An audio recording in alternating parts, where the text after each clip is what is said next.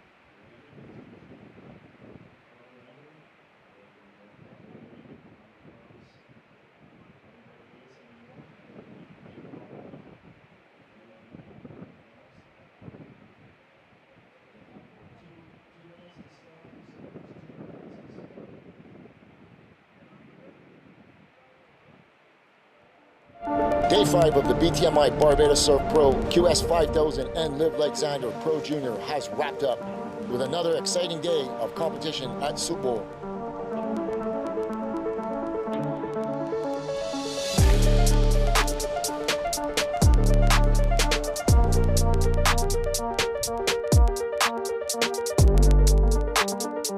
The surf continued to deliver solid waves for the surfers as we saw intense action in the junior men's round of 32, the women's QS round of 32 and 16, and the men's QS round of 16.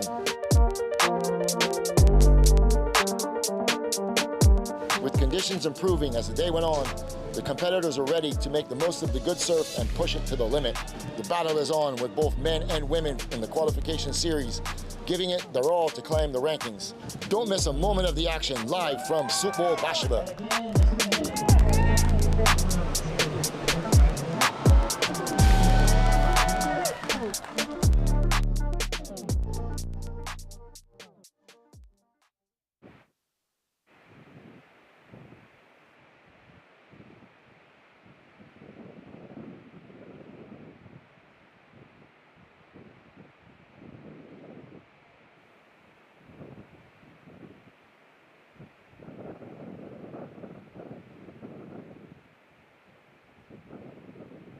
Okay, good morning everybody and welcome to the broadcast. My name is Zander Venezia. I will be bringing you the play-by-plays, wave for wave for the entire day today. Coming up in this first heat, we're going to be moving into the Live Like Zander in memory of Zander Venezia Junior Pro. Coming up in this first heat in red, Luke Weiler, in blue, Adam Bartlett, in white, Will Dean, and in green, Carl Berger.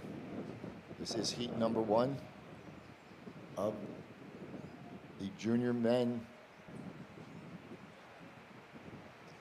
quarterfinals. Stay tuned, we'll be underway in just about 30 seconds.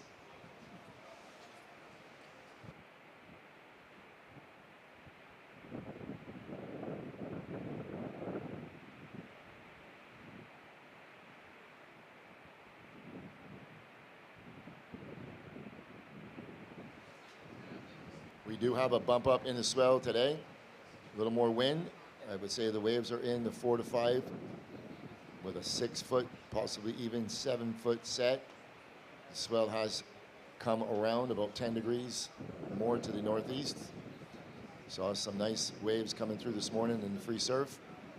I actually saw some surfers get quite good barrels. So hopefully that's what we'll be seeing when the tide starts to push back in. We're currently sitting on a dead low tide right now. Actually, dead low tide will be at 9:40, so just about 40 minutes. Just judging by the amount of reef I see sticking up out of the water, it's not going to be pulling out too much more. And we all know what happens when the tide starts to pull back in. The waves start to clean up and get a little bigger.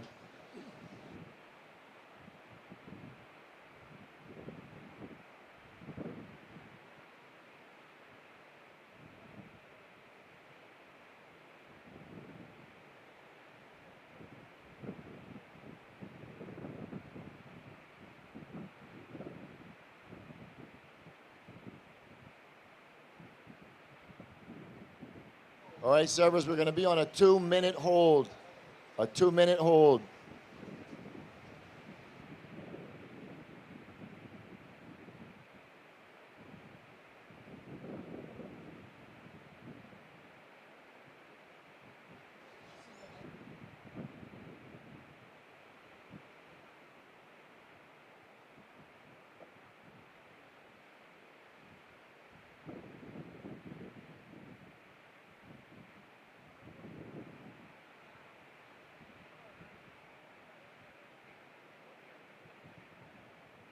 All right, 1 minute to start.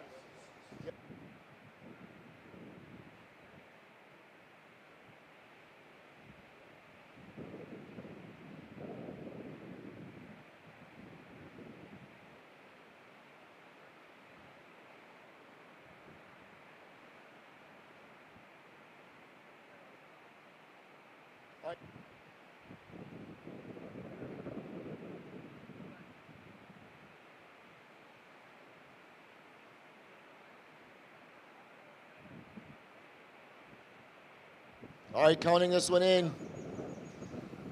10 seconds. In 3, 2, 1.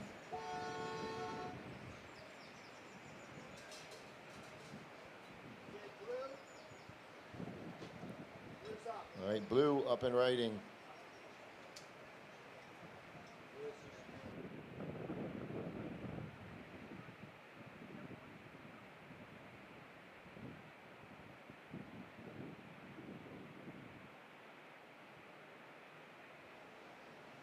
Okay, that was Adam Bartlett.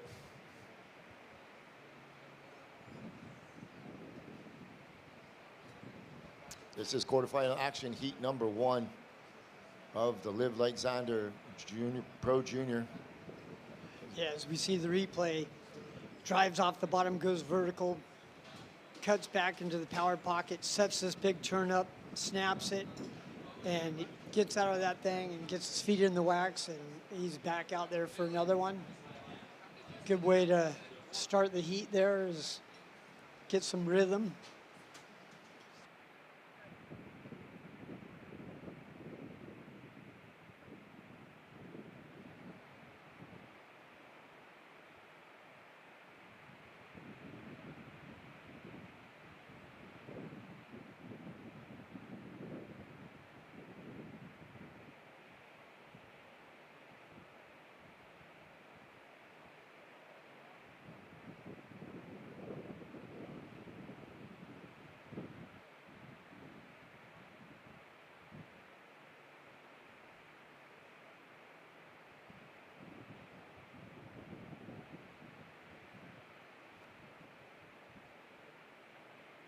All right, first of blue, 3, 6, 7 for blue.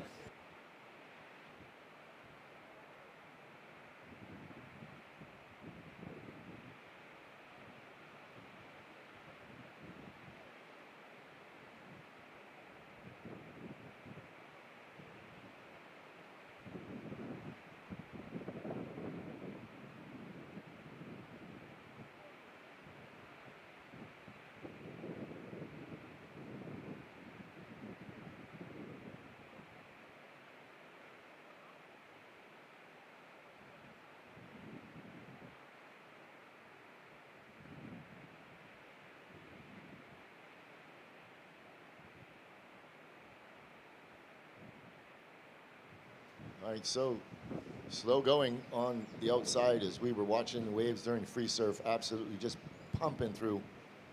There is definitely a little underlying north swell. Here we go, green. Carl Berger floats the first section out onto the open face. Big vertical turn straight up in the pocket as he watched that north section on oncoming. And on the outside, white. Luke Weiler, as that wave barreled off behind him.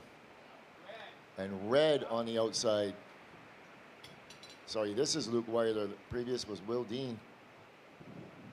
Going up in the lip. You can definitely see the difference in that wave and the first 2 previous ones. That one didn't really have much north in the bowl. The north section was more down in the channel. So 3 surfers, all 4 surfers having a wave. So priority will go with the surfer in blue sitting on the outside as we watch this replay. Yeah, he drives off the bottom, red, carves it right back into the power pocket. Really nice carve there.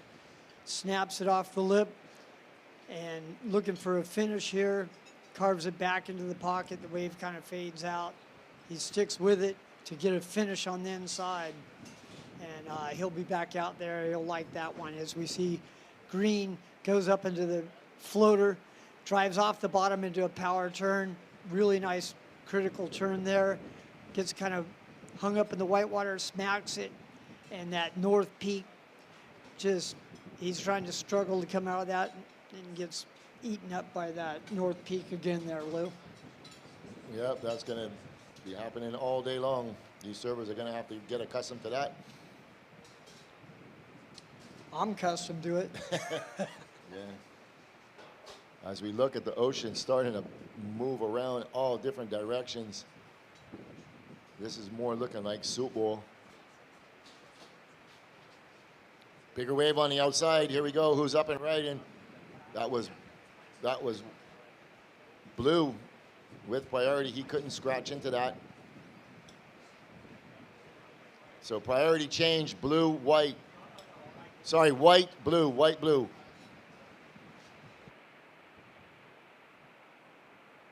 Yeah, the waves have cleaned up since this morning, and it looks like it's going to get better and better. So competitors are in for a good competition, Lou. Yep, so are we, just in time for the weekend. Here we go, white. Will Dean from Outer Banks, North Carolina. Big turn off the top, throwing buckets of spray. So you know when when the event started on Monday, I was saying that the weekend is still looking a little dicey as we watch this replay. Yeah, Will Dean, he carries that speed, drives all the way back into the pocket, comes really nicely off the top, sets that vertical up, snaps it, carrying the speed, jumps off to get back out. So he doesn't have to paddle as far. Smart move from him.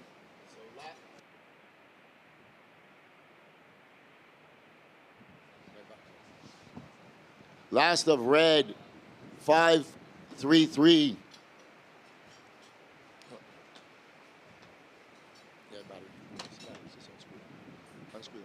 Last of blue, 3-6-7. Last of white, 5-8-3.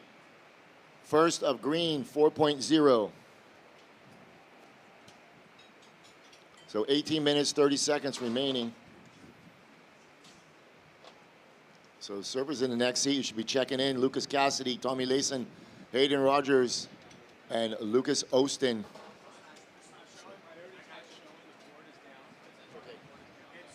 So priority blue, red. Priority blue, red.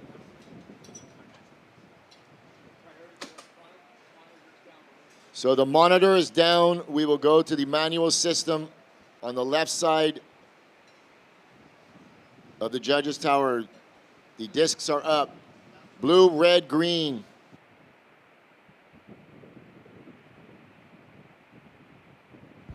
Yep.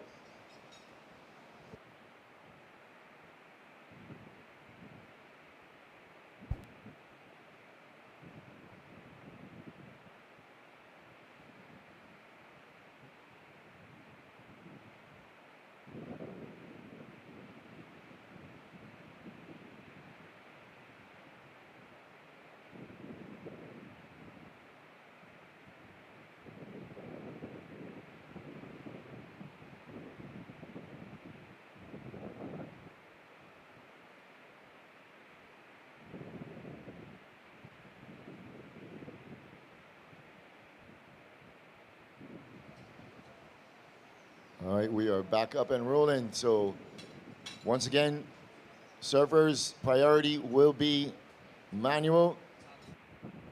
Okay, the digital board is back up and running. Red with priority. Red sitting on the outside with priority. So surfer and white currently in first position. So just getting back to what I was saying before those waves were ridden. When the event started, just to show you how susceptible Soup Bowl is to swell, today was supposed to be small, and tomorrow even smaller. And it was supposed to be the smallest 2 days of the event. And look what we have woken up to.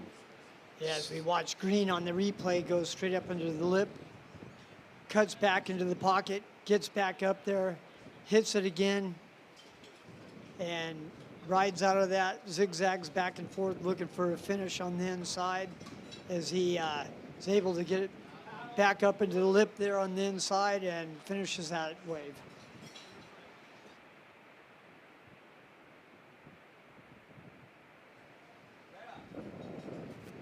So red up and right, and Luke Weiler has got another north section working towards him.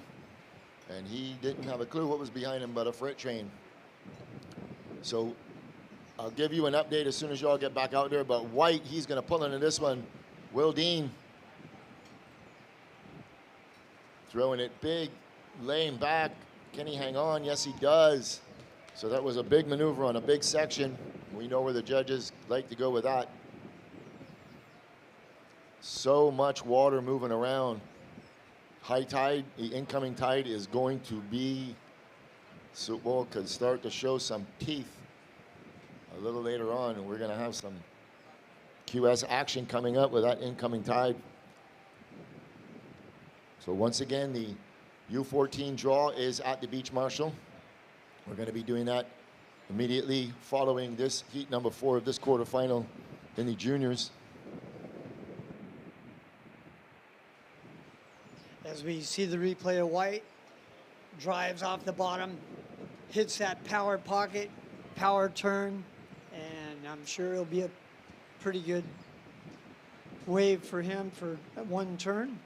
As we watch the replay of Red, he drives out, smashes that thing, holds the fins in, and that freight train just knocked him off, like you said. Yeah, that whitewater coming up at about 30 miles an hour behind him just takes him out. Still waiting for that wave for White.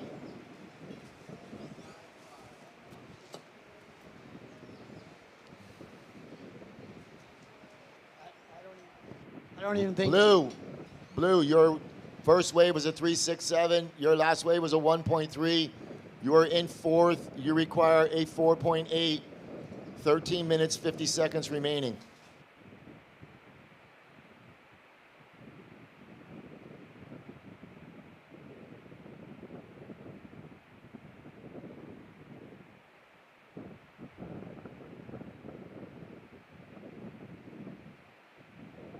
All right, last of White, 5.5.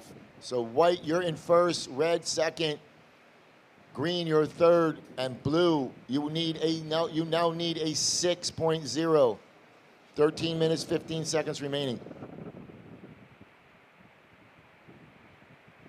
Red, you are in second position. You have a 5.3 and a 4.3. Green is in third, requiring a 5.2. Blue is in fourth, requiring a 6.0.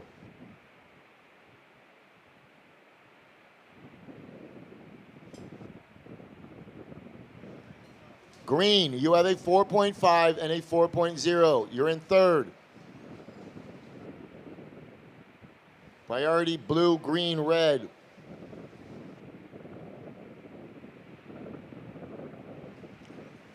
"12 minutes and 30 seconds left. 12 minutes, 30 seconds.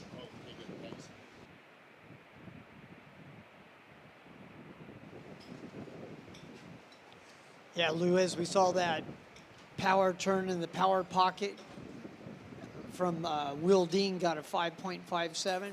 So it just shows that you could get one power turn out there in the critical spot to get a big score, huh? Yeah, it was a big turn on a meaty section, so the judges took note of that.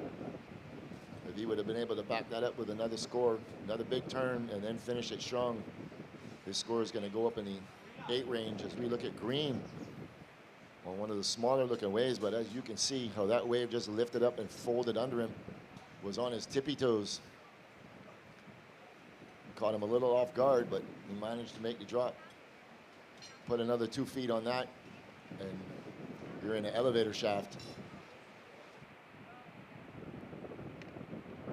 You know, you watch all of these videos on Instagram of Josh and Jacob and, you know, Bruce Mackey and all them other surfers taking off and just pulling into these barrels, and it looks like such an easy takeoff. And it actually is a real easy takeoff if you're right under the lip and in that right spot, you know. Like Super Bowl has like a 3-foot window to take off easy. And if you're 3 feet on the other side of that peak, which we all want to do, you don't want to go near that main peak, but that's where the easiest takeoffs are. And these guys just paddle twice and they're in it. And then you're just 2 feet from them and you're going over the falls before you even know it, right? The whole bottom of the wave just disappears under you. It is actually past vertical, not even vertical. As we watch White pulling down for the channel, so he's up and right, and Will Dean, he is the current heat leader. As we look to the outside at Blue, live action, Adam Bartlett coming around on a solid looking wave, big turn. That's more like it. And on the outside, Luke Weiler Taking off deep, he goes up and out the back as Bartlett looks at this north section, completes the maneuver. So you'll see he did have that big outside turn, backed it up with a big finishing maneuver. So that's going to go up in the good range, I'm sure. Yeah, as we watch this replay from Blue, he drives off the bottom, straight up into the pocket, vertical, hangs on, cuts back, looks for a finish on this thing. He's setting it up, zigzagging back and forth, waiting for something to set up for him so he can finish this wave after he get that big turn. He finishes on the inside with a nice off the lip, and he's happy with that one. Yeah, the last of white, 223. So last of red, just a .70. As we saw the replay of white standing up and kicking out.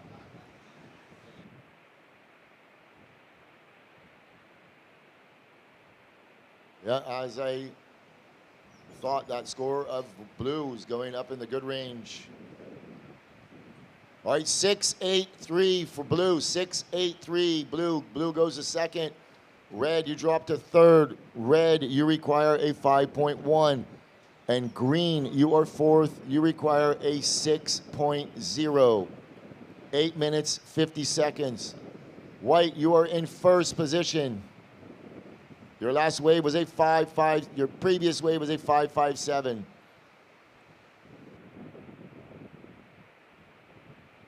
Yeah, Lou, that last wave of blue, he drove off the bottom straight vertical with it. We're looking at green. So we're looking at about every set so far has been 4 or 5 waves. So surfers are all getting an opportunity in these set waves. And I think that once the tide starts to pull in, it's going to start cleaning up. It's going to start getting a lot better. Yesterday, the South Coast was pretty solid. And from what I've been told, it's a lot smaller today, which means that out here is actually bigger today, which means the swell did exactly what I thought it was going to do, and it has clocked around a little more to the northeast, coming in at around 68 degrees. But Soup Bowl really likes it when it's anywhere from 10 to 20 degrees. That's when it starts to really show its teeth. White up and riding. Will Dean, he's current heat leader, sitting on a 5.8 and a 5.5. Nice wrapping cut back.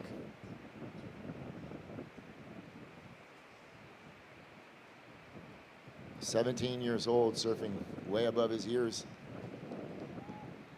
So that was a well-surfed wave. As we go back to live action on the outside, surfers putting themselves into position.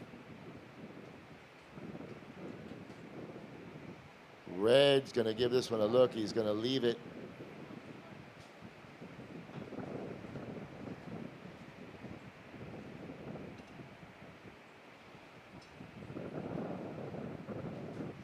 All right, 6 minutes, 40 seconds remaining. Priority on the outside with the surfer in red, followed by green, then blue.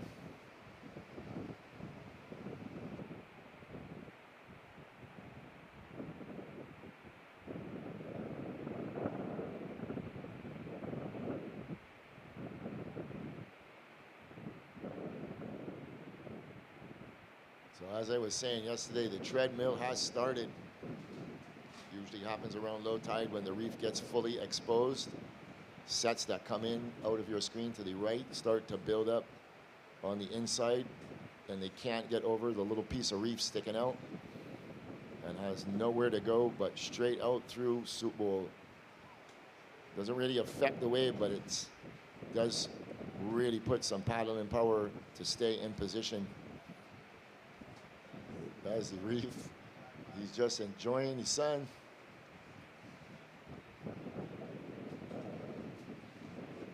Little tide pools.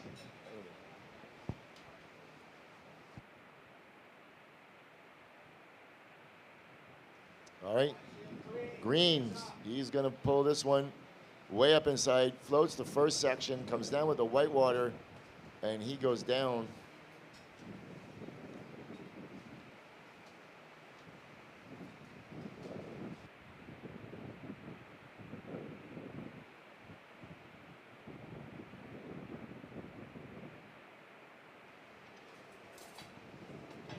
So blue, Adam Bartlett. He's looking to back up that 6.83. Solid first turn. Out onto the open face, floats the section. He's going to try and get around this. I don't think he's going to manage it, but he's going to ride out and complete the maneuver. So that will count. 4 minutes, 50 seconds remaining. So surfers in the next heat, you're free to paddle out. Coming up next, Lucas Cassidy, Tommy Layson, Hayden Rogers, and Lucas Ostin.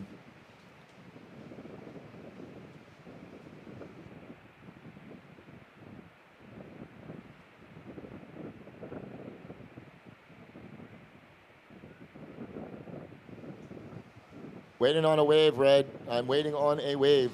So last of blue, 4.3. Red, you are still in third position. You require a 5.8. Green, you are in fourth position. You require a 6.6. 4 minutes, 5 seconds remaining. As we watch that replay of White, your last wave was a 5.5, does not go in your scoreline. You are still in first position.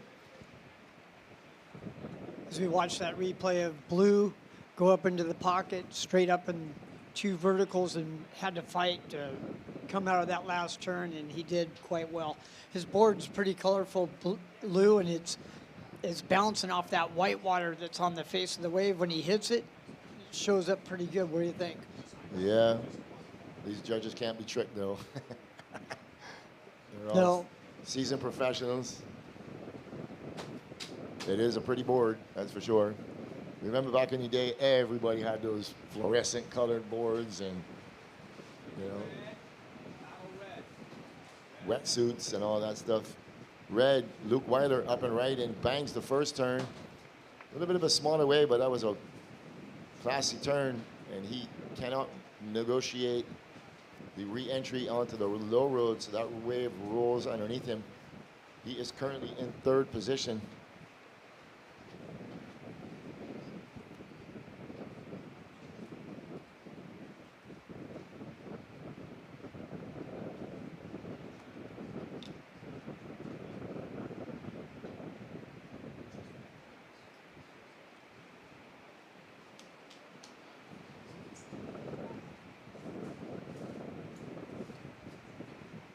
Two minutes and 30 seconds left. 2 minutes and 30 seconds. Priority green, second priority white. All right, last of red, 4.9 for red. You still require that 5.8. 2 minutes, 5 seconds remaining.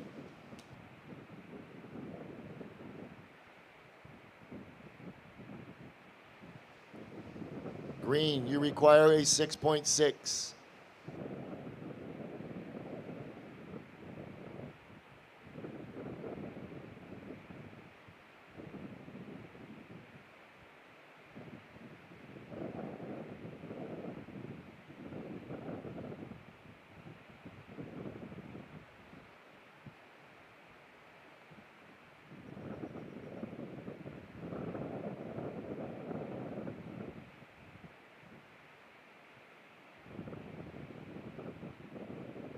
All right, next heat, hold your positions. Next heat, hold your positions.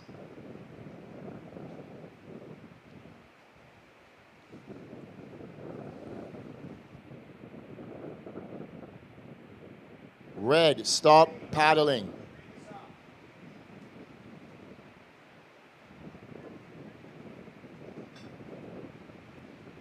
Green, up and riding. He spins the reverse.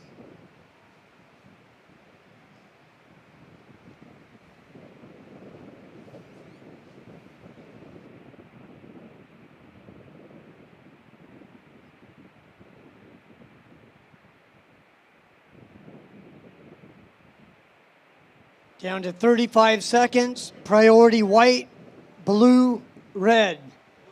There's a paddle. So paddle for blue. So priority white, red, blue. White, red, blue.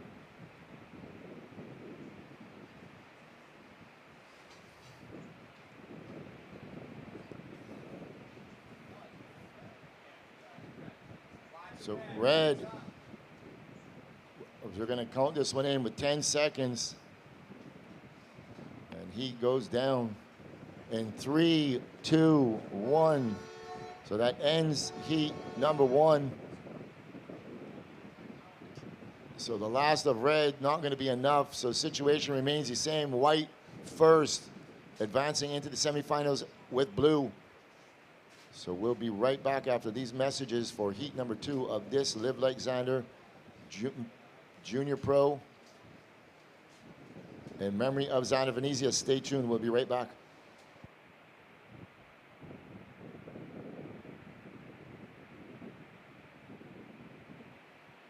All right, counting this one in.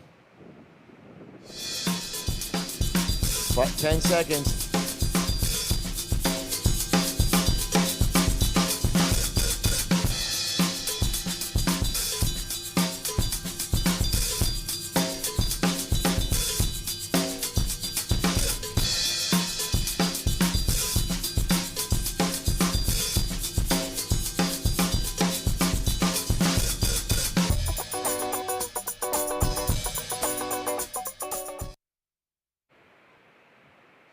All right, back to live action while we were on that break. Tommy Layson, this is the first ride up and riding. Out onto the open face. Nice wrapping cutback. And Tommy goes down as White, big top turn. Hayden Rogers on his backhand. Going up vertical once again. Finishing strong. Can he hang on? Yes, he will. And on the outside, red giving that one a paddle. Lucas Cassidy, no ride for him. So waiting on the score now for blue and white.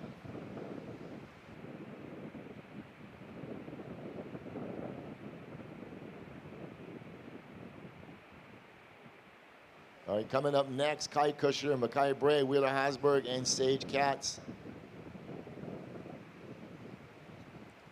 As we look at this replay of blue. Yeah, he drives off the bottom here, carves it right back into the pocket, being very patient right here, but kicks out of that wave, not seeing anything more to offer on that one as we see White goes straight up into the lip, gets a nice roundhouse coming off of that, back into the lip, and comes out from that north bowl right there and gets a big finish here. And he is happy with that one. Nice start from White. So first of blue, 3.67. Wow, White dropping a big one. 8.0 for White, 8.0. 22 minutes, 45 seconds. So starting off with a bang. That's the way you put together a good heat. He now has 22 minutes to get outside, sit and wait with priority to just back up that 8. Another strategy would be to get back out there real quick, back it up, and really put a big number on the board with his two-wave total.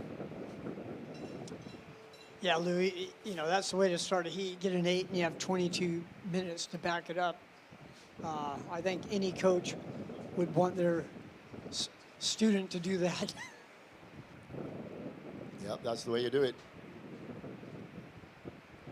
Anyways, he did power pocket, power turn. He did 3 of them, and they rewarded him with an 8. So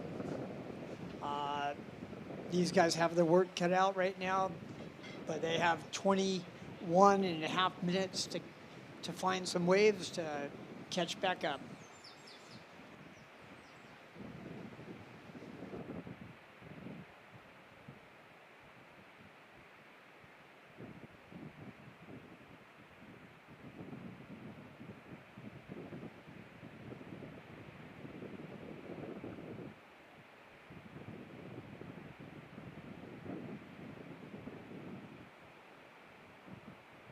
All right, we are in heat number 2 of this Live Like Zander Pro Junior, presented by Diamonds International, brought to you by Surf Promotions Barbados.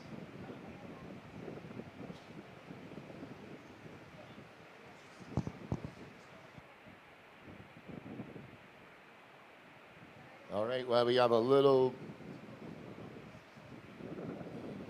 All right, we're gonna let this set roll through before we.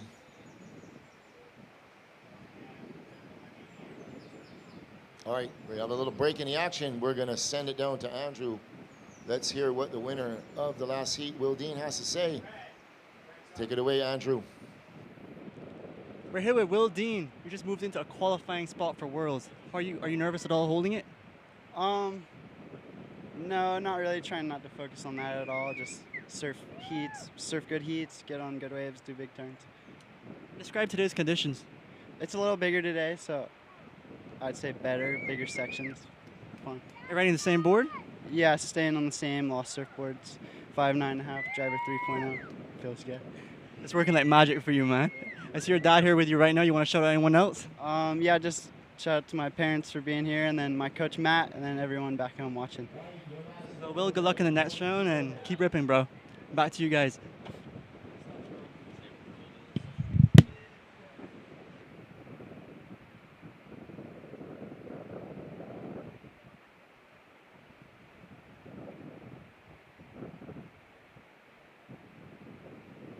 Okay, back to live action. While we were on that short interview break, we saw a surfer in red up and riding. If we can cue up that replay, show the folks at home. Last of red, 7.17, 7.17. As we watch the replay of red, goes straight up into the lip twice and carries the speed, power, and flow as part of that criteria as he smacks it off the lip there, continues this wave to milk the most he could out of it, and he comes up and smacks it again, and wasn't finished, comes up and taps it again with a nice finish on the inside. He milked that thing for everything it gave him. Yeah, that wave earning him a 7.17. So he almost matching White's wave. So the two of them, White goes to first, red second. Blue just requiring a 3.5. He's sitting on a 3.6. And green sitting with priority, waiting to open his account with 18 minutes remaining.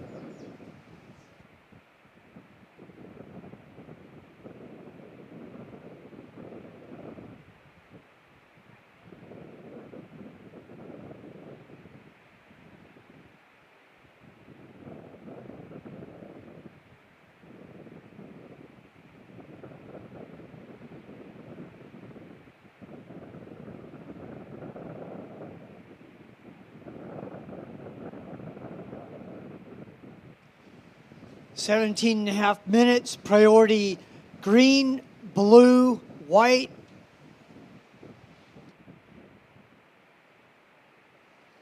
All right, we're watching White, Hayden Rogers.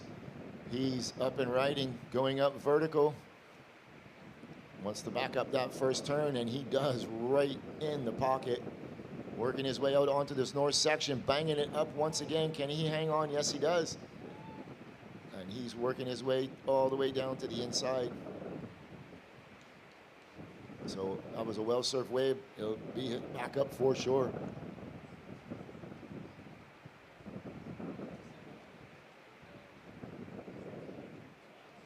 Yeah, as we watch the replay, he drives off the bottom, sees that lip there, goes straight vertical, gets low, drives around it, really puts power into that turn there, comes around, hits another one, has to deal with that north peak that's been knocking people off, and he gets out in front of that, does a little slash and kicks out.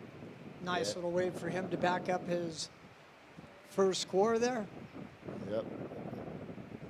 He's going to get a backup. Judges are looking at that one. That's going to definitely help his cause. So priority still sitting with the surfer in green on the outside, Lucas Ostin.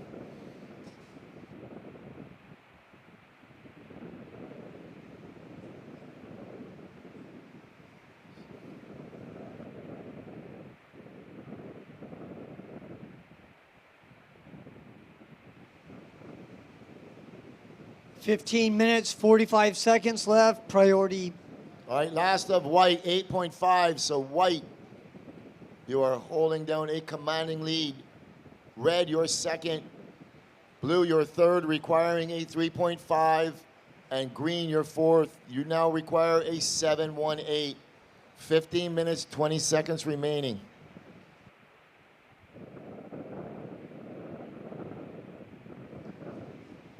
Priority green, blue, red.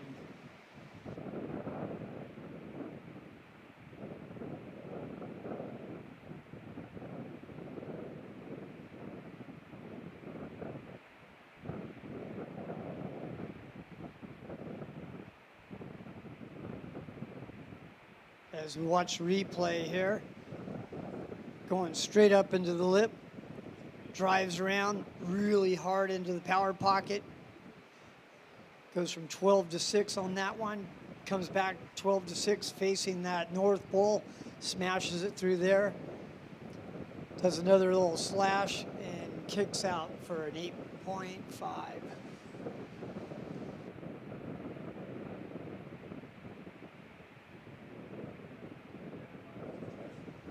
Red, you're in second position with a 7.17. The last of white coming in at an 8.5. Big shout out to Nick Dean, responsible for the Bajan Warriors on Instagram. Check it out. Welcome to the beach.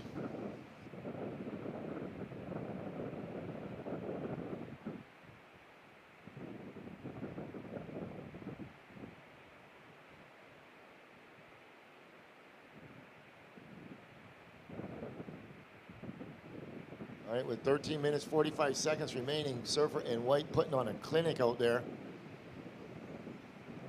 He's sitting on an 8 and an 8.5.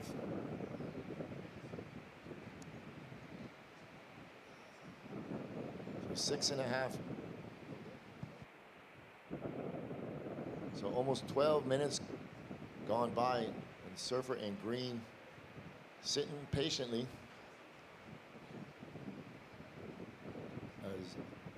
In third priority, Surfer in red, he's going to go up inside. There are waves coming in up there.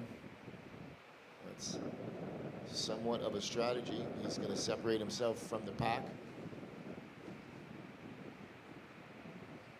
From where he was, if he were to take off, he could get 2 maneuvers before he even gets to anybody who wants to take off with a higher priority, as he's going to pull the trigger. Here we go, red up and right, and so his strategy works out.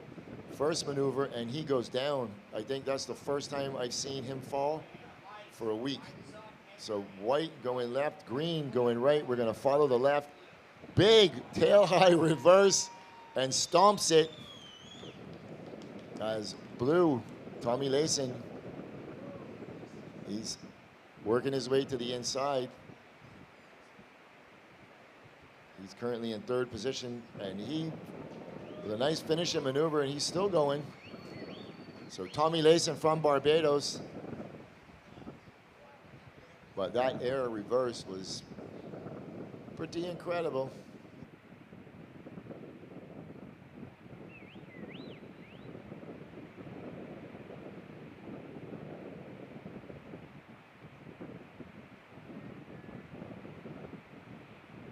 If we can bring up that last of white, that replay, you can mark that for the highlight reels. We're watching green on the outside. Up and right, and Lucas Ostin waited a long time for that wave, tags the first section. Working it out onto the open face. Nice wrapping cutback. All right, last of white. 8.93 for white, 8.93.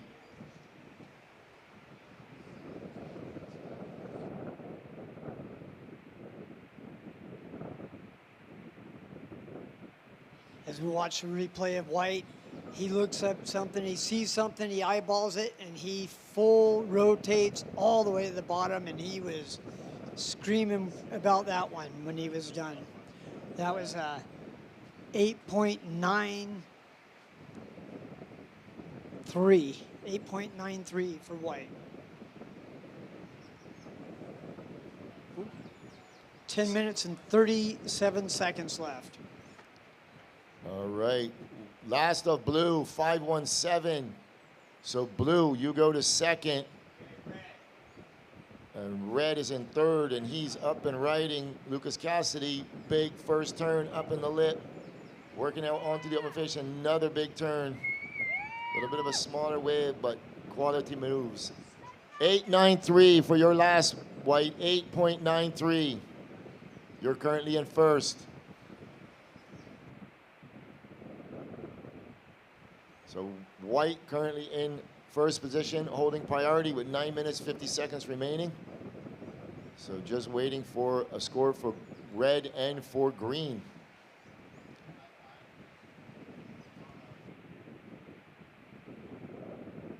I'm waiting for your wave, green. It's still dropping. As we watch the replay, drives off the bottom, tags that lip, and carries that speed into a nice roundhouse cutback as he sets up another cutback and kicks out as the wave faded. All right, last of green, 5.6. You now require a 3.1. As we watch red's replay of him going up twice vertical on that one, taking the most out of that wave is that gave him the offer, and he took advantage of it. So still waiting on the last of red to come in. Pretty safe to say he's going to move into second, only requiring just a 1.6.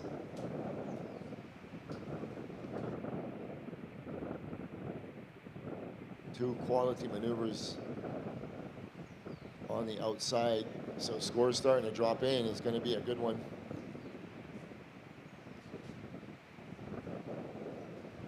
$7.53 for red. So red goes to second. Blue, you require a 9.5. And green, you require a 9.0. 8 minutes and 20 seconds. So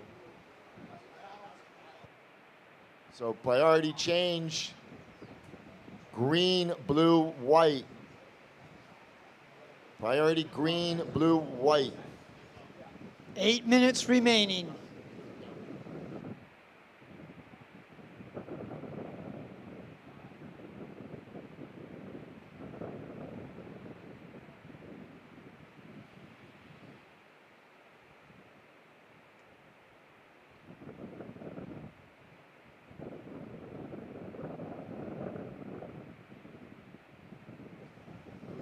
Blue, green, your last wave was a 5.6. You require a 9.0.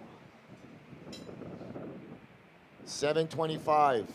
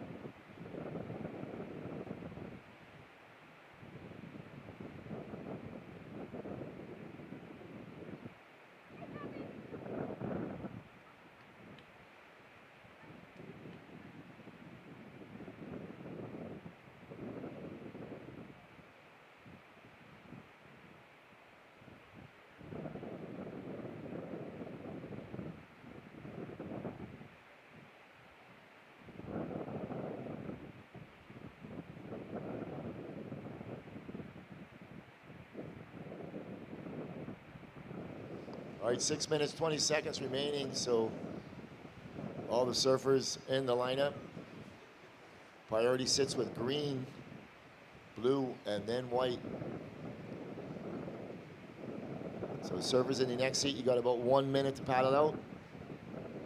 Surfers in the next seat, please stay down in the channel. Coaches, parents, please make sure you reiterate that to your kids.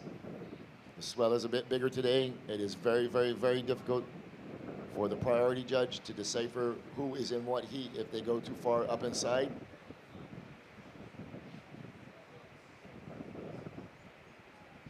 infringe on the rules, you will automatically go to 4th priority. And if you continue to do it, we will stop the water start. We will make it a beach start.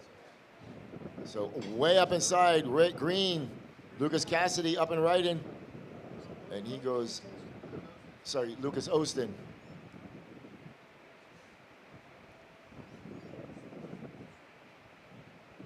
So green relinquishes priority to the surfer in blue. Completely different ocean we're looking at today as opposed to yesterday. So 5 minutes, surfers, 5 minutes. Please stay down any channel.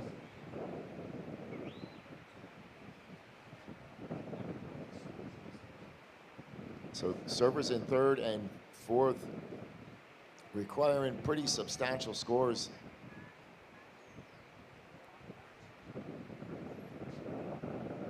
Both of them currently sitting on a pair of 5s. Each one of them has at least a 5 on the board. And coming up on that 4-minute, 25-second mark, the strategy of looking for 2 waves starts to dwindle with each second that ticks off the clock. So both of these servers are extremely talented, and we know that they can do it. They just need the right wave.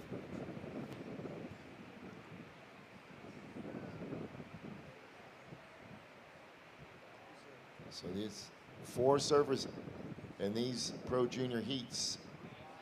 But once we go down into the QS, we're going to be going head-to-head as we watch Lucas Ostin up and riding. Nice smash, and the wave actually grows. He actually could have pulled in that barrel. Opts to go around it. 2 big major maneuvers. He's going to stick with this one. And green working it all the way to the inside as we're watching blue on the outside. Tommy Layson cannot negotiate that whitewater, and he gets swept off. 3 minutes, 25 seconds remaining. So we'll wait for the score for green to come in. More than likely is going to better that 5.6, which will cut his requirement.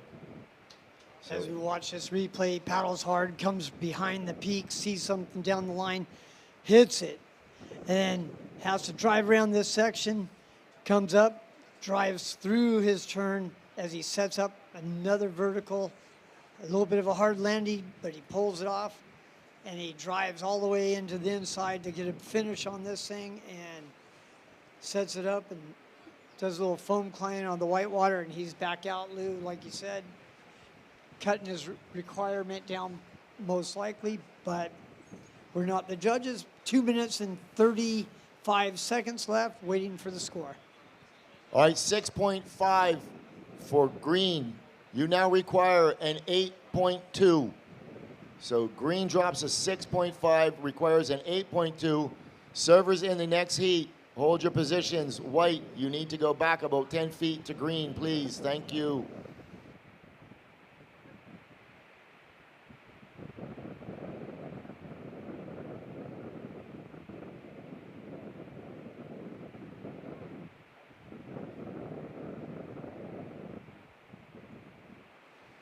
Two minutes left. Priority white, red, blue.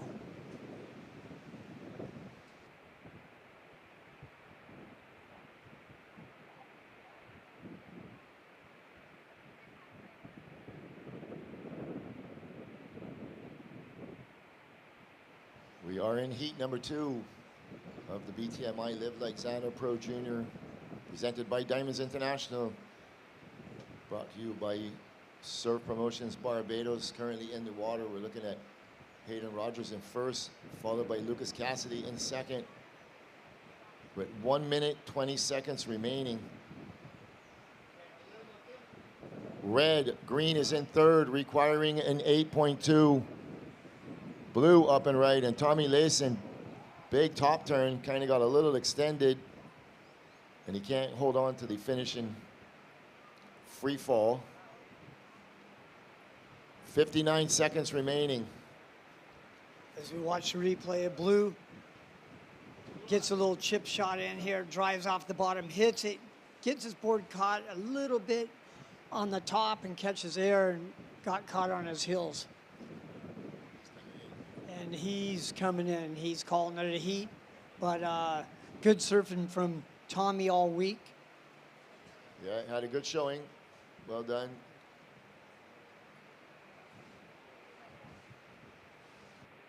With 25 seconds remaining.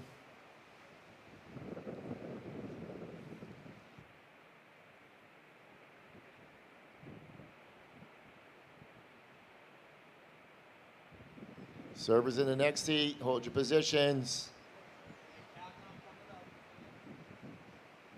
Here we go in 3, 2, 1. White is up and riding. Hayden Rogers. So surfers in the next heat, please stand by. We're on a short hold. So this heat will end with surfer in white, Hayden Rogers, taking the win, followed by the surfer in red, Lucas Cassidy. Those two surfers will be moving on into the semifinals coming up tomorrow. We're going to cut to a quick commercial break. We'll be right back after these messages. Stay tuned.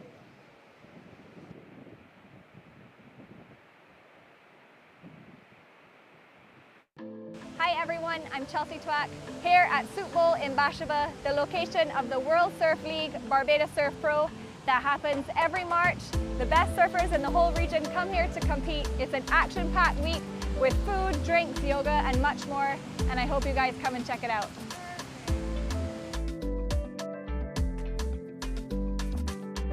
So we are back to live action. Heat has just started. Coming up in this heat, Kai Kusher, Makai Bray, Wheeler Hasberg, and Sage Katz. This is heat number 3 of quarterfinal action. Live Like Zander Pro Junior, presented by Diamonds International. My name is Zander Venezia. I'm joined in the booth now with Simon Coles. What do you think of the action so far, Simon? Morning, Lou. Morning, everyone on the beach. I think I'm noticing a change in the swell direction slightly. It seems to be a little bit bigger, and it seems to be hitting a bit better on the north.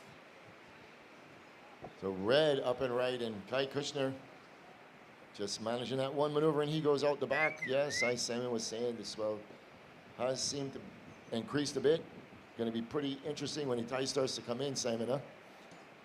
I'm watching the faces of these waves, and there's definitely a lot of section on a lot more of them. Not so many waves are going out to sea, so I think you're going to have probably higher scoring heats as the wave quality has improved.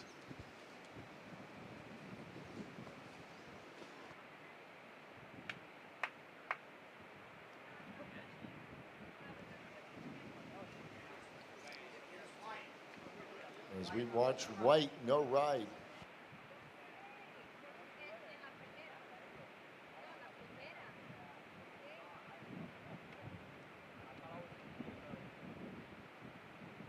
And red, Kai Kushner going up vertical.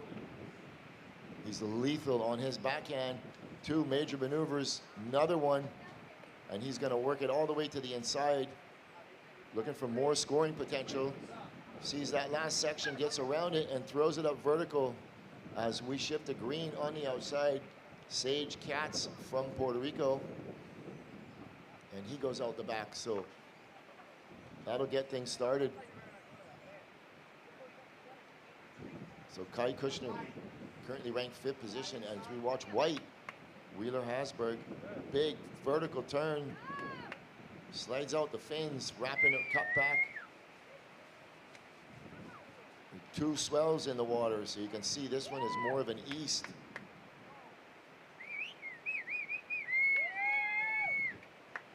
There's that little underlying north swell. I hope and pray it fills in. Seems like a little secondary north swell. Yeah, mixing with the definitely. east. Absolutely, 100%. You can see it in the rip, you can see it in the wave. As we look on the outside, blue from way up inside, Makai Bray. Oh my goodness. And the thing about the north swell, it's a lot more power, a lot more energy in the water. Absolutely, look at this wave rolling through the bowl right now and nobody on it.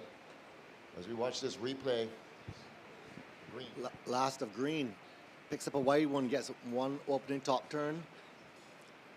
Just carving back to the pocket. Wave goes a bit wide on him, so he elects to get out. So previous of red 3.0. So we're waiting for the last of red as we're watching this replay. Last of red, Kai Kushner gets 3 upside down turns there, connects to the inside. I guess a finishing hit done there. That looks like probably one of the commanding waves of this heat so far. Last of green, last of white. That's a lovely first hit. Actually is able to connect this inside. The wave slows down a little bit. Gets a lovely hit on the north section. And he likes to get out. So that's 2 major maneuvers. So last of red 6.5. Last of white 5.0. 20 minutes, 45 seconds remaining.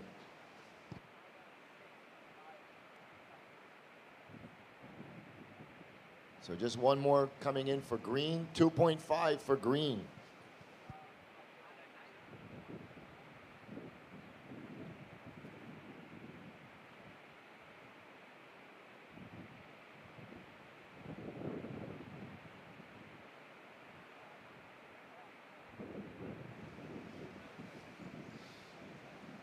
Yeah, looking at the replay here. Last of blue, just up and down. Can't negotiate that.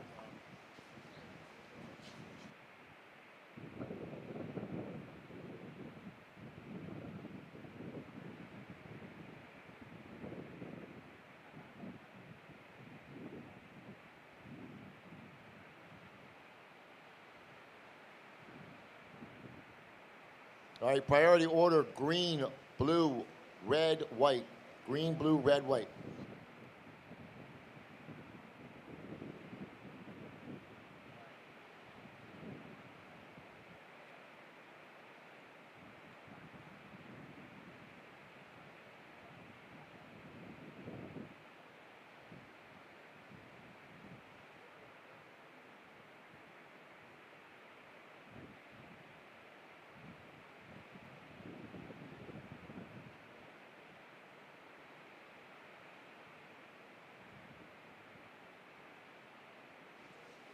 So yeah, just to reiterate to everyone, we're definitely seeing some improvement in these conditions and this swell. I think the difference between today and probably the other days is we're probably going to have a bit more power in the ocean there now, and surfers can't kind of manhandle these waves like they once were. They're going to have to place their maneuvers. But the scoring potential goes way up here when the swell runs this fast on the reef. We're seeing great performances by all the athletes so far.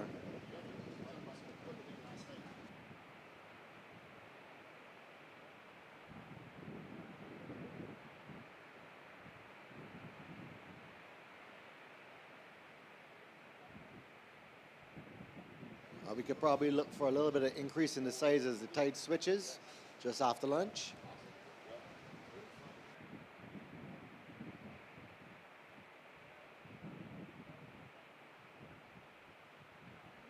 All right, 17 minutes, 50 seconds remaining, and the surfer in red, Kai Kushner, currently in first position. So blue has got his second priority, use his priority second, throws it up vertical. Nice little down carve. Another vertical snap, pushing out the fins. Wrapping cut back. And turn that wave into a nice wave. So that's definitely going to go into a score line. He's only sitting on a 1.0.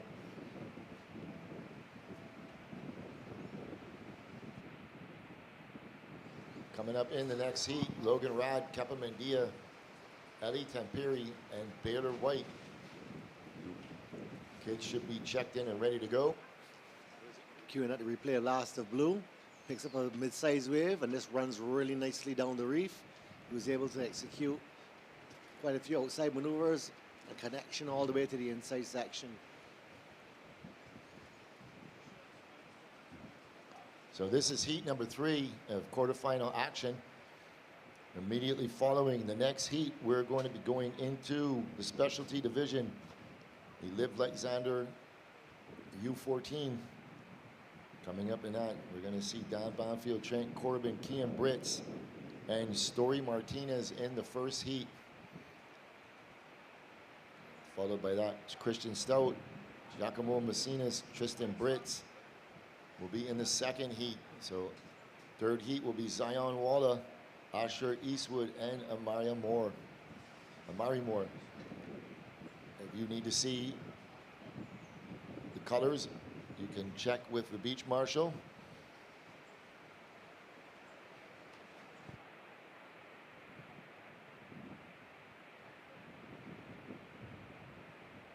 So priority is on the outside with green, followed by red, and then white. 15 minutes, 45 seconds remaining.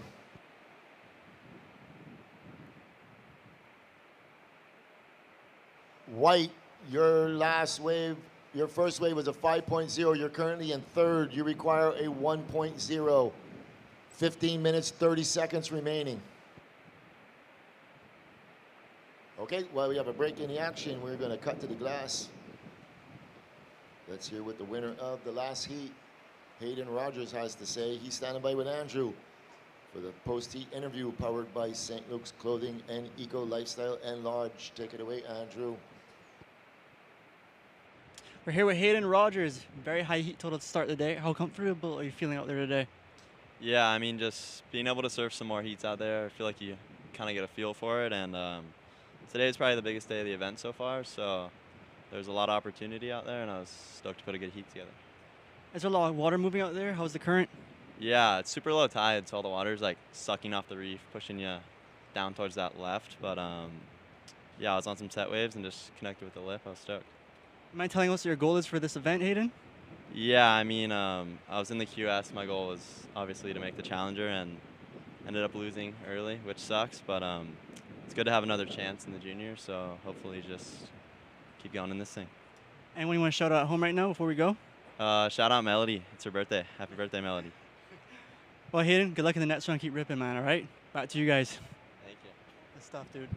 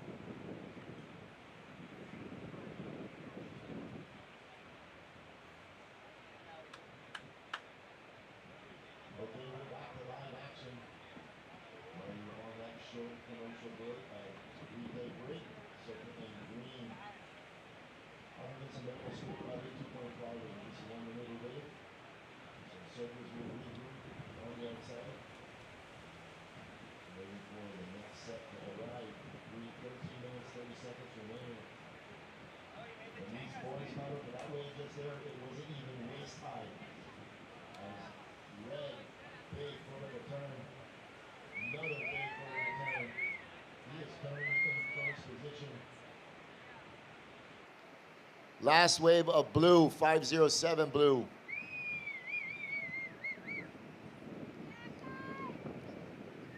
So we're sticking with red, working it all the way to the inside. So we are on day 6 of 7. One more day to go. When the proceedings are done today, we will be down to court semifinals in all divisions. Later on in the day, we're going to be going head-to-head in the QS action. Queuing up the replay, last of red. Kai Kushner picks up a deep one, tags it hard, comes off the bottom, tags it again, gets out on the North Peak, just elects to make the connection here, iron up the inside, gets a lovely upside down hit, and a wave and a little foam climb. He sees another last opportunity and he gets another hit, and that's the way to do it. So I think that would be cementing his lead. And last of green. So last of red, 7-8-3 for red. So red first, blue second. Blue, you're sitting on a 5.0 and a 1. White, you are third at the minute, sitting on a 5.0 and a 0.5. You require a 1.0. Green, Your last wave does not appear to factor in. No, it's a 2.3. You are in fourth, sitting on a 2.6 and a 2.5. You require a 3.4. 11 minutes, 20 seconds remaining.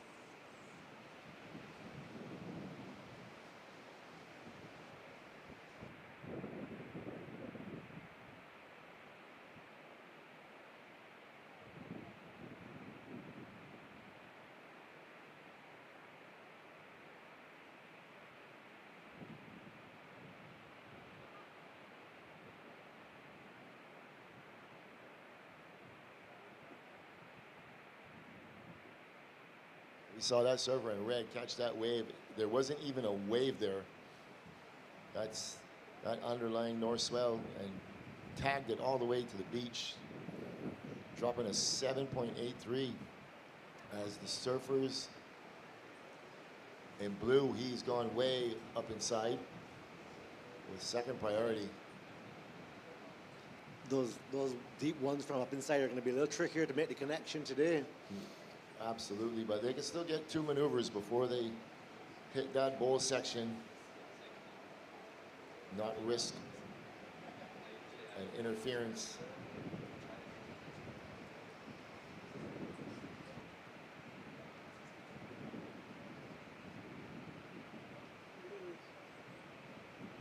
White, he's using his priority. Wheeler Hasberg still recovering from an injury he sustained in Mexico. Tore all the ligaments in his right ankle.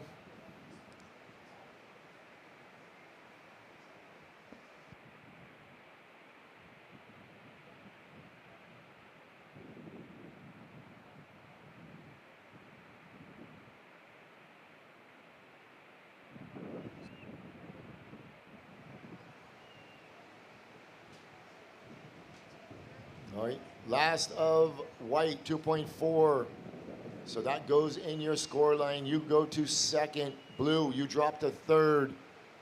You now require a 2.3 for blue.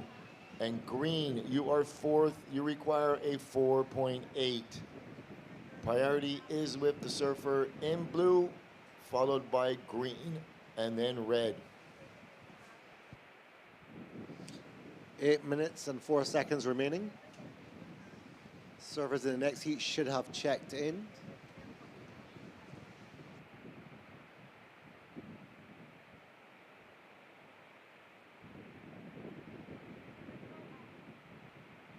As we watch white with fourth priority going up vertical on a meaty looking wave, and on the outside, red is going to pull this one.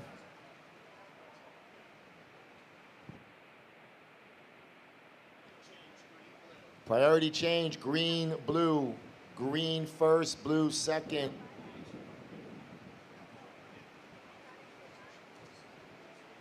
So you can see how this incoming tide is going to be affecting the waves.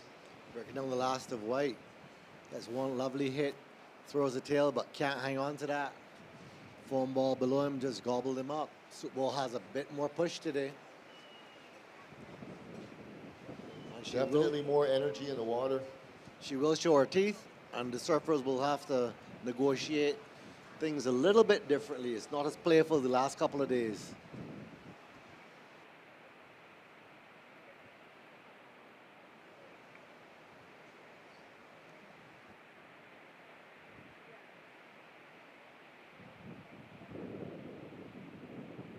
So a little bit of a priority blunder for the surfer in blue, hanging priority to the surfer in green.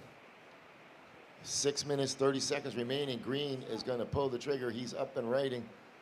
Sage Cats. And he's going to work his way to the inside. Floats the section out onto the open face, and he goes out the back. As definitely seeing more push in the water today.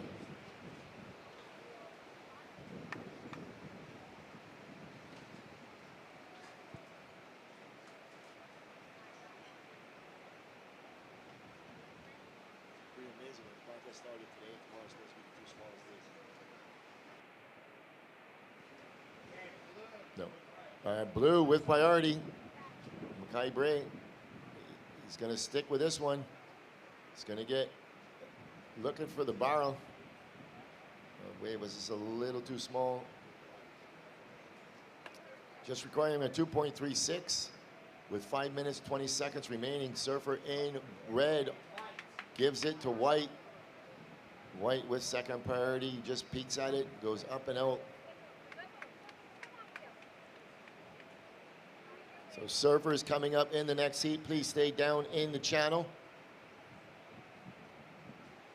Yeah, breaking down the last replay of red. He's looking for a potential barrel, and he elects just to get out. Wave didn't give him the 2 outside maneuvers, so knowing he won't get the score there. So 4 minutes, 50 seconds, surfers in the next heat, you can paddle out. Please stay down in the channel.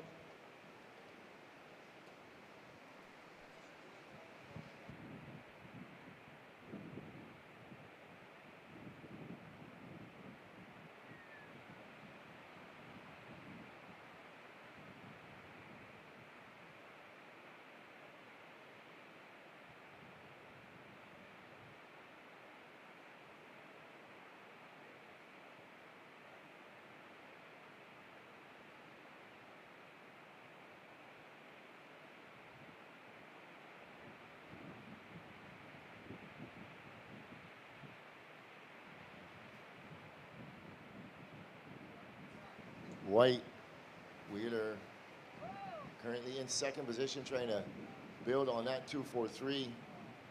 Make that requirement a little bit more for the surfer in blue and green. And he goes out the back. Green, you're currently in fourth. You need a 4.6. Your last wave coming in at 2.83.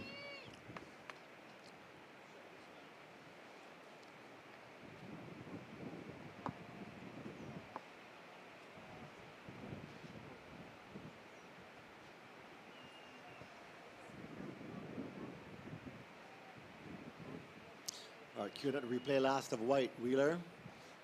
That's a lovely first snap, actually drifts the tail on that. There's a redirected white water, comes to North Peak, does a text, but wrong host caught back. This is bread and butter surfing.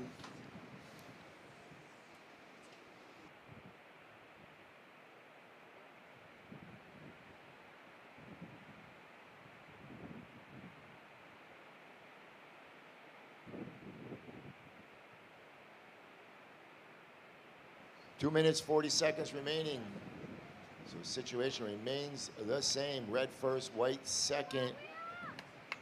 White, your last wave coming in at a 4.9. So that goes into your scoreline. Surfer in blue, you now require a 4.8. And surfer in green, you now require a 7.1. 2 minutes, 15 seconds remaining. Red, Kai Kushner using his priority up and right in. Current heat leader, big first turn out onto the open face. Another vertical re-entry. Cutting it back, working it all the way to the inside. Maximizing the scoring potential. Looking for that inside finishing move. Just a little tap, but all the work was done on the outside. Kai enjoying his little victory lap there. Probably not enough time to get back out there. Only a minute and 37 seconds remaining. Queuing at the replay last of Kai. Deep bottom turn, lovely first hit, belting water to the sky. Then another off the lip. Redirects the white water into the North Peak and gets another hit in there. Just redirects, setting up the inside section here. He's just looking for something to finish with. Gets another little check turn.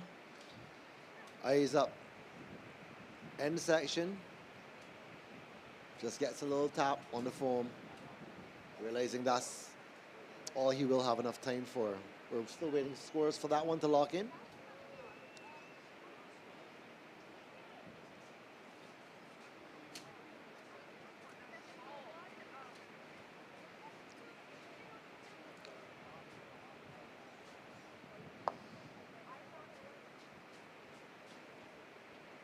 Kai looking like a local, how he just handled that heat.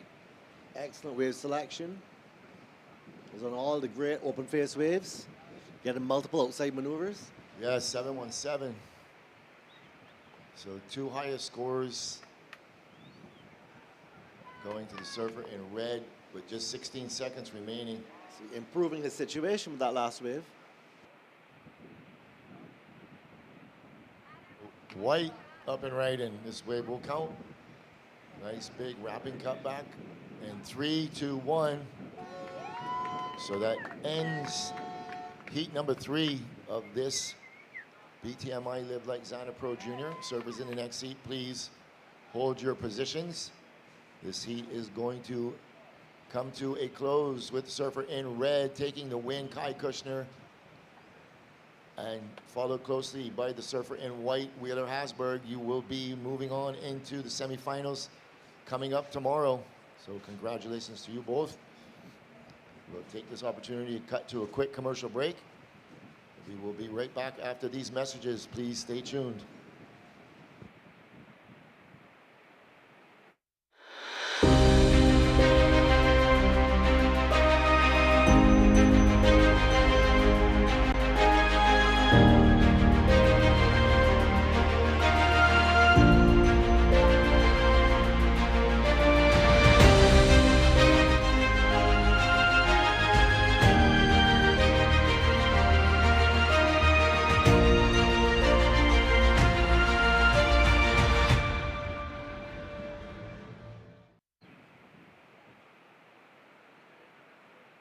All right, back to live action. Surfers putting themselves into position as the whole ocean just moved.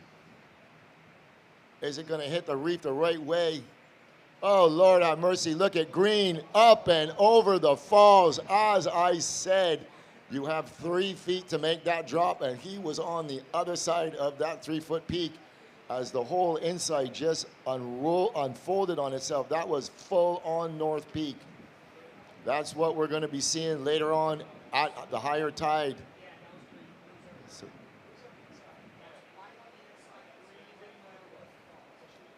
So Soup Bowl starting to show her teeth.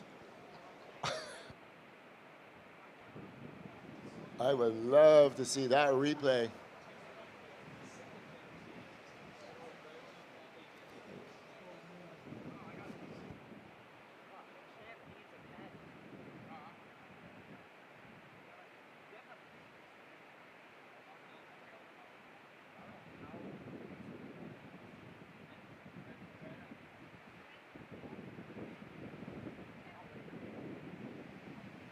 We could just cue up that last of green, that replay of green.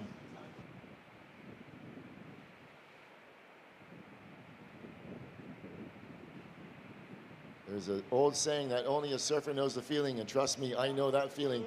I've been there more than once as we watch blue up and right at Kepa Mendia.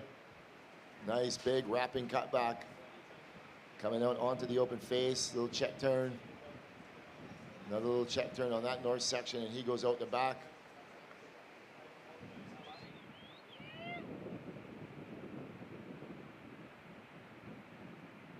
All right, coming up, immediately following this heat, we are going into the Live Like Zander U14 heat number 1. Coming up in that Dan Banfield, Trent Corbin, Kean Brits and Story Martinez, you should be checked in and ready to go. There'll be 20-minute heats. We'll give you, as we watch that last of blue coming in at a 3.5, and that was the hardest earned .43 of Green's life.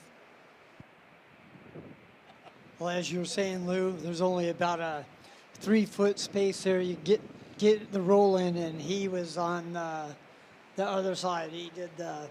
Yeah, he was on the wrong side of that 3 feet. Yeah.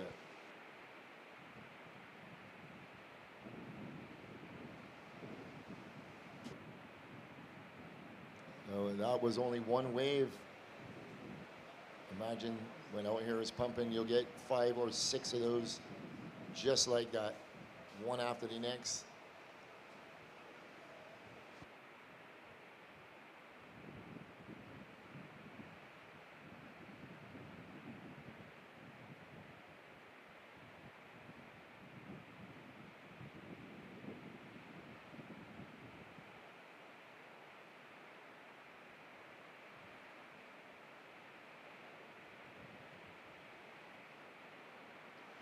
Yeah, you can see Green out the back flipping his board upside down, checking, make sure there's no creases or anything in it.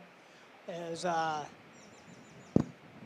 red and white still have yet to catch a wave, so Green is in third priority underneath those two guys with 20 minutes and 45 seconds left.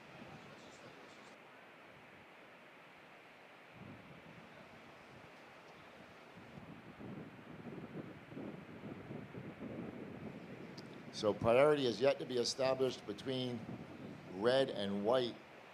So the surfer closest to the curl will have right of way. Surfers are sitting way on the outside. It don't matter if Super Bowl is 2 foot or 10 foot. It doesn't break much further out.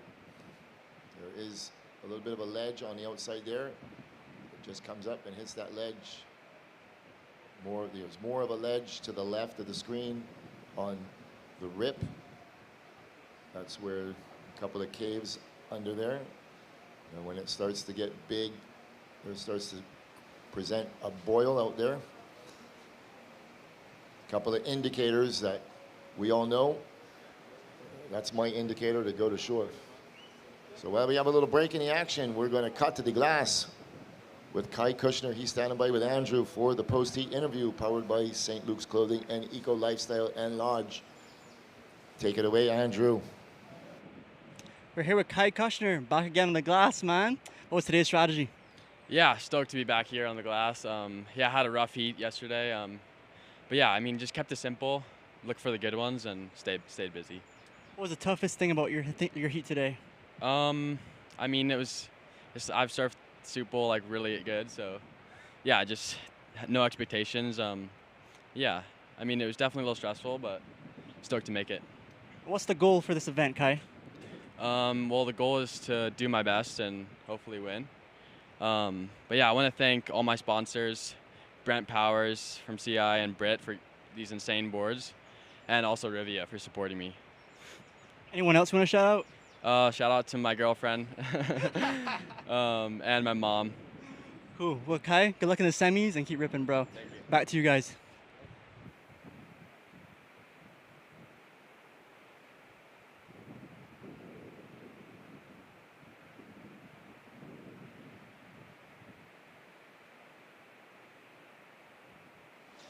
$18 minutes and 21 seconds.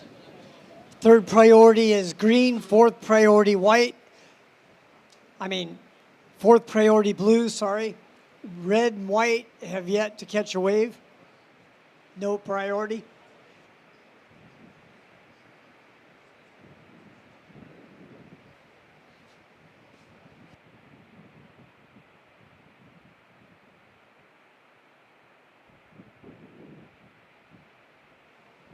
All right, once again, about 18 minutes, we're going to be seeing some of Barbados' up-and-coming Groms. They're going to be doing battle with some of the visitors here. We're going to be seeing Dan Banfield in red, Trent Corbin in blue, Kian Brits in white and Story Martinez in green. As we watch red, he is furthest up inside. He has right of way as he works his way out into the bowl. Nice big first turn, and on the outside, white on a solid looking wave as we're gonna stick with red. Red working it all the way to the inside.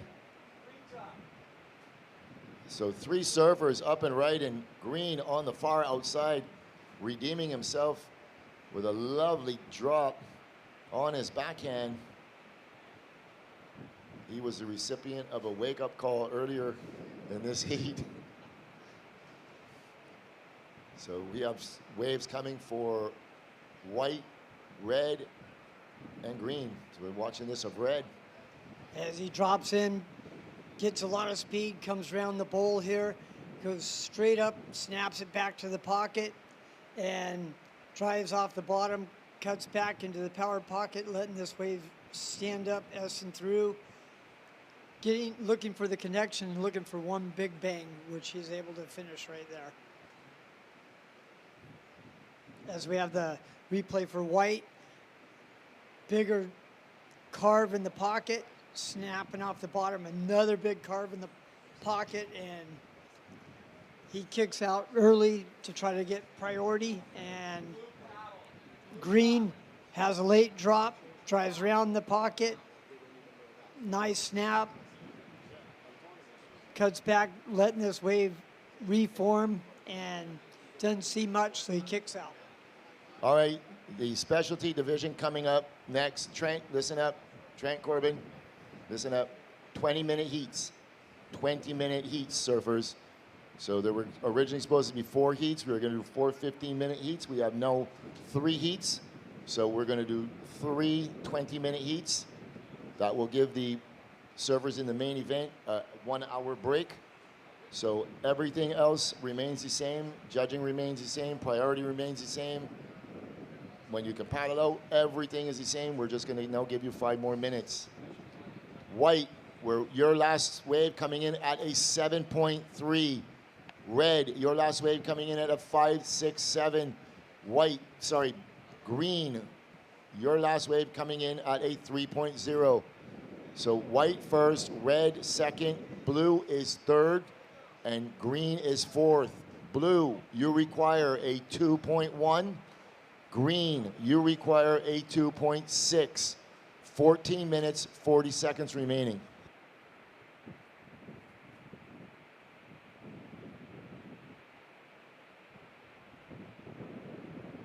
Set. Oh my goodness. Oh my goodness. There we go. Who's in position? Any takers? Greens pulling, whites pulling. White with higher priority. He's up and riding. Eli Tamperi. So he goes out the back. So the whole ocean starts to shift and move. As we go to the replay, green sells white that wave. White drives off the bottom, cuts back into the power pocket, and there wasn't much, so he kicked out. As we have 13 minutes and 50 seconds left. First priority blue, green, and then third priority red. Waiting for scores. All right, last of white, 3.4. So white first, red second. Blue, you still require that 2.1. And green, you are fourth, you still require a 2.6. 13 minutes, 25 seconds remaining.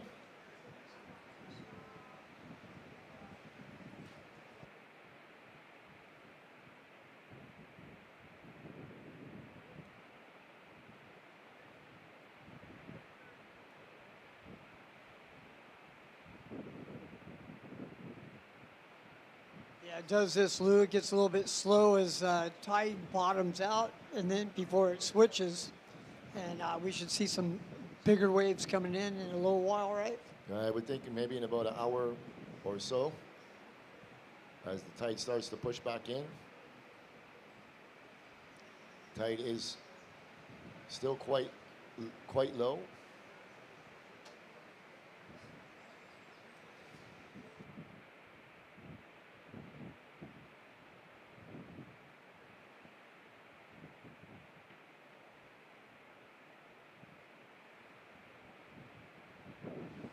Give a big shout out to the cameraman on the rock. He's been up there all day, every day, rain, sun, wind. Thank you. You name it, he doesn't move. As we see Mama Bear and Baby Bear.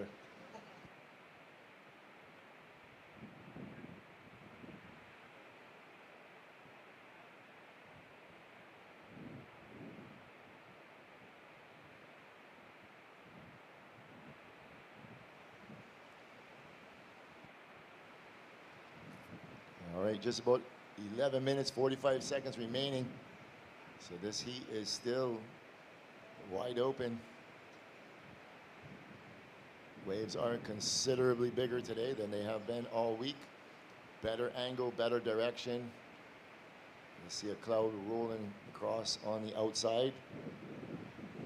That could potentially send the wind onshore a little bit, but once it continues and rolls on through to the left, hopefully it will suck the wind from a little bit further in the south, which is to the right of your screen. And hopefully once that tide starts to push in, some of these waves get more energy. We start to see some barrels. There were a couple of barrels this morning, and myself and Jim sitting on my gallery watching the Grom surf at 6 o'clock this morning. They were the only ones out there just absolutely charging. So we're gonna in for a treat coming up with these next 3 heats. Yeah, they were going so good. Once I saw a little Zion to the backside grab rail on a set, come up and smack it into the pocket. It got me out of the gallery. I left my half a cup of coffee. I had to run out and jump in the water with them. Yeah, well, you're a 61-year-old Grom. I mean, what else do you expect? Oh, I couldn't help myself. I know, and if my knee wasn't hurt, it would have been right behind you. As we watch White way up inside Ellie Temperi, as the waves start to get a little textured with that cloud moving across. As we're down to 10 minutes, priority with blue, second priority green, third priority white. 9 minutes and 55 seconds.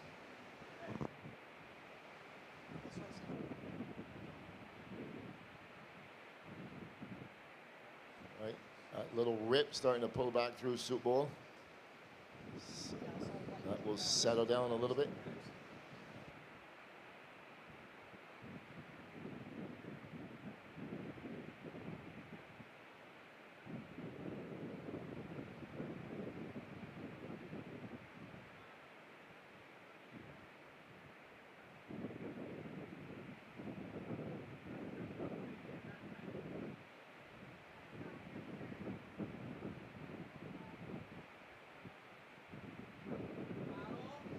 So red with third priority is going to give way to blue, Kepa.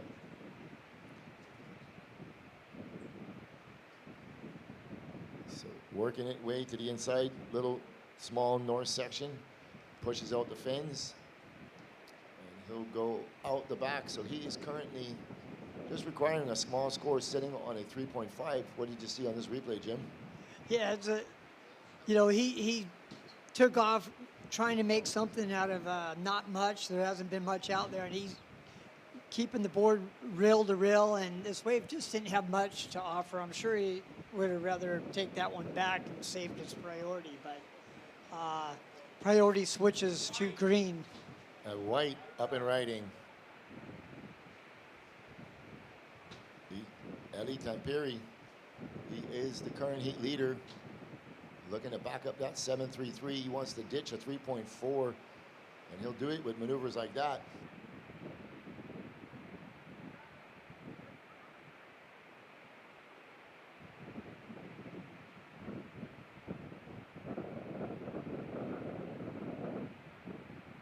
Yeah, as we watch the replay from White, drives off the bottom, finds one spot to tag it, and he does. Looks like the wave is dying out, but he's like, I'm going to stick with it. Cuts back and gets a little bit more out of it with a little off the lip, and then kicks out.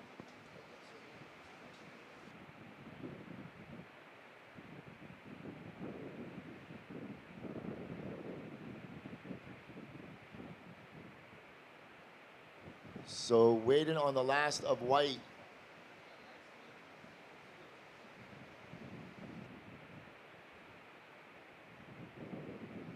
All right, red up and right and go on his backhand. Logan Rad, he's currently sitting on a 5.6. So last of blue, 4-3-3. Blue, you go to second. So red is in third, requiring just a small score, having a wave ridden. I will give you that score as soon as it comes in. Yeah, as red tags the lip on that last one, drives back into the pocket, looks for a bigger power turn, hits it, but unable to make that. But had the right idea on that wave. As we have 6 minutes and 35 seconds left, waiting on scores. Priority is with green. Last of white, 5.5. Last of red, 3.4. So red, you go back to second. Blue, you drop to third. You require a 4.8. And green, you are in fourth. You require a 6.1. So green, holding priority on the outside. No priority has been established for the other servers yet, but it looks like it will go to blue, then white.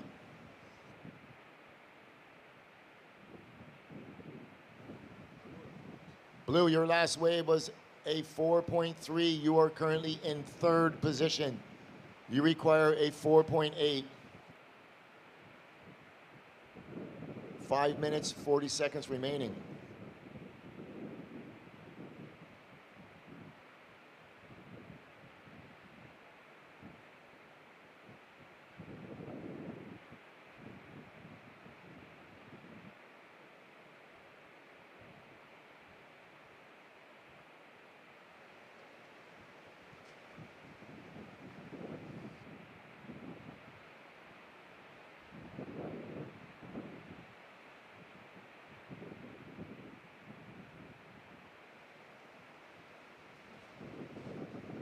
All right, servers, 5 minutes remaining.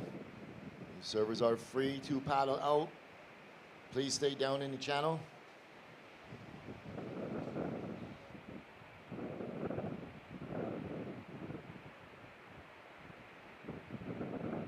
All right, here we go. Surfers in position. You can see how the whole bottom of that wave just lifted up as we're watching blue up and right in.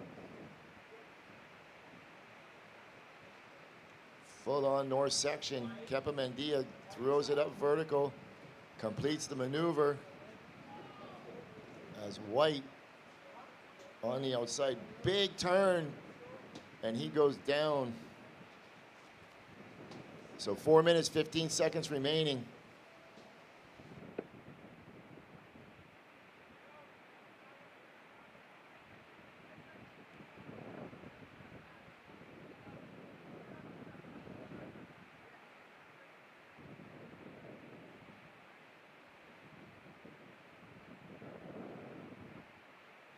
As we go on the replay, blue dropping in, doing a rail grab cutback, and waiting for this thing to set up, drives off the top, comes around the back into the white water and fades out.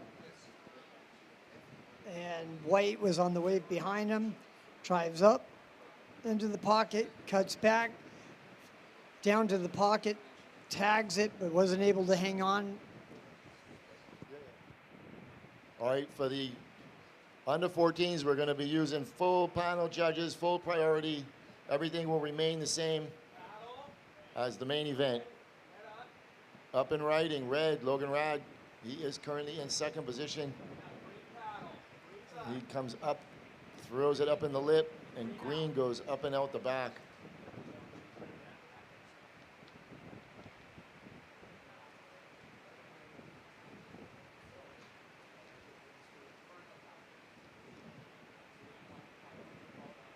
Green, white, red, priority. Green, white, red, priority. 2 minutes, 40 seconds remaining.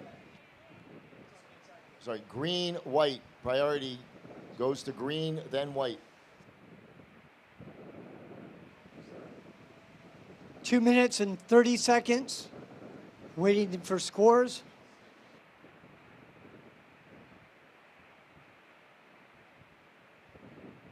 All right, paddle for green.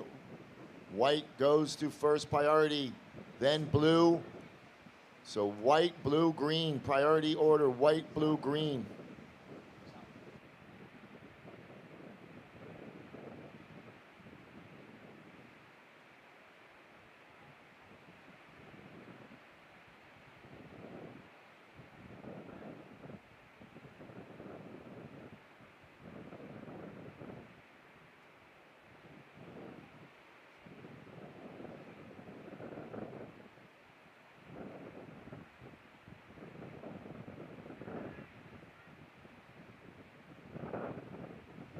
Blue, you are currently in third position. You require a 5.3.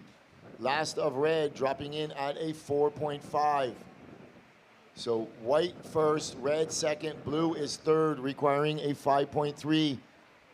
Green, you are fourth, requiring a 7.1.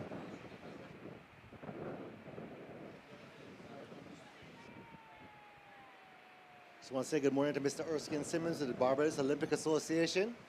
Thank you for coming out. Hey, Erskine. You're welcome up here for sure.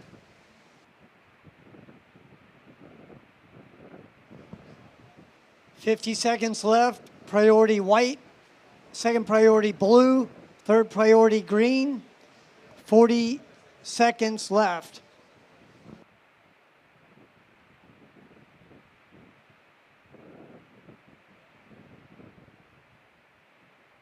All right, servers in the next heat. We're going to be on a short hold, probably 2 minutes.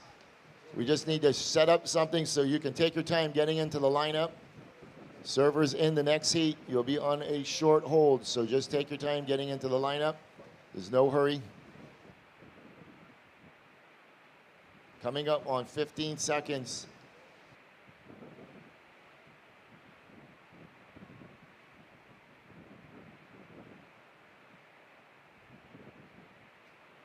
There we go, counting it in, 3, 2, 1, as blue is up and right in Kepa Mendia.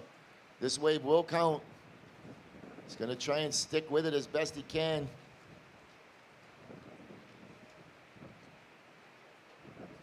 Working it all the way to the inside. Throwing it up in the lip and hangs on to the finishing move. So servers in the next heat, you guys, you can paddle up into the point. The heat is over. We're just waiting on this last of blue to come in.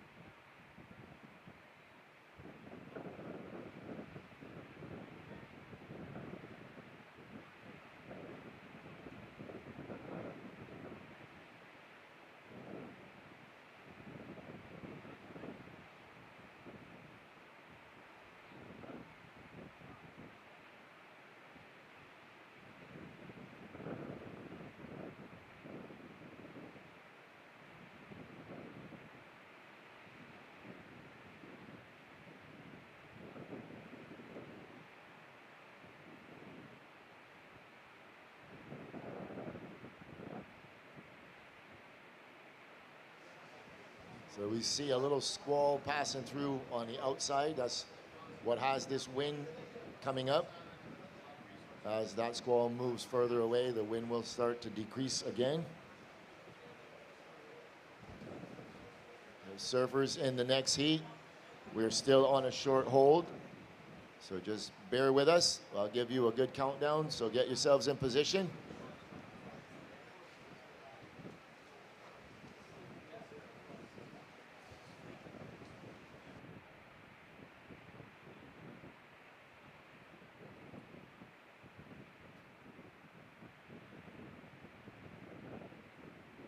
We're just setting up the computers, setting up the replays. We're gonna do the whole shebang for you kids. 20 seconds to start, servers, 20 seconds to start.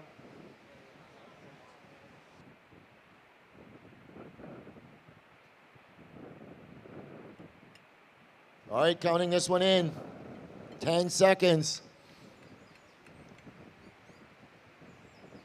In 3, 2, 1. Servers, beware, there is a set coming. There is a set coming. Put yourselves into position as we are underway. This specialty division, under 14, live like Zander. Coming up in this heat, in red, Dan Banfield, in blue, Trent Corbin, in white, Kian Brits, and in green, Story Martinez. So if you're just joining us, there is a squall passing on the outside, which has the wind coming at a very unfavorable direction.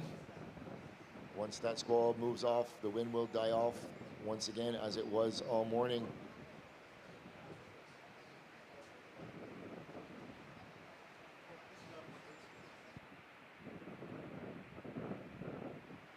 Coming up in the next heat, Christian Stout, Giacomo Messinas, Tristan Brits, and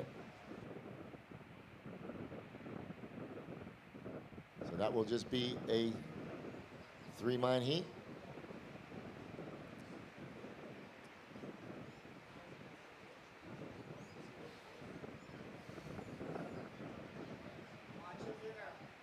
Here we go, white up and riding. This is Kian Brits working out onto the open face.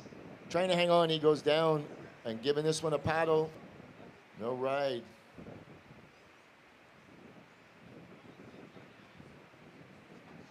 So just as a matter of safety, I will try and call these sets that I look. I won't do it for the other divisions, but I will do it for this one.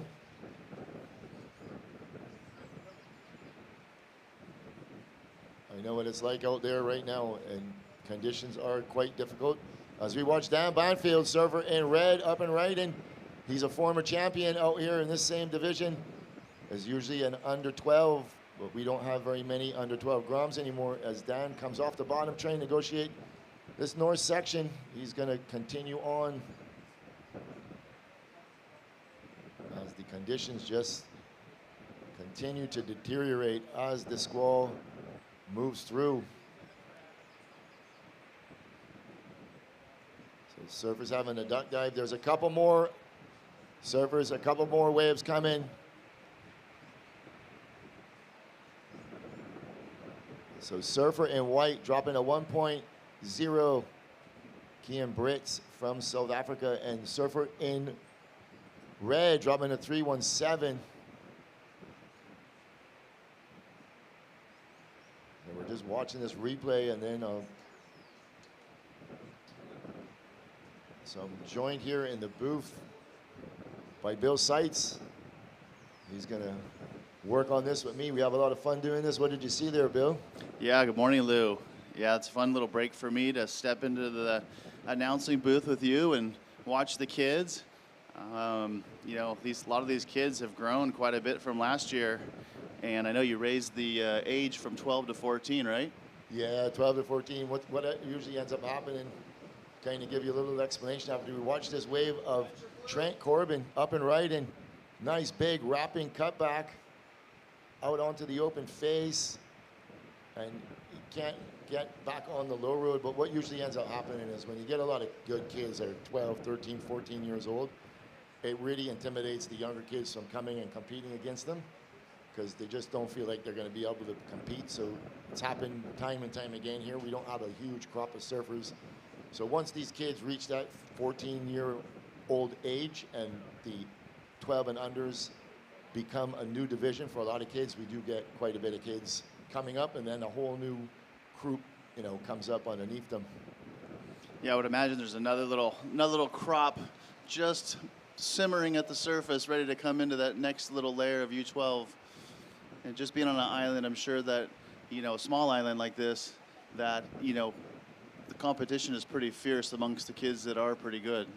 Yeah, we only have one, you know, surfing association, so there's not, you know, a bunch of little different groups that get to surf against each other. So everybody kind of gets pulled in together. As we watch Story Martinez, oh, and she can't quite get in. So priority change will go to white. So white first priority, green second priority.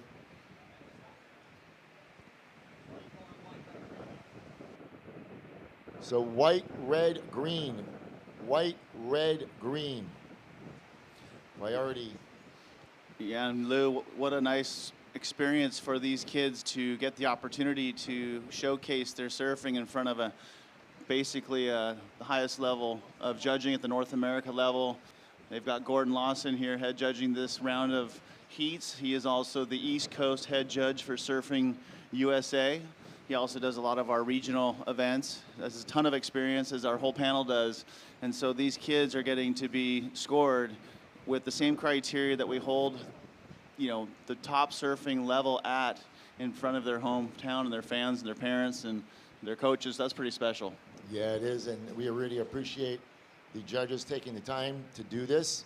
You know, everybody, this is the full complement, same thing that the upper echelons of this event get, the QS 5000, you're getting the same thing. It means a lot to me for you guys to do this.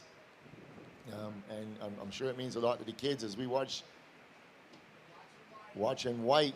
Kean Brits, he's going to pull the trigger from South Africa. He actually relocated here during COVID, and they never left. And we're happy to have them here. Yeah, I think I remember him from last year. Yes. I saw the South Africa the flag, and I was wondering, hey, we got a true international field here. Yeah, we really do.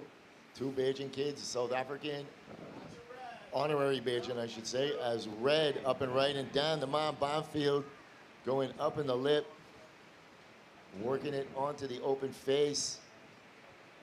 So first of blue, 4.67 blue, you are currently in the lead. Dan with his wave here. First of white, 1.0, second of white, 0.87. So as that squall shifts more to the north, the wind seems to be going with it. It can't move out quick enough. These are tough conditions for these young competitors. Yeah, it seems with that little cloud pocket, little cell offshore has kind of picked the wind up a little bit, kind of shredding the ocean surface. So picking the right waves is crucial. There's only so many good quality waves in the 20-25 minute period. So to get on 1 or 2 or 3 of those is really difficult. And if you can at least put yourself on one of the best quality waves, you have a high level of percentage of making it through that heat. Yeah, absolutely. It's you see Surfer in blue dropping a 4.67. Last of red was a 3.9. So 4.67 is going to stick as the highest single wave of this heat. And he is in second position, not really requiring too much to go back to first. So Surfer in white, you are now third. You require a 3.6. And Surfer in green, you are in fourth. You require a 4.6. Yeah, with just under 12 minutes, this heat's wide open. And we're watching green. Yeah. Up and right in. Yeah, coming from behind. Just gets a little caught there on the whitewash. This wave's flattening out, so he's going to want to get back out there quickly. Sorry. Excuse me. That's Story Martinez. Sorry, I thought we were in the 3-person heat, but my apologies. Yeah, she was in the QS and the junior pro, so giving her a good opportunity at just 13 years old. As we watch this replay, she was just a little bit behind that first section, but really showing some class, pulling for that wave. I know what it's like. I've been out there in conditions like this. As we watch blue, Trent Corbin coming around the first section, going up in the lip, nice round down carve, out onto the open face. Sticking with it. Is he going to be able to stay and get back on the inside? Yes, he is. Looking for that finishing maneuver as white, Kean Brits on a full north section, and he goes out the back. Yeah, beautiful opening turn for blue. Nice and polished on the rail. Let's watch this replay here as he comes around the section, holds the rail in all the way through, pulls the nose of the board all the way back to the whitewater, and gets a nice little backup carve as well. So judges will probably analyze that with his first wave, and I know what I'm thinking, Lou. It's going to be the best wave of the heat. Yeah, me too. He definitely, that was That was definitely a good turn. He's going to be happy when he sees the score. It's dropping 7-3-3 for Blue. 7-3-3. So Blue, you are in first position. Red, you are in second. And waiting on the last of White.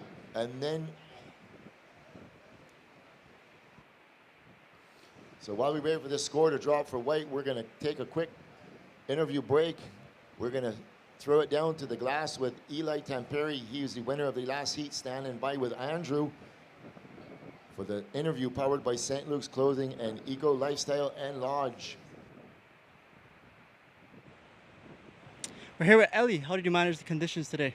Yeah, it's pretty sick out there today. We got a little bit more north in the swell, so it's like bowling up a little bit more. So yeah, there's some pretty sick waves out there today.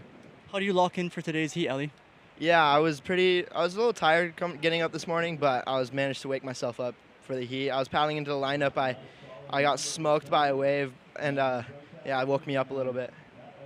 And in terms of other places around the world, Ellie, like how does Suit Bowl surf compare? Oh yeah, this is such a wave that I've like never surfed before. It's such a different wave. It's like such a fun wave. Well, anyone you want to shout out before we go, Ellie? Yeah, my parents, my sister watching at home. Hopefully you guys enjoy. All right, thank you. Good stuff, Ellie, and good luck in the next round. Back to you guys. Completeness of the turn. So holding the rail all the way through and pulling the nose all the way back to the energy, and then either bouncing off the whitewash or actually using that whitewash to come out with more speed than they went into it. And for that reason, 7-3-3. Yeah, Bill. So last of White coming in at a 3.50. So White, you now only require a 3.5. So, and Surfer in Green Story, your first wave was a 1.10. You require a 5.9. 8 minutes, 10 seconds remaining. So, you know, Bill, last year it really meant a lot for the kids for you to be up here doing your analytics and analyzing the wave as we watch this last of Blue. So you can break it down for us. Yeah, and you notice too, he goes really high up on the wave face. Sometimes too, when they're the younger kids, they'll start their cutback at mid-face. He drew the turnout all the way through the top, through the entire canvas of the wave, and that's a really mature approach. And you watch the guys, the best guys in the world will start their cutback, their rail turns are literally they'll be at 90+% at the top of the wave and engage the rail at that point and pull it all the way around. And I think that's where you start seeing the kids refine their surfing and become better and better at that.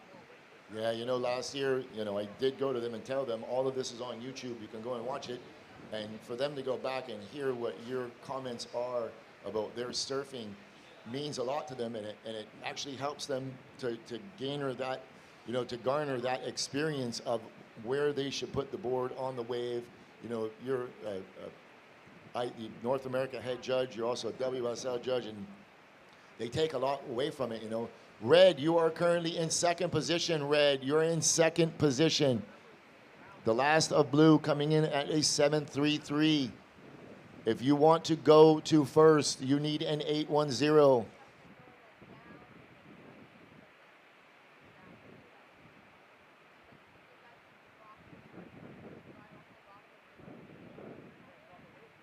Yes, we're just under 6.5 minutes left, guys and girl.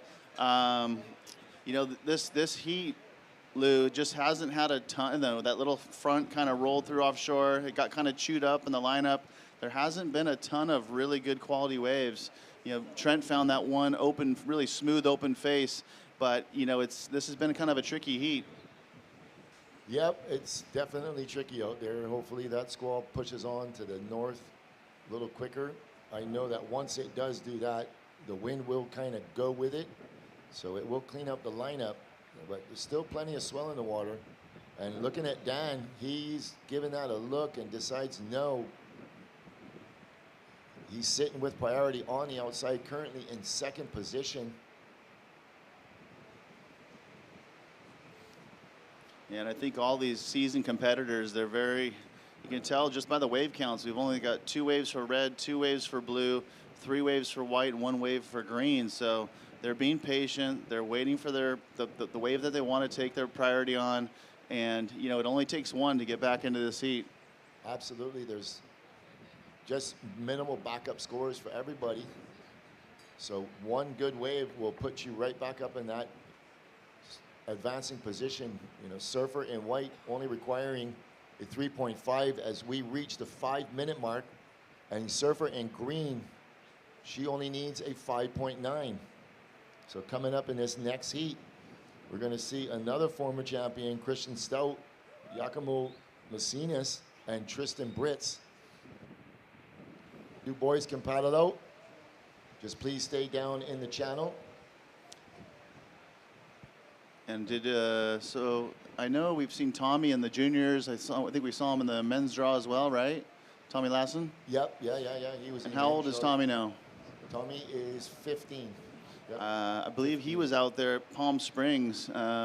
Myself, Liz Hauser, I think Pat Drummy, and maybe even Mikey McCabe, who are all here on the panel with us. We're out at Palm Springs for the Rip Curl, I think National Grom Search or Regional Title Grom Search, and Tommy was a standout.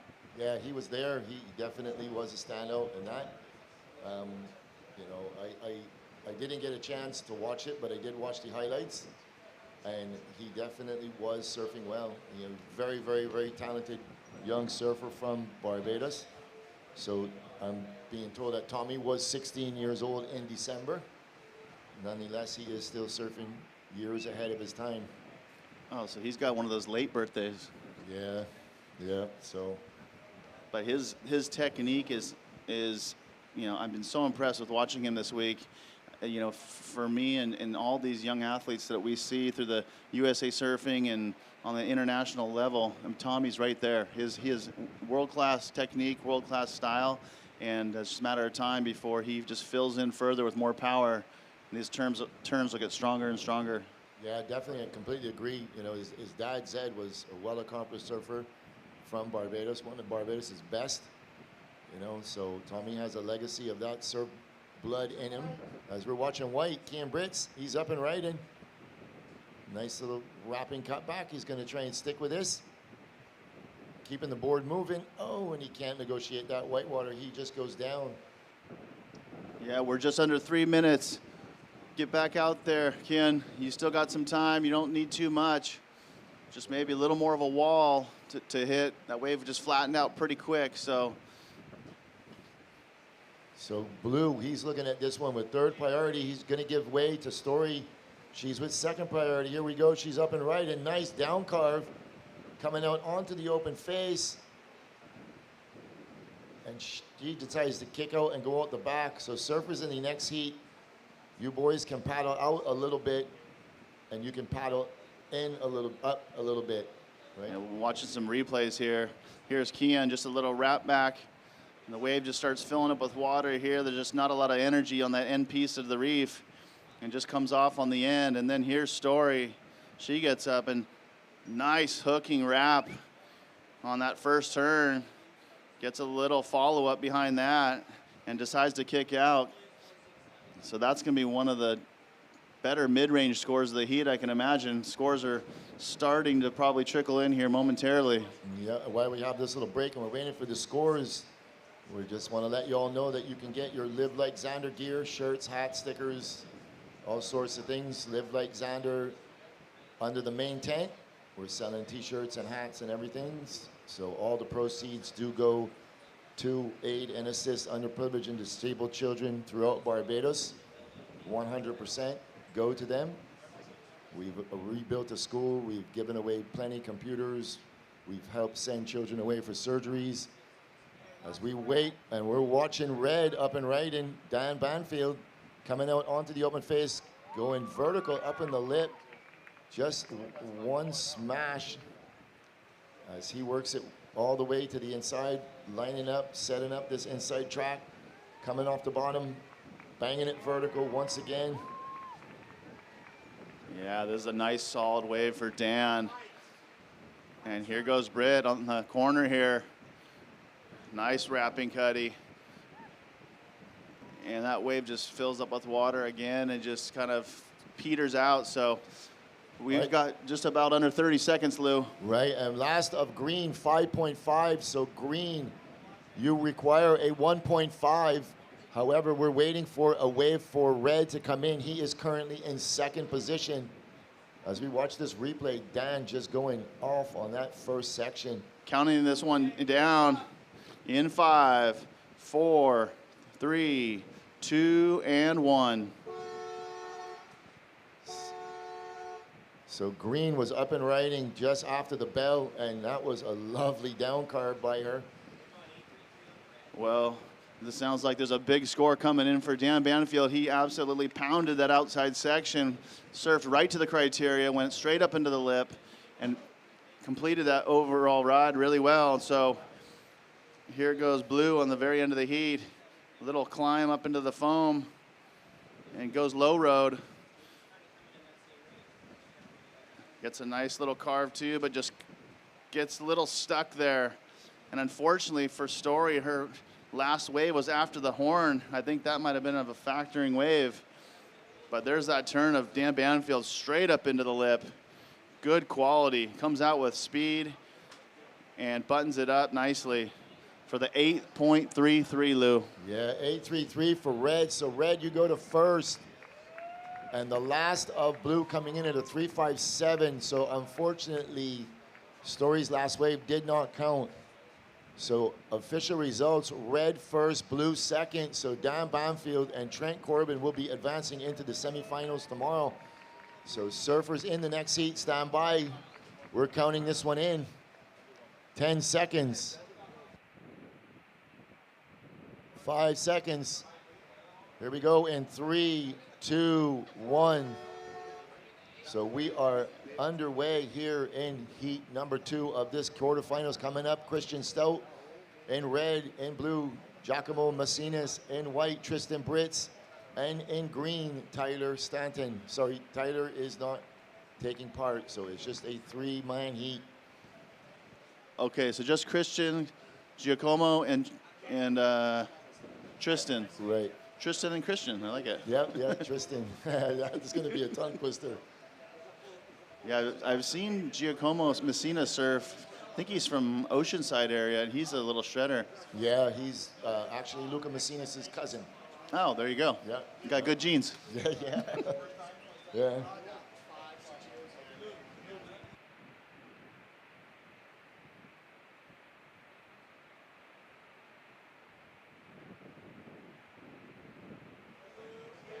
Here we go, Blue.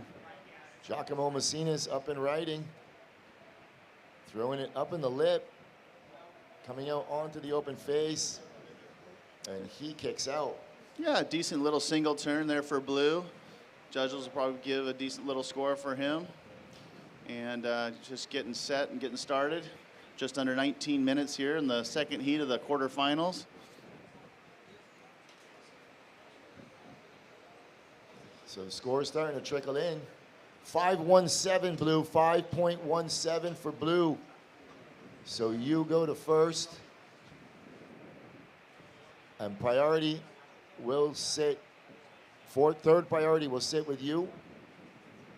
And white and red will battle for conventional priority, which is surfer closest to the peak, holds priority. So the question is, Lou, do you think Lucas gave Giacomo a little coaching before the heat? I would risk the bet he did, as we watch this replay. Showing Yeah, some nice flair on that turn. Yeah, nice solid connection with that oncoming section. And as we've been seeing, the competitors, coaches, the athletes, we've been rewarding single quality maneuvers. Even though this wave really allows for multiple turns to be put together as an overall ride, and combinations is generally the criteria. But if they are solid single turns like that one of Blue there, we have no problem rewarding the quality. We would rather see one quality turn than 3 average turns, or a fragmented wave, or that just doesn't have the quality type of surfing that we want to reward. Yeah, absolutely, and I completely agree with it, because this is a high performance wave, and it offers you a really high performance section. And when a surfer can get the perfect timing to hit that lip in the exact spot they need to hit it in, and not be a little too early or a little too late, I think it should be rewarded. And it's sending a good message that if you can get that single outside maneuver and connect the dots to the inside, where your score will go into the excellent range and really up into the high excellent range. We saw plenty of 9s and 9.5s dropped throughout the entire event. So it is good to get that score line opened up. It does help the judges. It helps separate all the surfers as we watch Tristan Brits up and riding. Oh, and he just is a little late getting to the lip, and that just gets taken out by that white water. Yeah, one wave that comes to mind yesterday was, I think it was Hayden Rogers who got one of those north wedges that he chipped in, and the whole thing stood up and came together, and he absolutely just drilled it, pegged it right on the button. And I don't think there was really too much after that turn, but I think it came an 8-point ride. And so just we call those major moments, major turns. And ultimately that's what we're looking for, these major moments. Yep, no, I agree. And he did smash it and was fully in control, and he just kicked out. We saw Sage Katz on the first day with a solid wave, 2-turn combo, hit it perfect, came down, hit it again, and he kicked out, and he got an 8.33 as well.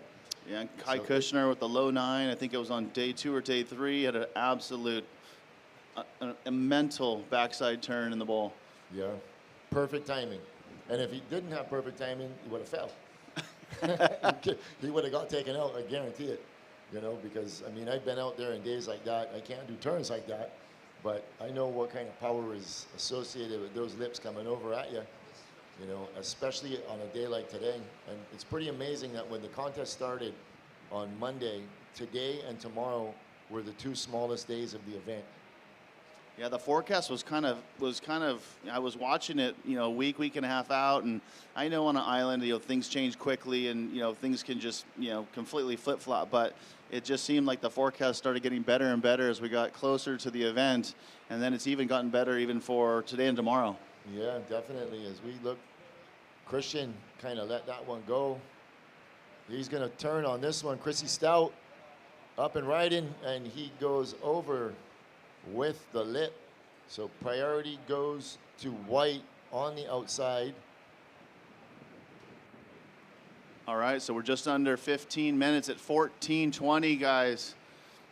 14:20. So we're going to cut to the glass with the winner of the last heat, Dan Banfield. Take it away.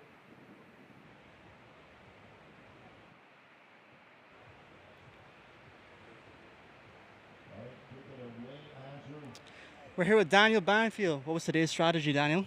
The strategy, my coach told me just to stay deep and try to get 2 hits on the outside.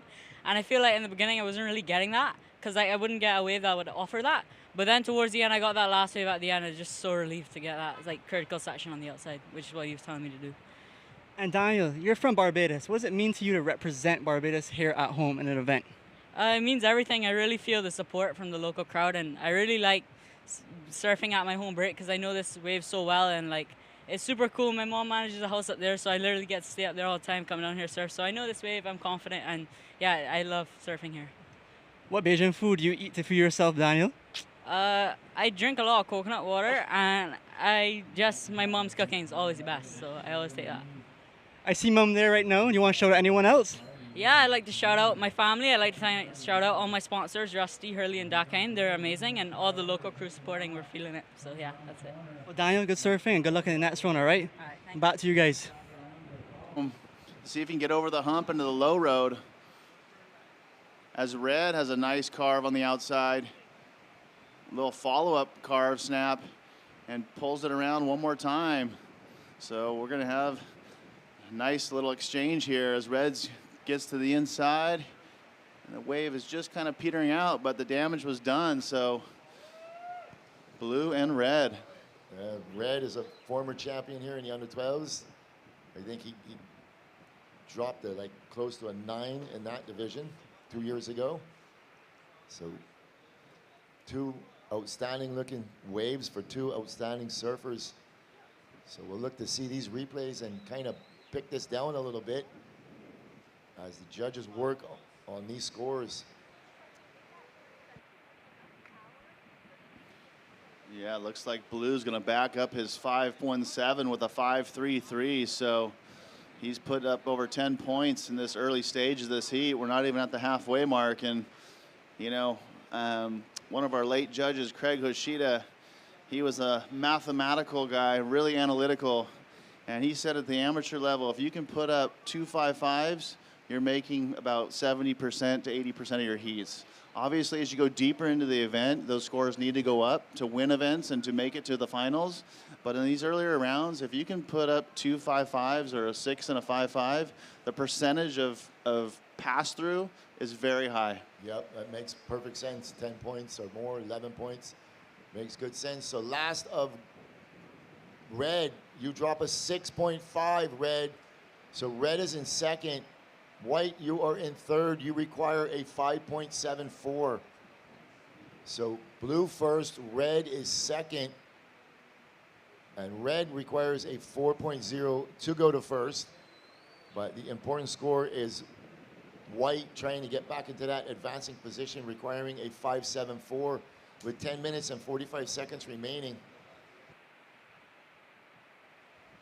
Yeah, it's pretty interesting to see how a lot of surfers can actually pace themselves through, you know, they only do what they need to do early in stages in the heats, you know, but as the heats get longer, they kind of build on that momentum.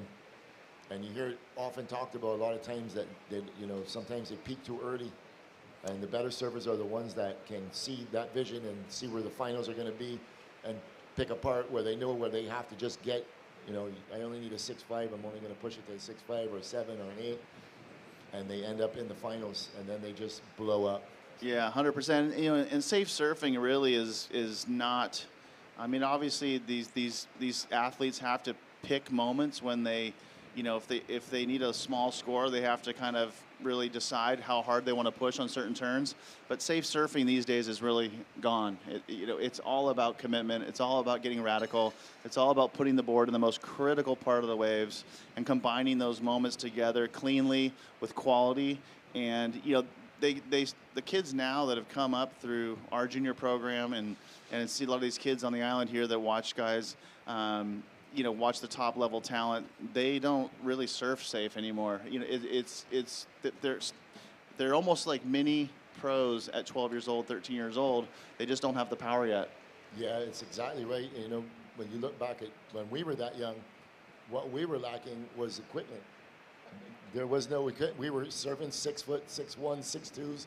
We were surfing anything we can get on. But now these days, there's so many shapers that are so accustomed to shaping for small kids, little kids, that they just have it so dialed in to them.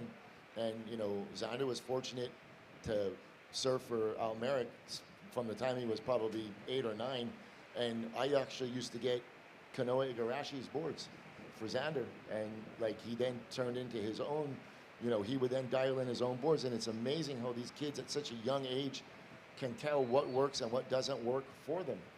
Even the fin setups and the different size fins, and yeah, we didn't have that, did we? There were glass-ons. Yeah, glass-ons, and you know, we didn't have leash plugs. We had a big thing that would break off your heel if you stepped on it, right? No tail pads, none of that. You know, we used to make our own tail pads. We used to ball up wax and put it there.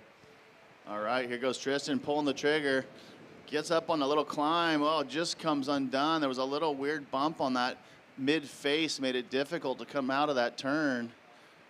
But you still got 8 minutes, Tristan. Paddle back out there. Get back in the priority order. So sitting on the outside with priority is the surfer in blue, Giacomo Macinas, followed by Christian Stout in red. Looks like a couple lumps coming in here. See if they're in position. Looks like they're just inside of that thing. That was a smoker. Yeah, it was. Neither one of them were looking at that. You know, it's interesting to watch the guys like Josh Burke, who obviously, and Jacob, that, you know, this is their, you know, probably one of their most surf spots. And, you know, just watching where they sit in the lineup on some of these, you know, trade swell days, they know how to go, you know, certain different parts of the reef and find opportunities in different locations. And I don't want to say too much because it's just an observation, but, you know, there's different ways to find scores out there. Absolutely, and it all depends on what sort of swells. As I was saying, there's nothing between here and that. There's nothing between here and Africa. So that's wide open ocean, and it's just a magnet. There's so many different swell directions, and with swell forecasts and charts and whatnot, what swells in the water. Like I can tell you that this is mainly an east trade swell. There's a little bit of a northeast bump on it and an underlying north swell. And I can pick out the 3 different swells on every wave. So when you're in the lineup, you have these little indicators that you can pick up what they are or where they are. Simon's looking at me funny because I'm giving away secrets. But it's the truth, it's like, you'll see, Jacob did it in his heat. Jacob was on 4th priority, was paddling out, and he just turned and started to paddle, and there was nothing there. And when he paddled for the wave, it could not have been any bigger than waist high. And it just hit the reef, and it stood straight up, and it went right to the rip. And he just unloaded 3 major maneuvers. The wave actually went just a bit overhead, and 3 major maneuvers and finished it. And I think he got like a 6.7 on that wave. And one thing those guys are really good at is maintaining their speed. And a lot of times the wave will be fractured, so there'll be a moment, and then the athlete or the surfer will lose their speed, and they kind of have to reset and find the energy to kind of get going again. Those guys maintain their flow from the takeoff all the way through to the inside and to the finish, and maintain just perfect technique and timing. So the rhythm and the flow of the surfing is just very pleasing to the eyes, and that's what we talk about, flow and rhythm, is that they don't have to start and stop in their surfing. The speed is never broken from the moment they get to their feet to the moment they finish. And that's really what the flow and transition is. That's really that element. Yeah, and I'll tell you who kind of taught a lot of our surfers that is the 11-time world champion. Because when Kelly comes out here, I can tell you that when you see swell direction between 12 and 15 degrees, he's coming. And when he comes, he sits further up than anybody else, paddles for waves that nobody will even look at, and he makes them. And he is, he's given our guys and our kids confidence that those waves can be made. And, they go out and they try it, and they make it. And there's an old, you can only get as good as your competition is. And without people like Kelly and other major pros coming down here surfing this wave, we would get stuck to surfing as good as our best surfer. Whereas when they come, our surfers just keep getting better and better and better, right? Yeah, and it's really cool that you've got international level talent here with the Burks and and some of the other the other athletes that the kids can look up to, because those guys will go toe to toe with anybody in the world, and you have that here on the island. Yeah, absolutely. And you put our kids, like, it'll be 6 to 8 foot, and these grums will be out there, and they'll be mixing it up. They'll sit a little further in, but they're watching Josh and Jacob and Dane Mackey and Bruce Mackey and all of those guys. They're watching and they're observing where they are, what they're doing, how they're doing it. And then they automatically try to emulate it. And it's only a matter of time before they reach that level, and eventually they'll surpass that level because they're trying so hard to get to that level. And, I watched it with Zander. Zander was the youngest by 2 or 3 years with anybody. And the first year he really didn't compete because he was very small.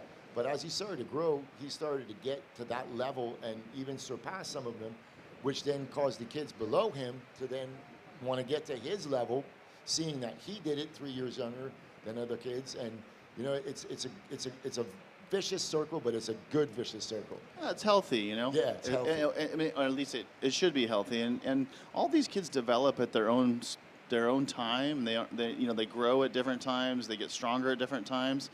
Sometimes I'll see a little guy one season, and you go back the next year, and we start our USA Juniors program, and then you're like, oh my gosh, how good has that kid gotten over the summer? And maybe he's just taken 2 trips. Maybe he's just gone to Costa Rica for a couple of weeks, and then gone to Indo, and then you come back, you're like, holy cow, the kid is hitting a new gear. There we go. Blue, he's going to pull the trigger on this one, sitting with priority. Double overhead for him. Nice. He's going to go up. Yeah, nice smooth sweep there, Lou, as he comes to the inside and bangs it off the end section. He might even get one more here as this wave kind of fills up with water and stands up again on the inside and gets another little push off the end section, just comes undone there. So that's going to give surfer in red priority. Christy Stout, he's on the outside. He's going to go over that one. But Christian was in the junior pro. He got one of the wild cards, and he took off on a bomb when the wave heat first started, did a lovely outside turn, and then fell on a big floater. Yeah, so the judges here are going to compare blues to reds. They're watching the replays here now.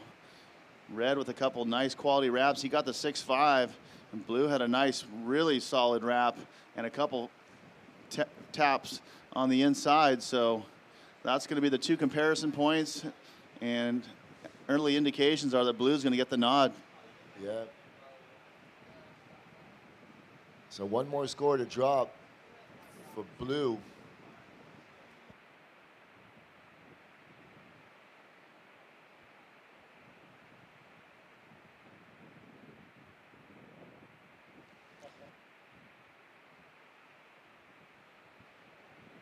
All right, Lou, there it is, 7.67.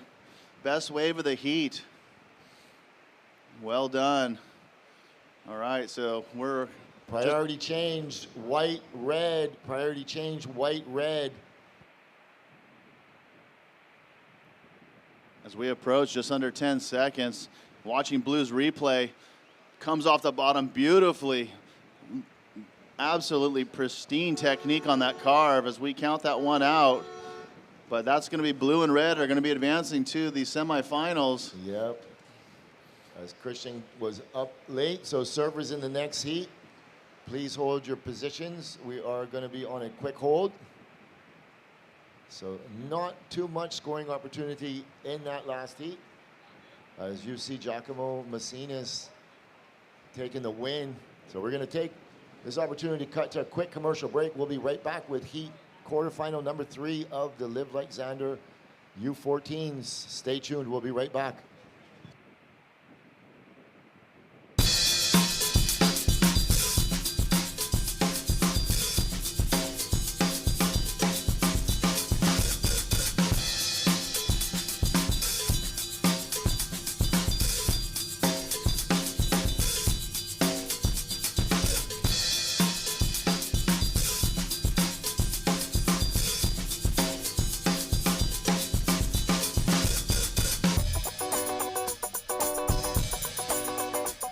Familiar with Zion, he's part of our USA surfing program.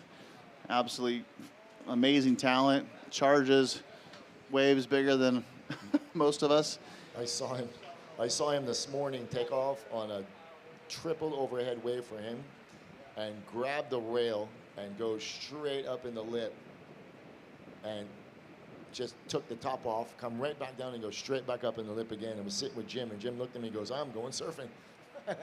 And Jim dropped his coffee and picked up his board and took off.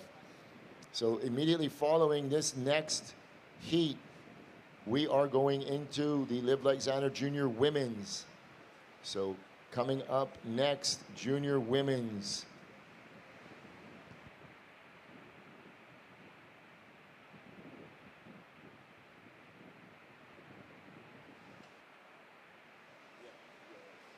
Yeah, so Mari Moore is from Puerto Rico, and Puerto Rico's got a lot of great surfers, just as all these Caribbean islands do. Yeah, a couple of years ago, we had a surfing event, maybe a couple of years ago, it's probably 20 years ago now. Long time. How time goes by. And we had the whole national team from France. And most of the surfers were from Guadeloupe.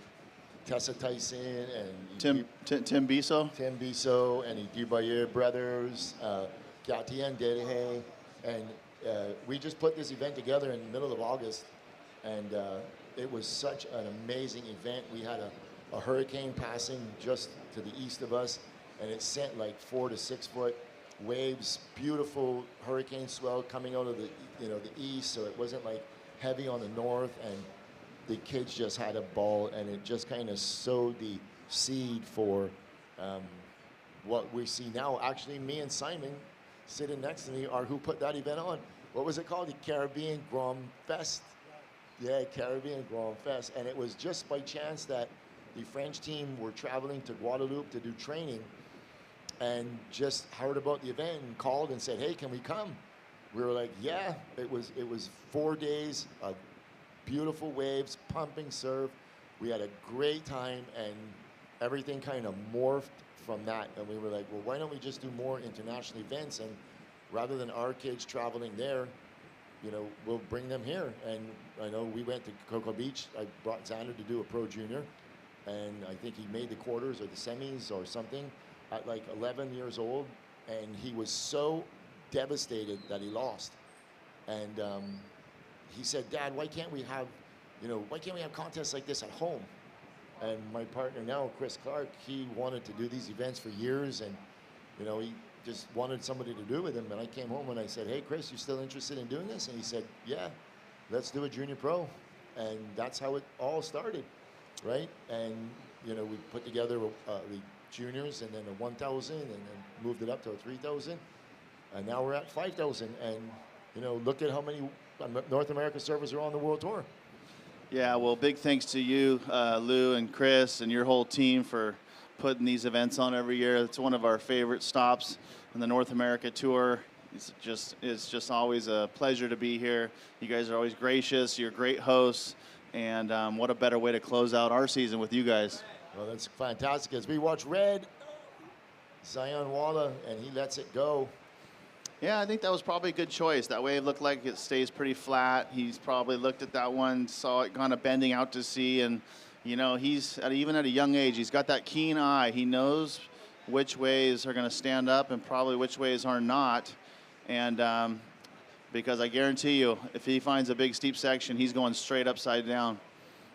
Yeah, well, we have a little break in the action. We're going to hear what Giacomo Messinas has to say.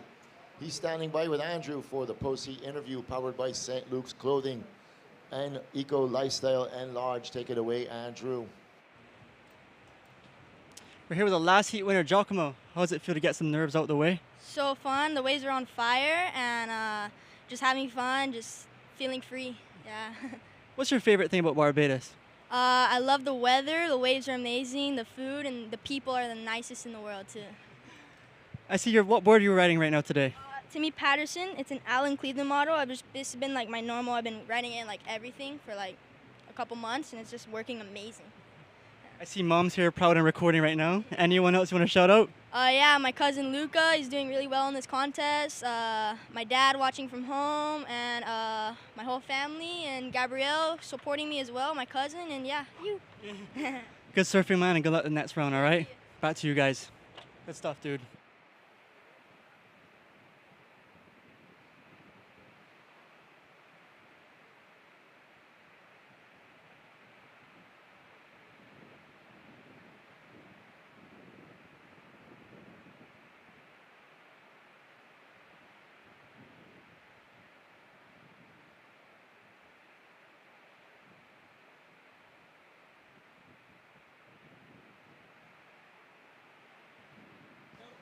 Okay, head judge Asher Nolan stepping in here for Gordon Lawson, and he's saying no restarts.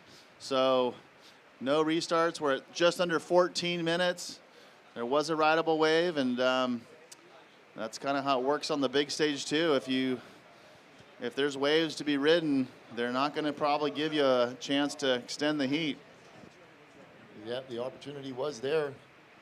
As we're watching, the surfer's going to let that one roll under them as well. I got Simon looking over at me, one of the heavy locals here.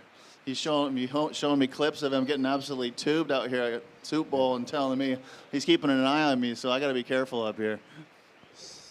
Look at this. Parents starting to whistle. So who's in position?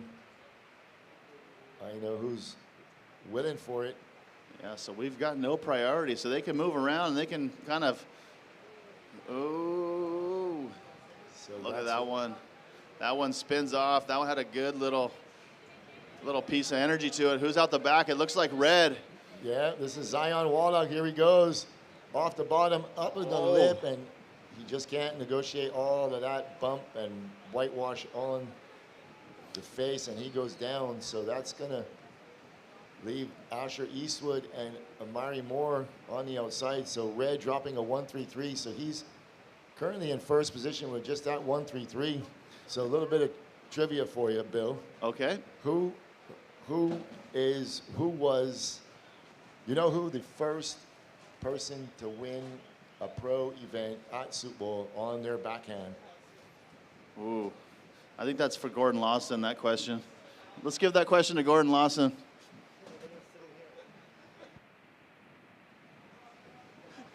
Why don't we ask Asher Nolan?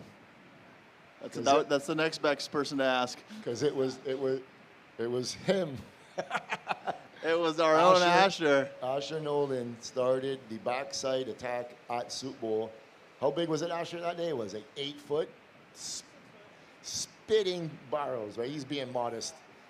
Taking off from way up inside, grabbing the rail, and just getting spit out of every barrel. And he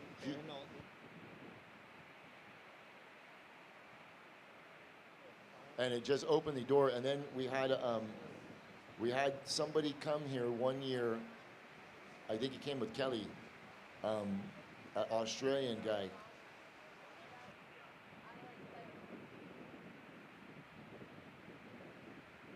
Aussie Wright.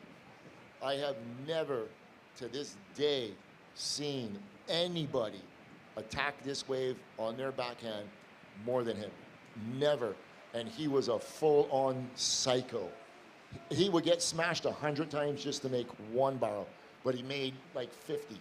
And he came with Kelly, and Kelly stayed with us and Ozzy, and we had such a great time. Big, long-haired guy with long hair. He never really surfed pro. He just was like a free surfer. Traveled all over the world making videos, just free surfing. Yeah, he was incredible in the air too. He did some wild stuff. Wild stuff. Way ahead of his time.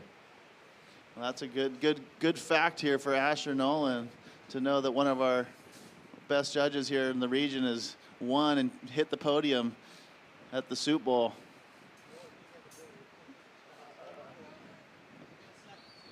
He got a second too, apparently. He's cashed some big checks.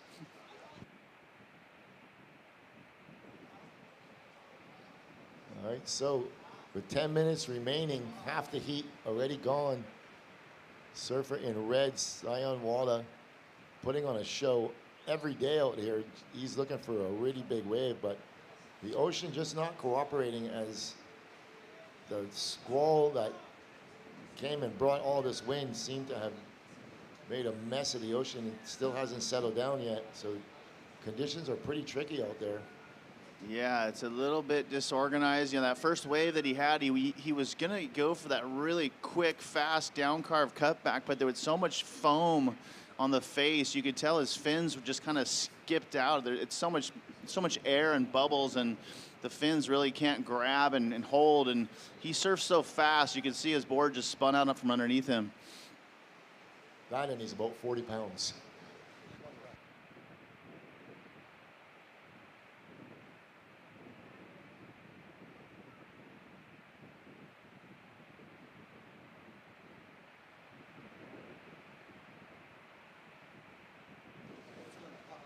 All right, well, we just got the word from the local enforcer here, Simon, that we're on the dead low, and he's predicting that when this tide fills in about maybe an hour or two, that we're going to see another foot on it, and it's going to get a little more organized on the reef. Yeah, as we watch red, Zion going up in the lip, out onto the open face, little wrapping cutback, and the wave rolls away from under him. Yeah, not a bad strategy just to get that quick little number there. He's going to have that one as his backup, and he's going to go find another quality wave here as blue rolls in, cuts it back to the energy. And this one's just kind of flattening out as well. So blue and red with modest scores.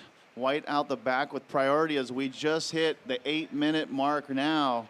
So it's basically going to be a quick little under 10-minute heat for these guys and girl. And we are Going to see some scores trickling in. So 3.67, Zion. Your second wave is a 3.67.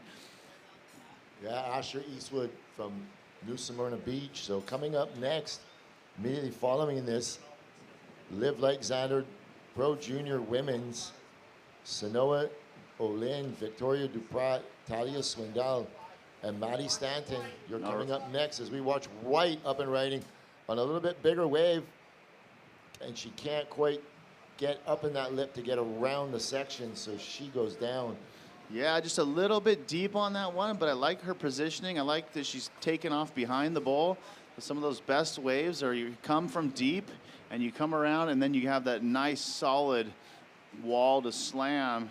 And she can tell just that little piece of that wave just kind of crumbles off in front of her, so couldn't get around it. But you know, some of these kids and athletes are sitting a little bit too far on the north piece of the reef, and take off, the wave's already flat.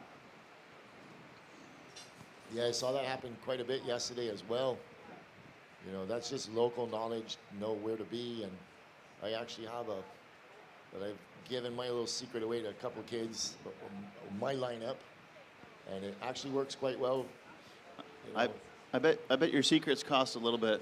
Yeah, it's pretty, like, I mean, I've seen people say, oh, you line up this telephone pole with that palm tree over there, and you kind of sit 5 feet past there.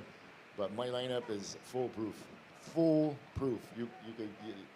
I know where to be 10 feet up or 10 feet down, and it works every time. It's not just my lineup. A lot of people use it. All right, Lou, here we go. Red coming off the bottom. Nice steep section. Bangs the first turn. Comes around the corner again with another huge hook. And he's going to button it up with the climb over the foam. It just comes undone, but the damage was already done with 2 major moments.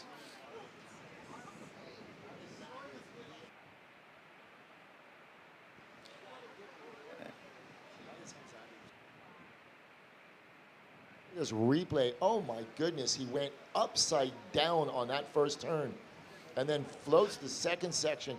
Actually, you know, Zion's one of those kids who has it in 5th gear at all times. He does not go back down to shift to 1st gear, 2nd gear. It's always 5th gear. Yeah. And look at these numbers, Lou. And he deserves it. Mark that for the highlight reel, please. 9.77. 9.77 for Zion. So there you go, just like that, the highest number for these 3 quarterfinal heats. Zion found an absolute gem with a big steep wall, and he knows how to go straight up and straight down. Here's the replay, hooks it perfectly in the lip, pegs it, perfect timing, grab rail bottom turn, and nails it again. And probably would have been maybe a bigger number than the 9.77 if he doesn't come off on the end piece. You're right. I mean, like, and you know what the best thing about it was? When I called the score, he stopped paddling, no reaction at all. He didn't slap the water, he didn't kick his feet, no reaction. Well, we've got this little pool of Groms back in Southern California. Zion's one of them, and there's about 6 of them that are just sparring partners, and it's unbelievable. It's absolutely crazy how good these kids are. Yeah, and that's the competition. Each one wants to be better than the next. And once it's a healthy competition, it's good, you know. So I hope you all mark that for the highlight reel for Zion. And that was exciting. We're hitting just on the 4-minute mark. 4 minutes. You know, Zion too, he's got his sister to spar with and dad as well. So, you know, he's never short a sparring partner. Yeah, it makes a big difference.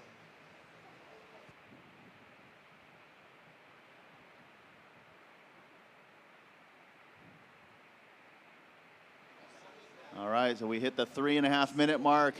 Priority is with blue, second priority red, third priority is with white. Yeah, 3 minutes, 25 seconds remaining.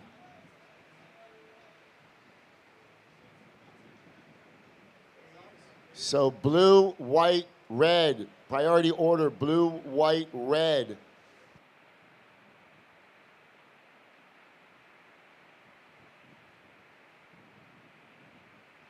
All right, looks Looks like blue's going to pull the trigger here, Lou. Yeah, up and right in blue, Asher Eastwood from New Smyrna Beach, Florida. And Wave not really offering as much scoring potential as he would like, but he's going to stick with it. He is currently in second position. With 2 minutes, 40 seconds remaining, he's got a good paddle out. Yeah, he's going to be borderline whether he's going to make it all the way back out with 2.5 minutes remaining. Got one nice little carve, but the wave just really flat, didn't really have much wall to it. He's got a 3 on his first wave, but this will back that up and put a little bit more pressure on Amari. And there it is, 3.73, coupled with your 3.0. Sitting on 6.73 total points, Asher. Amari, you're looking for a 5.2 with 2 minutes remaining.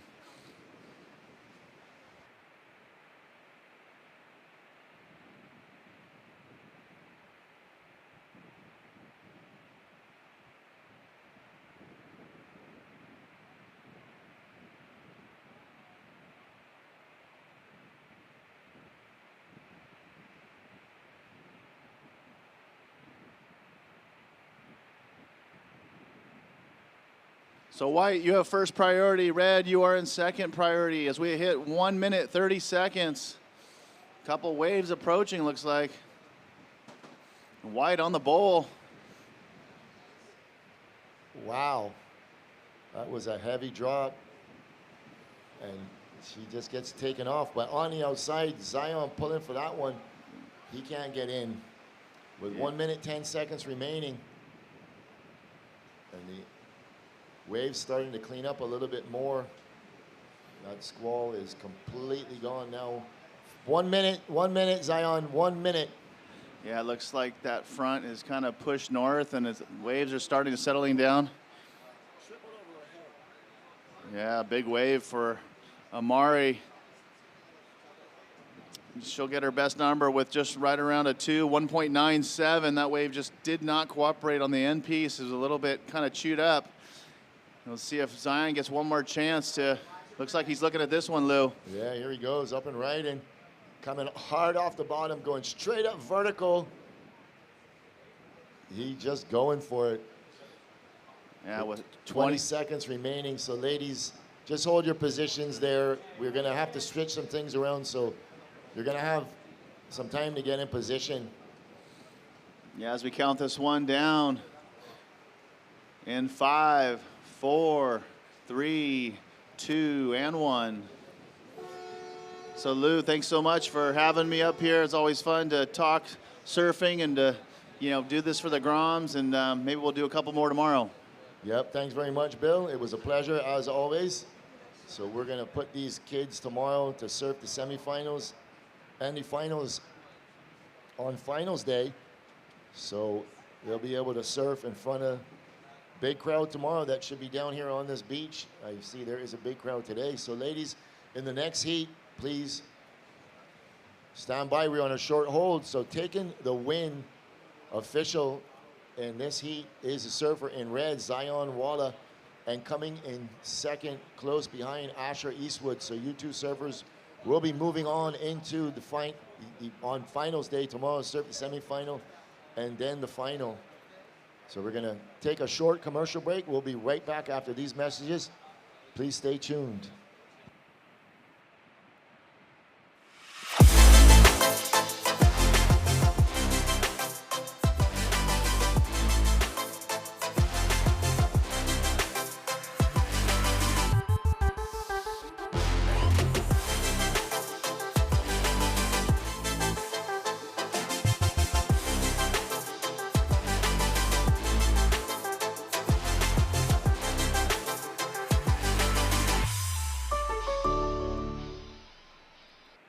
We're back to live action. Coming up in this heat, we're going to shift gears. We're going to go back to the BTMI Live Like Zander Pro Junior. Presented by Diamonds International. Brought to you by Surf Promotions Barbados. Coming up in this heat, in red, we have Sanoa Olin. In blue, Victoria Duprat. In white, Talia Swindell. And in green, Maddie Stanton. So If you're just joining us, we have about a 4 to 5 foot east-northeast swell with an underlying north swell. Waves were pumping this morning. I had some 6, 8 foot sets coming through. We are currently at a pretty low tide, so the ocean does take a little break here. Gets a little more inconsistent. As the tide starts to come back in, we are going to see some solid surf, as there is a completely different angle on these waves today. All right, 20 seconds, ladies.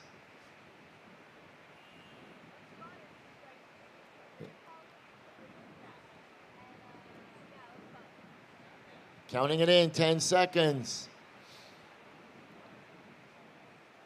In 3, 2, 1.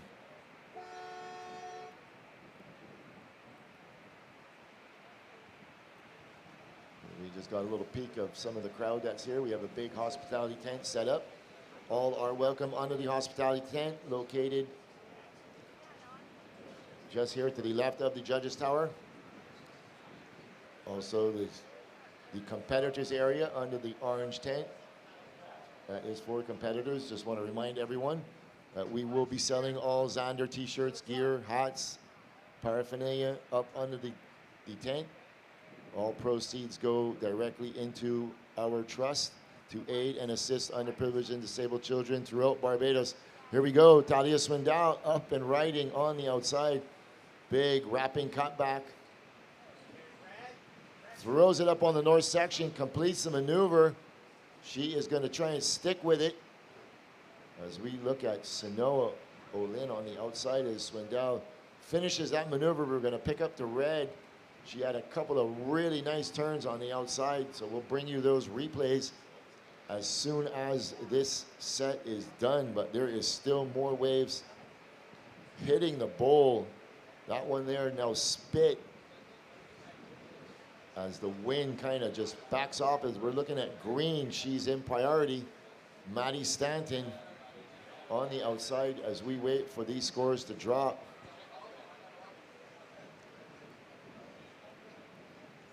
So we could go ahead and queue up those replays now, as we do have a little break. Queuing at last of green. Red. Talia. Last of white. Talia gets a lovely opening carving maneuver and a second wrapping turn. She waits the Morsby and she hits that section. She's taking her cool time on this. That's 3 major outside maneuvers, just waiting for one last hit on the inside, which she tags that nicely and rides out. That will be a major score. That was a sizable set wave. Last of red, Sonora. Lovely turn underneath the lip. She just wraps it back to the pocket. She's waiting. She's watching the north section here. She's setting it up. She gets one lovely hit in there. Coming back down, and she just gets next to get out as that gets a bit chattery. All right, back to live action. This is Victoria Duprat having a couple of major maneuvers on the outside. So we're waiting for scores now for pretty much everybody except for green. So green is sitting on the outside with priority. It's the last of blue. Getting a lovely hook in top turn.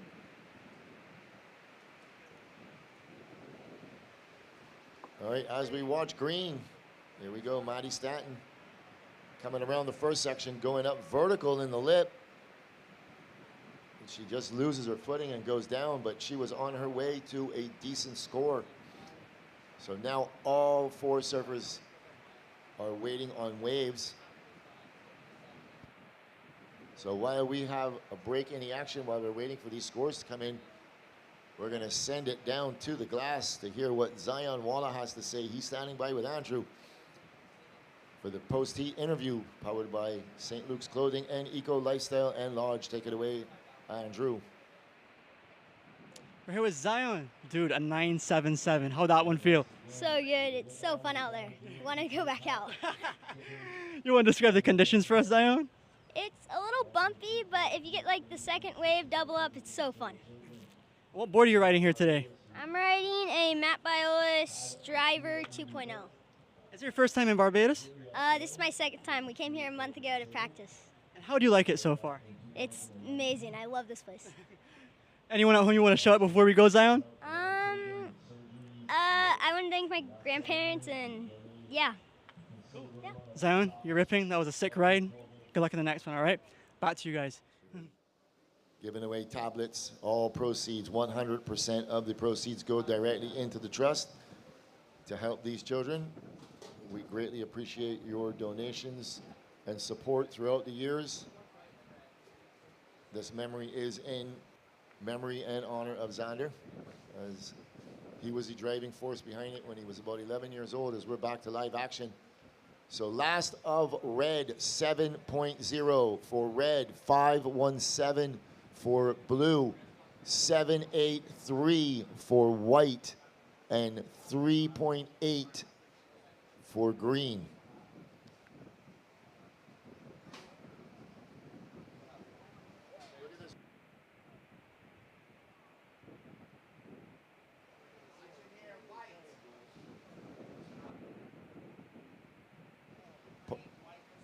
Priority change, red, green, blue. Red, green, white, as green up and riding. This is Maddie Stanton. Red, your first wave was an 7.0 for red.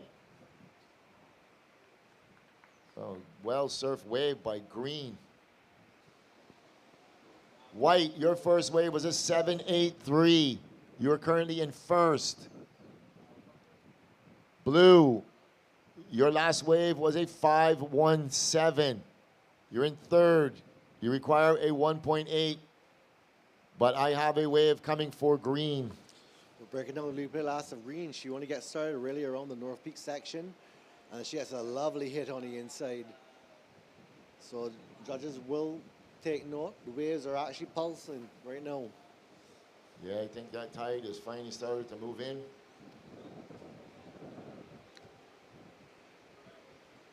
We're on the switch of the tide, and we're going to see a little increase in the size of some of these sets.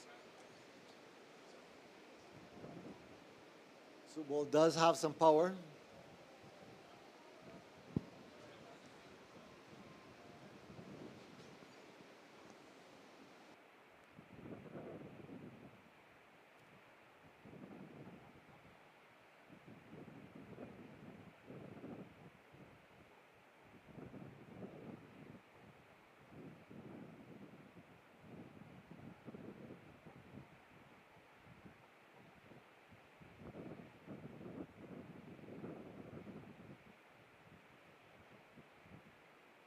All right, white up and right in Talia.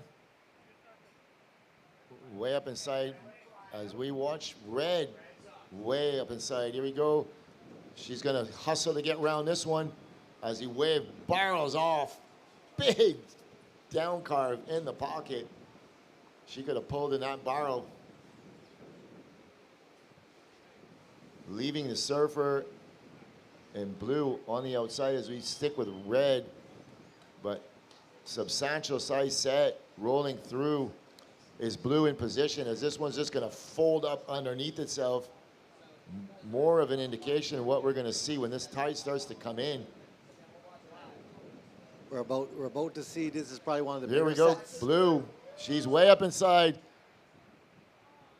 Coming out onto the open face.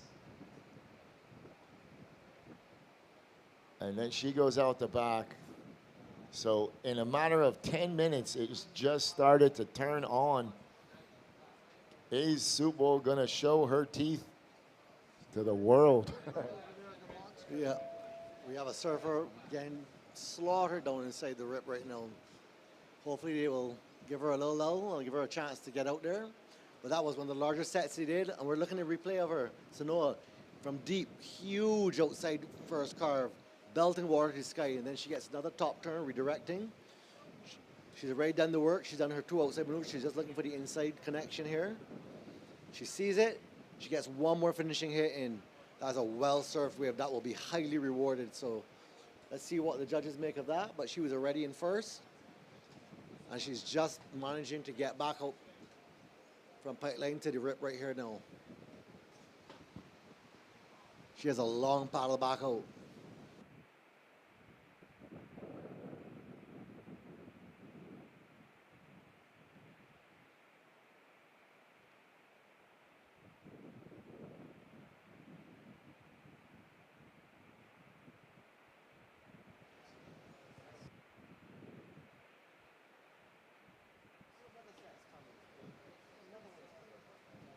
All right, last of green, 4-2-3. Last of white, 3.0. Waiting for the last of red. Last of red, 7-1-0. Last of blue is, and green up and right in. Coming on her bottom, or coming off that bottom turn on her backhand. That wave just rolls underneath her. As the majority of that set rolled down into pipeline on a solid wave down in there. Wow. Yeah, we're going to be looking at about 6 foot soup bowl when this tide starts to come in. So last of blue, 1, 2, 3. So as the ladies get on the outside, I will give them a full rundown.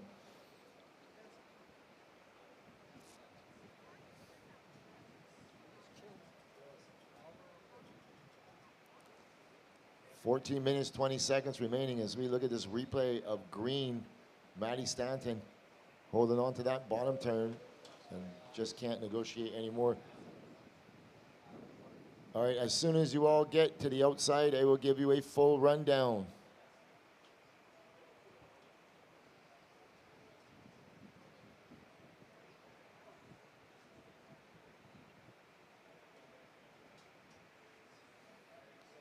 So priority sits with blue, white, red, green.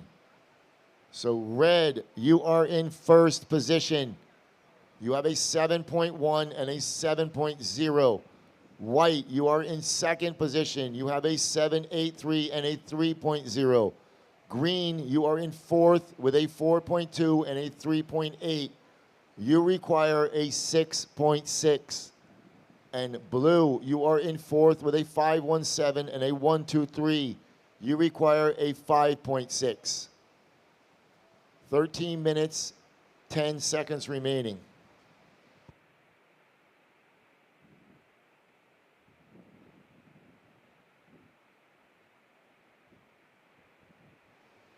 So we're seeing it turn on here. It's pulsing, and that's the way it's going to continue right through the tide. When it pulses like that, the ocean seems to have settled down a little bit, and then it just pushes on in. So the sets start to get a little bit more spread out, so you'll have a couple of more lulls and a flurry of waves.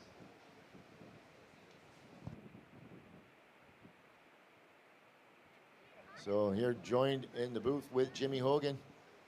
What did you think of the Groms, Jim? Oh, it's so exciting to watch. They're just so fun, of energy and just attack and everything. It's just great as a spectator to watch them. Yeah, it was just unfortunate that we had that little squall pass through out in the ocean. It kind of pretty pulled the wind on it. So it kind of jumbled up the waves a little bit. It would have been interesting to see how they would have managed these bigger surf. I know most of them have been in the junior pro already, and most of our kids from Barbados can handle that. So it would have been nice to see them showcasing it, but nonetheless, they'll be around tomorrow. They're going to be surfing in the quarter semifinals tomorrow and in the finals, so it'll be fun for them. Yeah, the waves are definitely cleaning up again right now, and they're doubling up, so there's some great waves to be had. Looking forward to watching the action.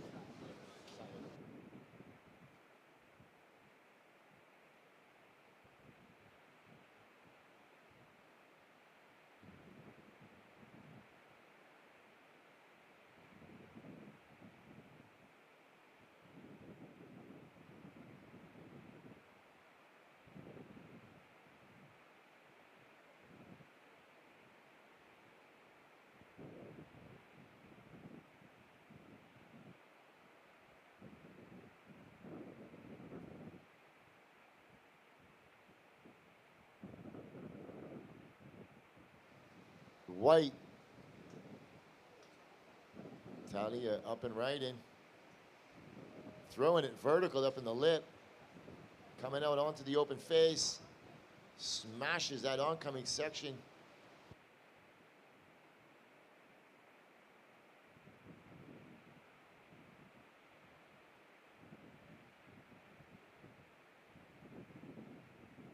As we see the replay here, she drives off the bottom, goes into the pocket, gets low, identifies the big section, drives right through the lip on that one, and then comes banging on the second one, and that north peak kind of gobbled her up there. Yeah, Still good surfing though. she was 13th here last year. Currently in second position.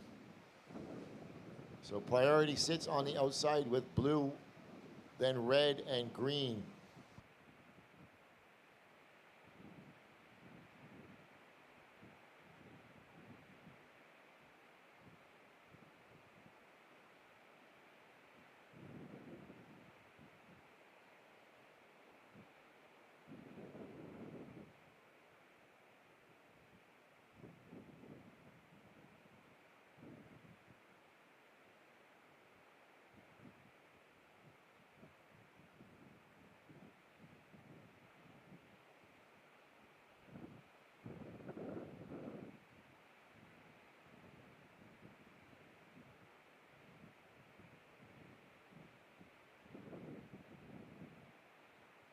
All right, last of white, 6.57.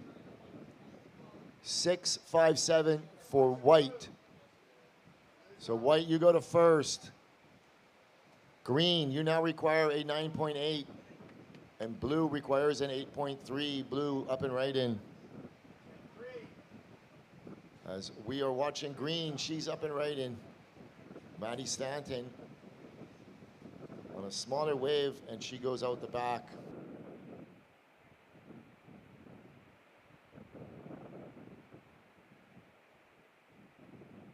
As we watch the replay of blue driving off the bottom, really attacking that lip, really sharp, drives back into the pocket, waiting for this wave to reform so she can find another target to hit, but the wave fades out.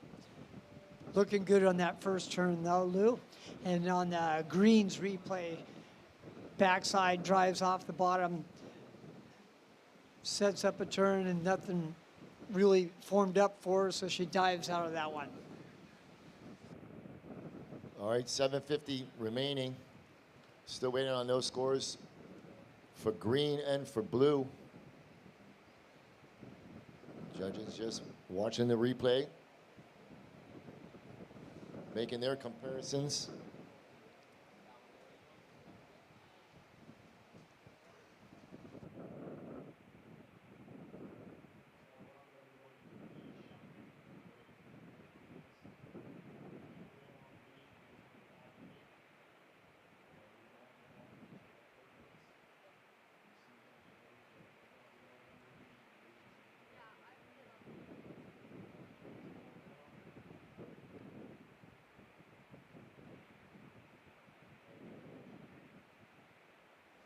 Seven minutes remaining, priority red, second priority white, waiting for score.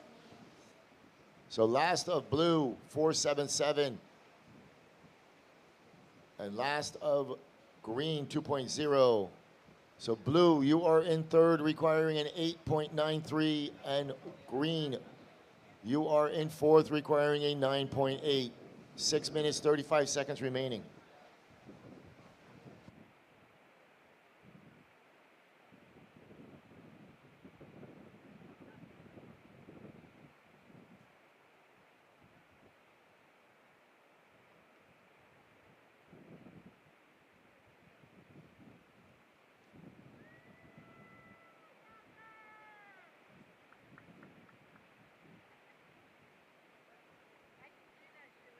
Red, you are in second position. You have a 7.1 and a 7.0.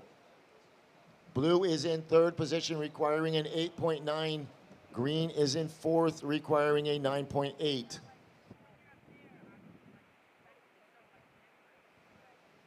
Green up and riding, going up vertical in the lip, and she gets swept off by that oncoming section.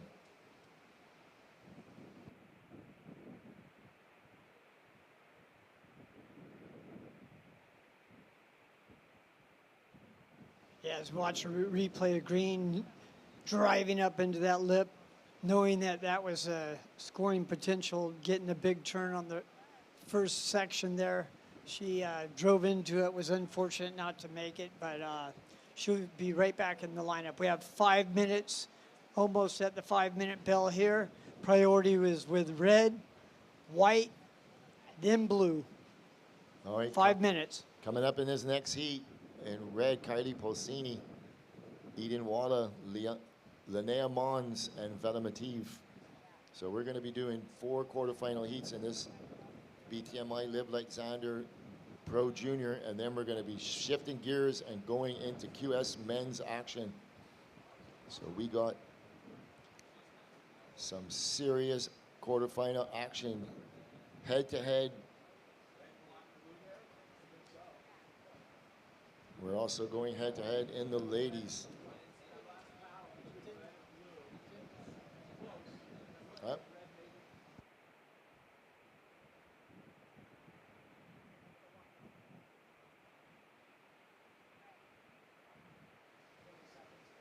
Four minutes, 10 seconds remaining.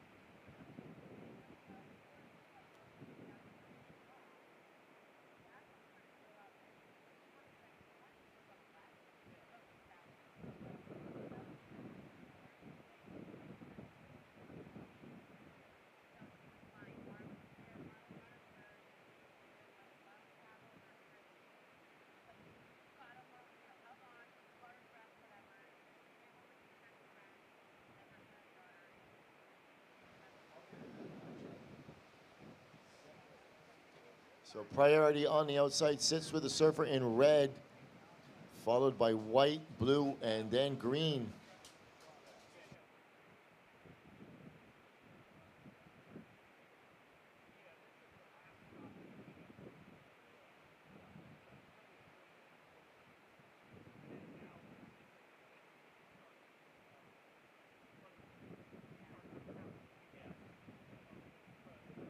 Yeah, Lou, I'm excited to see what the rest of the day has in store with us when this tide moves in, the bull starts working. Yeah, the tide is actually coming in already. I can see it making its way over that reef.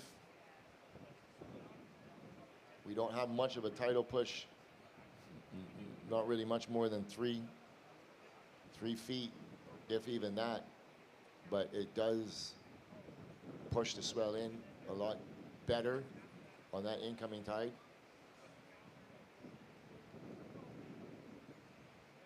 Surfers sitting pretty far up inside at the minute. Coming up on the 2-minute bell, sorry, Lou. 2 minutes.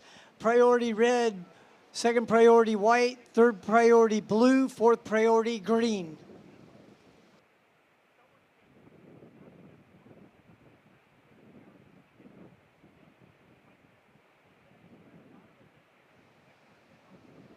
All right, servers in the next seat, please hold your positions there.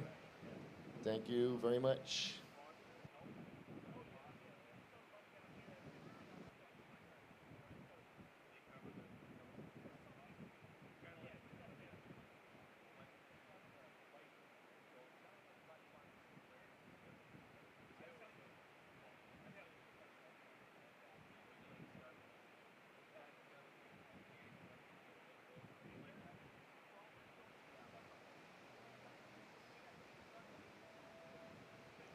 So blue is up and riding. Gonna get some legs to get around this. She does. Did not have enough speed to just negotiate that lip line, and she goes down. So that was an unfortunate error on her part. I think she was in second priority. So she'll get back out there and regain her priority. She is looking for an 8.93. Green staying busy.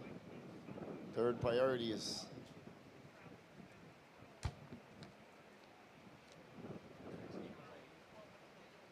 15 seconds. Coming in 10 seconds. In 3, 2, 1. So green was not up before the horn. That wave will not count. So this one's going to end with the surfer in white, Talia Swindell, taking the win. She'll be moving on into the semifinals alongside surfer in red, Sanoa Olin. So that'll be coming up tomorrow. Surfers in the next heat, please stand by. We're on a short hold. We're going to cut to a quick commercial break. We will be right back with heat number 2 in this BTMI Live Like Zander Pro Junior.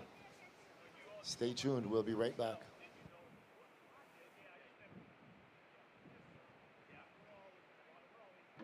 Hi everyone, I'm Chelsea Twack here at Soup Bowl in Bathsheba, the location of the World Surf League Barbados Surf Pro that happens every March. The best surfers in the whole region come here to compete. It's an action-packed week with food, drinks, yoga, and much more, and I hope you guys come and check it out.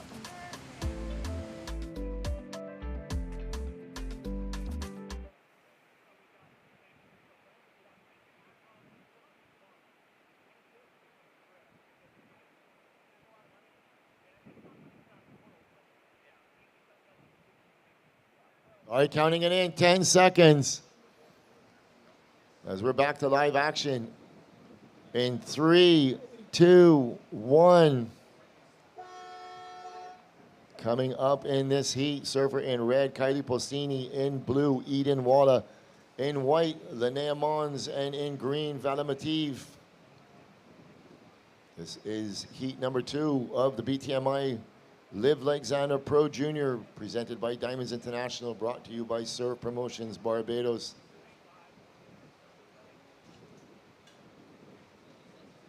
We're here coming to you live and direct from Soup Bowl Bathsheba in Barbados. Surfers putting themselves in position.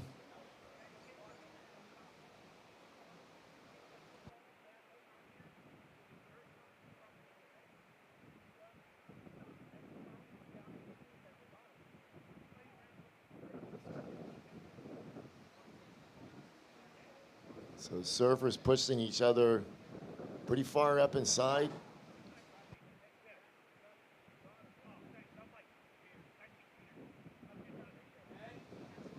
Red just giving it a look.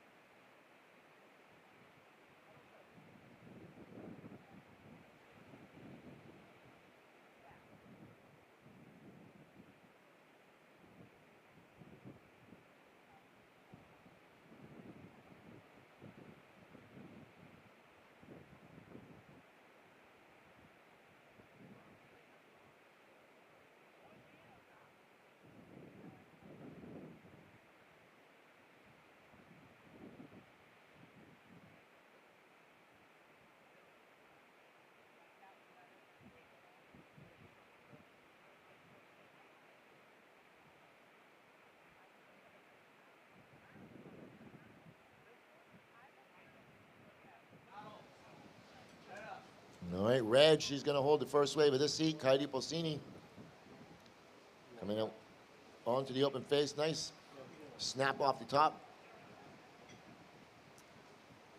She looking for something more on the inside. Wave not offering too much, so she goes out the back. So she'll get her feet in the wax. Calm the nerves, and she'll paddle back out.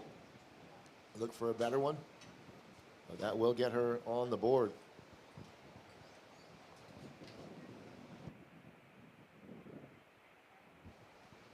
First of red, 383, 3.83.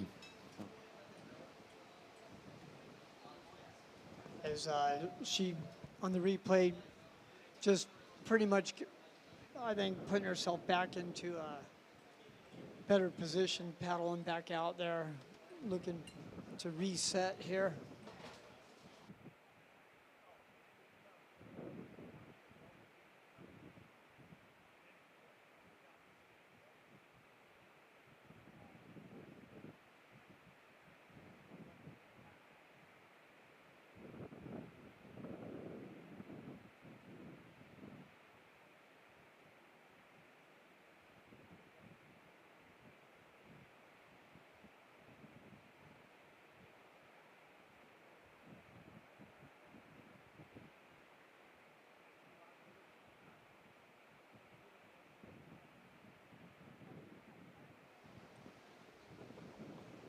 "21 minutes remaining."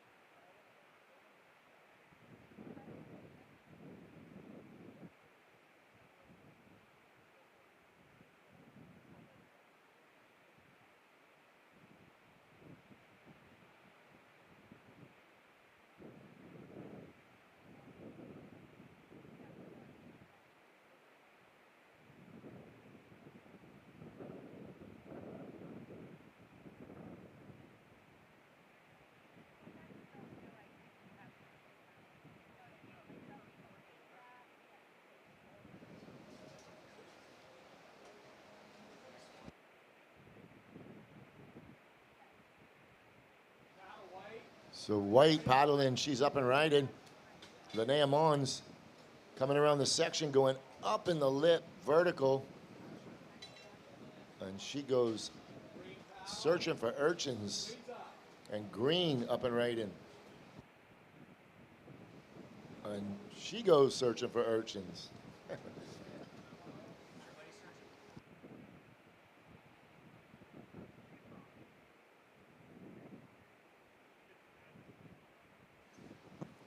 As we go on the replay, White, she drives up underneath the lip, carves it underneath there, and wasn't able to make that as Green hits this and catches air on the way back down. Wasn't able to stick that landing, but they'll both be right back out in the lineup and ready to go with 18 minutes and 50 seconds left. Blue has priority.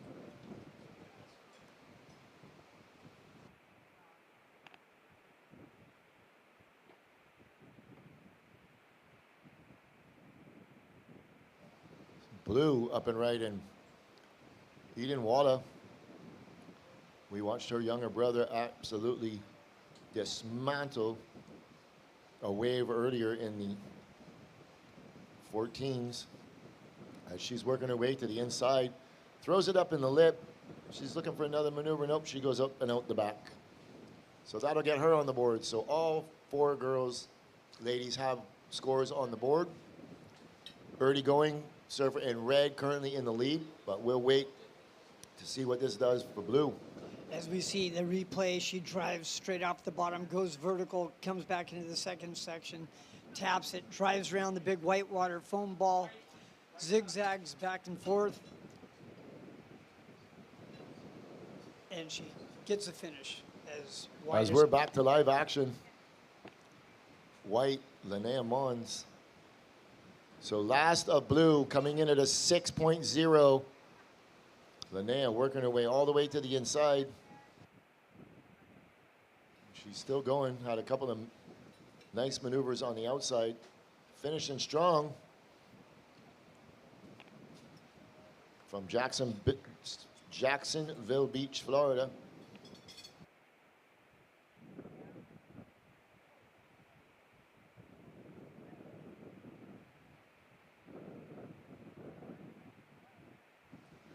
As we got the replay from White, she gets out in front, drives back to the power pocket. Again, she does it twice. waiting for something to set up. She S's, keeping the board speed and control over her board, driving smoothly through this, just waiting for something to set up for her. She keeps attacking the lip that keeps coming in front of her, but she's waiting for a bigger section. She gets a nice closing finish on that one.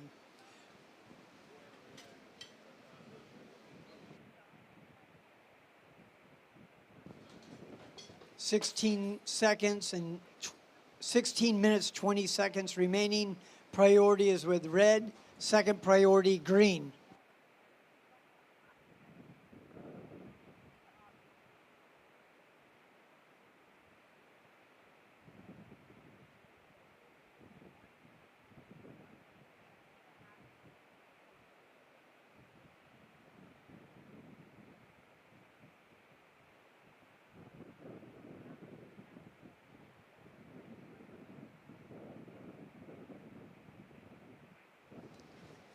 All right, last of white, 377. White, you go to second. Red, you drop to third. So last of white, 377. Last of blue, 6.0. Blue goes to first. White goes to second. Red, you're third. You require a 1.2. And green, you're fourth. You require a 4.0. We have a little break in the action. We're going to send it to the glass with Talia swim down. She's standing by with Andrew. Take it away, Andrew. We're here with Talia. How's it feel to get some pressure out the way? Feels great. Yeah, that was a fun heat. Waves are really good, so yeah, stoked to be stoked to make it through. Talia, so with your next round coming up, how are you going to mentally prepare yourself? I'm gonna get out of the sun, drink some water, eat some food, and just like leave for a bit, like reset, and then come back down and get ready. Yeah. Speaking of food, have you tried macaroni pie yet? No, I haven't, but I love macaroni and cheese, so I probably should. I'm gonna wait till after the contest to do that because I gotta get a program going. But yeah, it sounds pretty good. Yeah. It's our version of macaroni and cheese, so you'll love it. Anyone at home you want to shout out before we go? Yeah, I know like my friends are watching, and my dad and my sister and my grandparents and my sponsors. Thank you guys all so much. It means so much to me. Yeah. Talia, you're ripping, and good luck in the next one, all right? Back to you guys.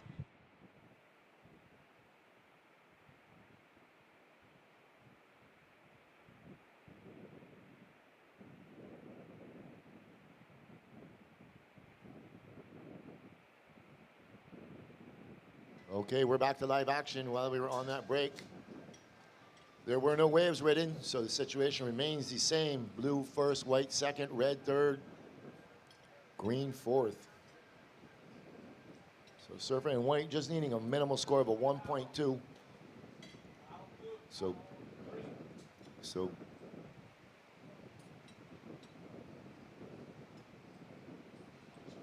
red's going to use her priority. Kaidi Posini comes around the section. Nice little down carve in the pocket.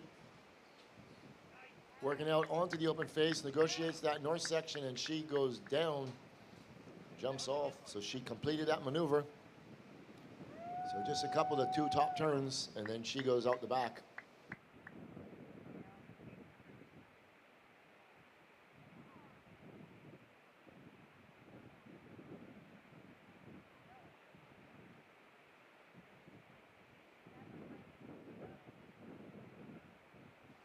So watch a replay of red, drives off the bottom into two off the lips and finishes, jumps off, and she'll get back out there as we see green driving right up into the pocket. Another air drop coming down, and she completes that, but jumps off into the foam ball. So last of green, 3-2-7. So waiting for the last of red with 12 minutes, 25 seconds remaining. All right, while we wait that score come in, we're gonna cut to the glass with Sanoa Olin, WSL announcement. Take it away, Andrew. We're here with Sanoa. You made it on the Challenger. Describe the emotions.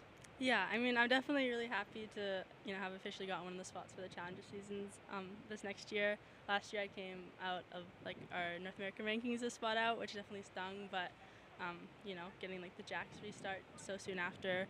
I really knew that standing here this year, I wanted to be in those few spots, and I'm really happy that I was able to put together a consistent year and get the spot, even, you know, without the result I was looking for here. How are you going to prepare for it this year? Yeah, I mean, I got to do a couple of the Challenger Series events last year just because I was, you know, like a high up alternate, and I really enjoyed getting to compete at that level at the different spots around the world, and just, yeah, just, I don't know, with the setup and the other athletes, like, you definitely like feels bigger. So I'm just excited to have the opportunity and, you know, learn as much as I can and not take it too seriously, just be grateful for the opportunity and excited to have more opportunity to show my surfing. Well, good stuff, Sanoa. Do you want to shout out anyone at home before we go? Yeah, I definitely want to shout out my family at home watching, grandparents, mom, brother, sister, and a shout out to my crew here, Matt, and everyone I'm staying with. Yeah, I don't know, the support that you have is really important, so I'm grateful for everyone. Well, Sanoa, good luck in the Challenger, and hope to see you soon. Back to you guys. All right, back to live action. Congratulations, Sanoa. You have been awarded a qualification into the Challenger Series. Good luck to you. I think there are 2 more spots available. Currently in 3rd position is Eden Walla, and 4th is Reed Von Wagner. So, all right, last of red. Your last red, 577. Red, you go to 1st. Blue, you drop to 2nd. White, you go to 3rd. You require a 2.2. And green, you are 4th, requiring a 2.7. 12 minutes, 10 seconds remaining. 10 minutes, 5 seconds remaining. Read it backwards.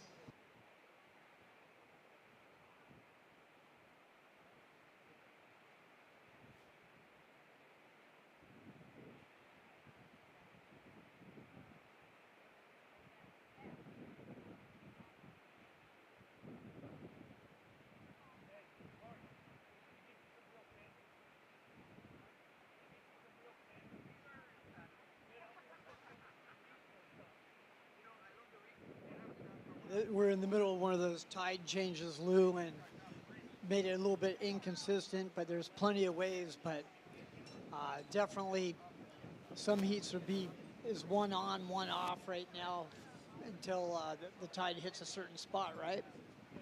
Yeah, I mean, waves that are coming in are still definitely have plenty of scoring potential. It's a small little rip actually pulling through Super Bowl right now will probably be their last rip that we'll see pulling through, as once the reef in front of the rock here gets covered, the current will actually go over it rather than getting pushed out to sea.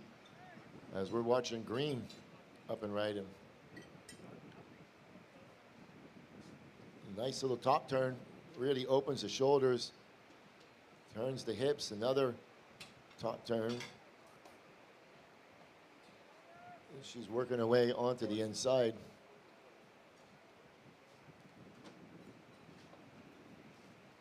"17 years old, Velamativ.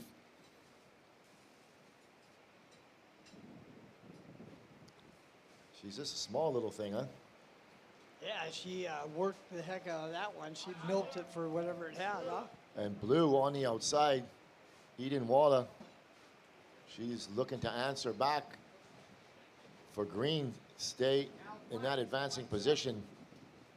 And white on an outside on a big wave. Linnea Mons.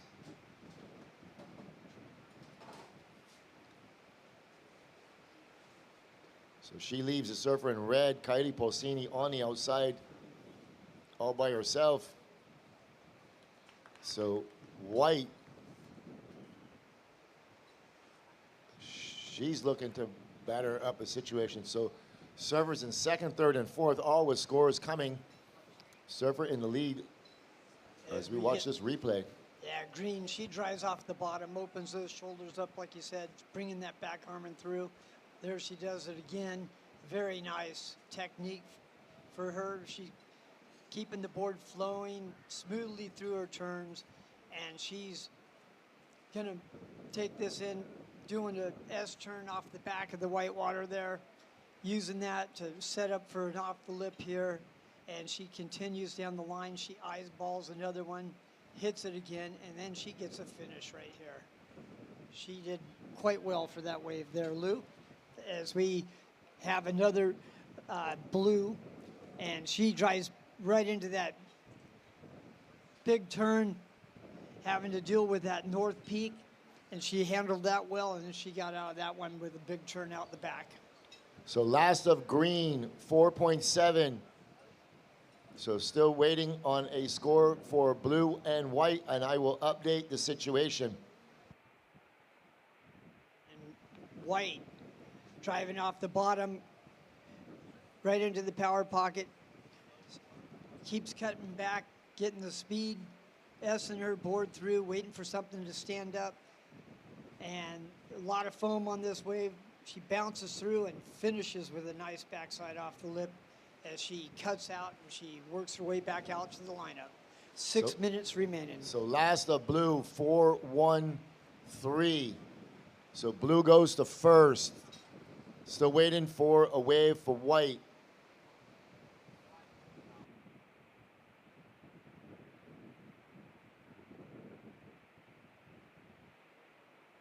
Ladies in the next heat, you still have 6 minutes remaining. Ladies in the next heat, you paddle out, but just stay way wide, way wide.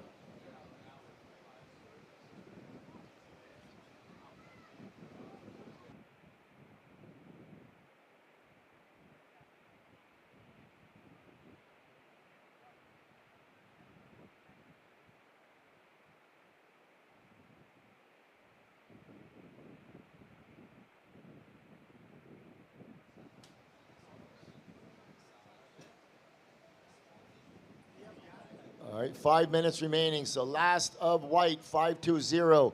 So blue first, red second, white your third. You require a 4.4, and green your fourth. You require a 4.9. 4 minutes, 40 seconds remaining. Priority is with red, second priority blue.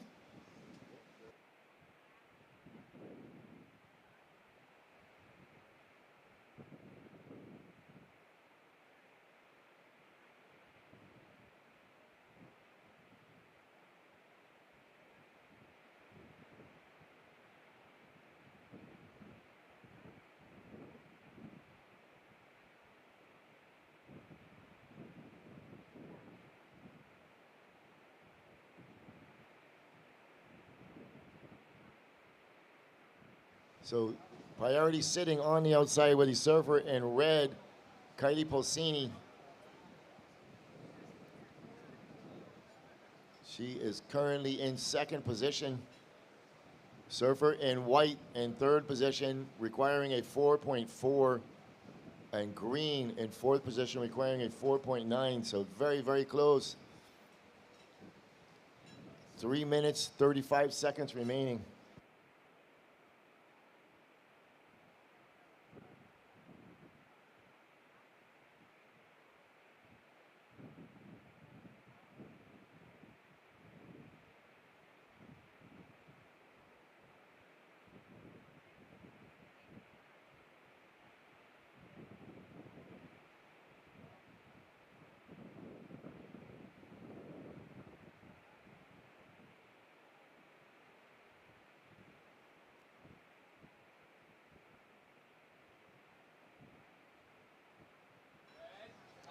So red's going to use priority. Kylie Polsini. She comes around the first section, throws it up vertical in the lip, out onto the open face. Nice wrapping cutback. Another nice wrapping cutback. She's going to stick with it, and she goes out the back. So we'll see where the judges come in with that, trying to up the requirement. Ladies in the next heat, please. Green, you're good right there. The other girls can come right to you as we watch this replay of red.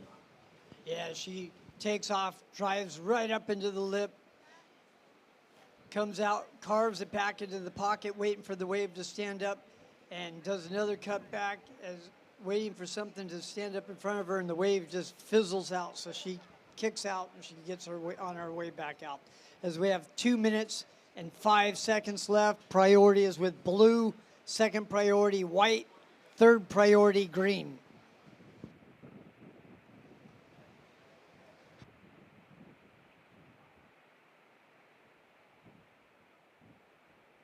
All right, last of white, 5, 6, sorry, last of red, 5, 6, 7. Red, you go to first.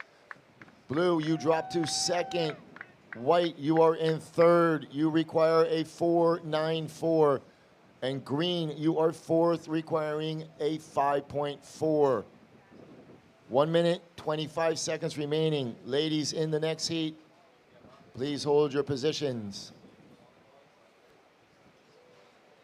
Priority blue, white second priority, green third priority. 1 minute and 11 seconds. So white, the Neamons.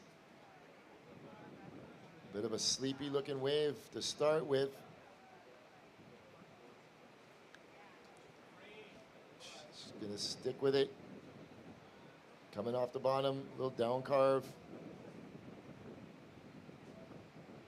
Working it to the inside. She's gonna get a finishing move. Throws it up. Vertical and completes the maneuver. So at 30, next heat, hold your positions, 35 seconds remaining.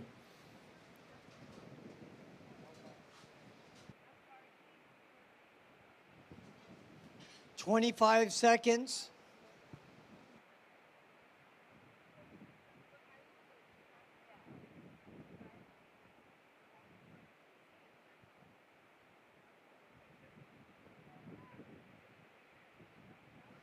All right, 10 seconds. So we're gonna count this one in 3, 2, 1. So that ends heat number 2 of this BTMI Live Like Zander quarterfinal. So servers in the next heat, please stand by. We are on a short hold.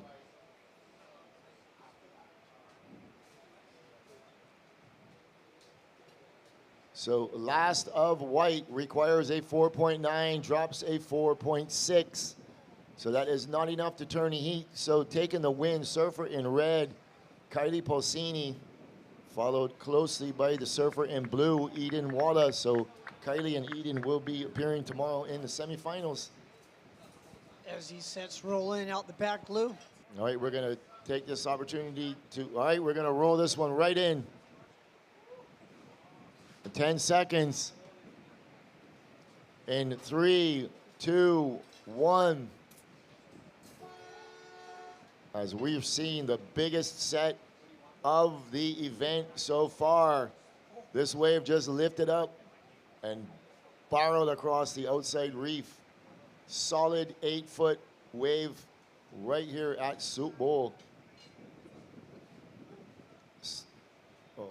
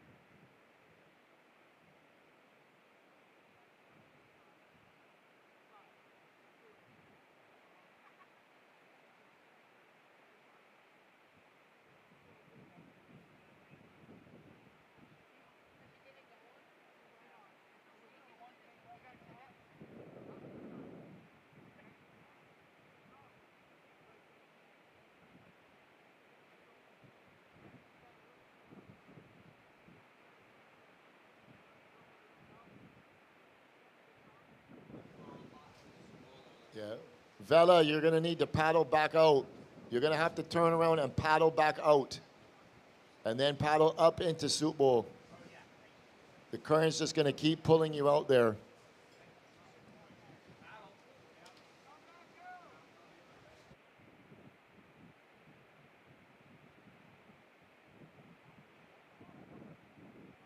Not only is the current going to pull you out, but it's extremely shallow where you're headed. So surfer in the last heat, Vela, all right. Come to your left, come to your left. Keep coming to the left, keep coming to the left. There you go. All right, thank you. It's going to be real shallow in there.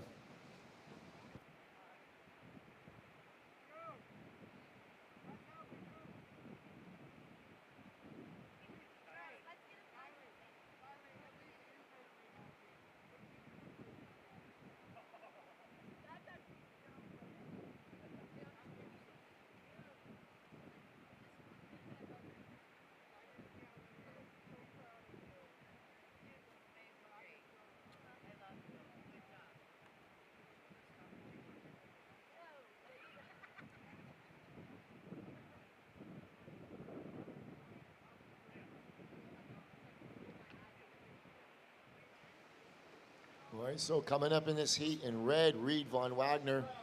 In blue, Bailey Turner. In white, Dia McCart. And in green, Sophia Gamboa. As we're watching red, Reed Von Wagner on her backhand.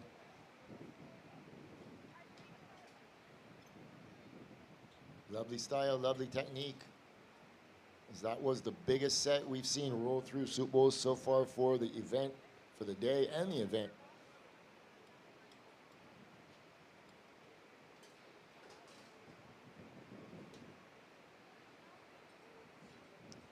Local time is 10 minutes to 1.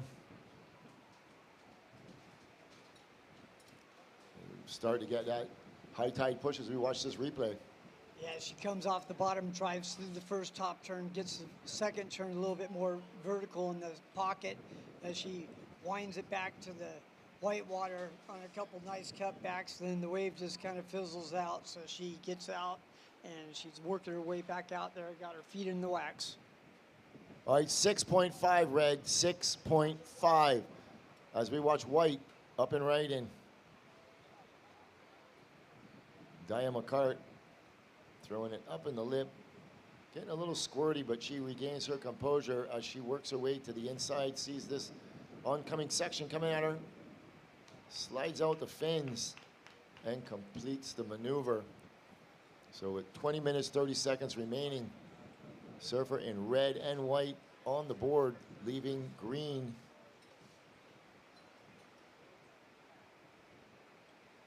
Oh, blue had a up and down as well. As we see white tagging that off the lip, catching a little air between her foot and her board, drives right back into that pocket. Really nice work with her back arm, driving right back into the white water, snapping it off the end, and looking for a finish there, and she got it, and she'll be back out there, Lou. All right, last of white, 5-1-7. So blue with no ride, so that leaves blue and green on the outside battling for conventional right of way, which is the surfer closest to the curl has right away. 19 minutes and 30 seconds left. 19 minutes and 30 seconds left.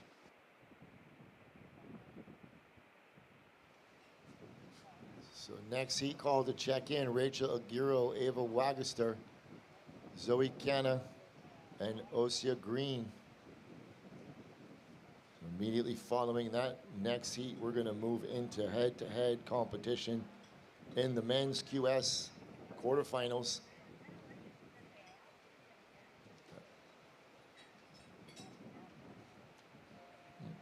In the QS 5000, it will be head-to-head from here on out. Quarterfinals, semifinals, and finals.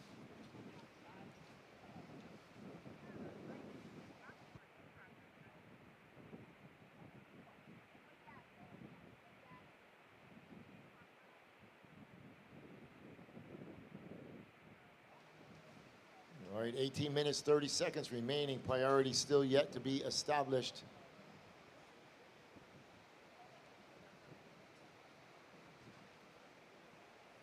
Green.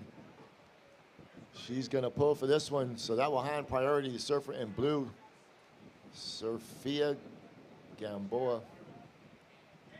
And blue up and right in Bailey Turner on her backhand, coming around the section, throwing it up. And she goes out the back. So just that one maneuver. So all four girls will now have scores on the board. As priority switches to red, 17 minutes and 45 seconds left, waiting for scores.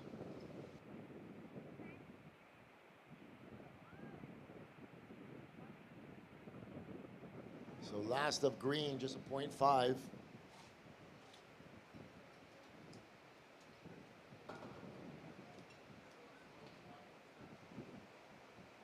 So judges analyzing this last of blue. She had a couple of decent turns.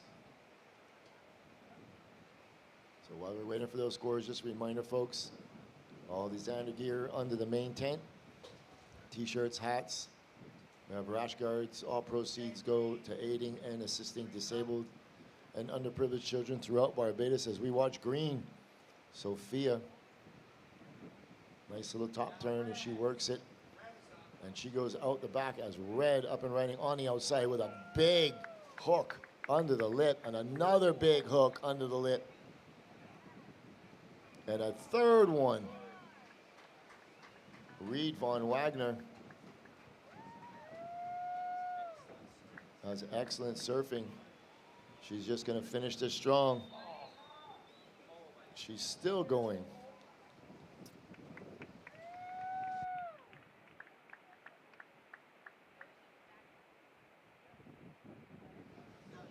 Yep, that's going to go up in the excellent range for sure. As we watch this replay. Yeah. You could tell by red on this, she drives way out front, extends her body through her turn, all about that bottom turn, driving right back through the lip. And you can see 3 big bottom turns, 3 big off the lips, very explosive, cutting back, carrying the speed through this wave. And then she's just going to clean this up and make a nice finish. A snap there and a snap there. Then she's going to come over on the inside and just give it a nice tap to finish. Nice wave for red. So you can mark that for the highlight reel. I'm seeing 1 double-digit score on the board, 2 double-digit scores on the board, 3 double-digit scores on the board, 10 points for red. 10 points.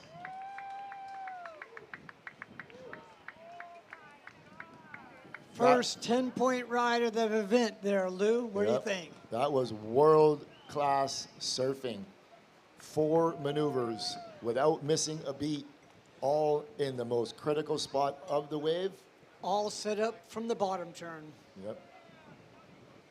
The most underrated turn in surfing. Yep. Timing was perfect. As we watch this replay again, you can see her eyeing up this first section, straight up in the lip, coming straight back down the bottom, coming straight back up in the lip. She comes out onto this one going a 3rd time, and she's not done yet. She says, okay, I'm going to just gain my control. Little check turn, and I'm going to finish this real strong, bam. And she says, here we go. This is the last one. More power. 10-point ride. As she's throwing fans out the back, it wasn't the whale jumping, throwing spray. It was red. So that was a 10-point ride for Reed von Wagner. She absolutely went to town. So white, you are in second. Your last wave was a 1.3. Blue, your last was a 5.27. You are in third. Blue, you require a 1.23. And last of green was a 3.3.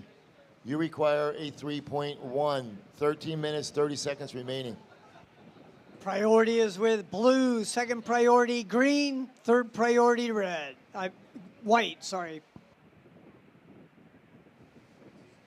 All right, we're going to catch up with Kylie Pulsini. She's standing by with Andrew for the post-heat interview, powered by St. Luke's Clothing and Eco Lifestyle and Lodge. Take it away, Andrew. We're here with Kylie. How did you manage the conditions in your last heat? I manage it pretty well. Try to stay behind the peak so I can actually do a bottom turn. And what was the game plan going into this heat? Kind of just going for it. I totally bogged my heat yesterday because I played it too safe. So I was just like, go all or nothing today. And since you brought other boards with you, is this the same board you've been riding all week, or Yeah, it has. what's working for you? Anyone at home you want to shout out before we go? Yeah, my mom, my coach Chad Holland, and my brother's birthday was yesterday, and so I kind of bogged for him. But today I'm kind of making it up to him today. Well, Kylie, good luck in the semis and keep surfing good, all right? Back to you guys. Dropping 10-point rides here at this event.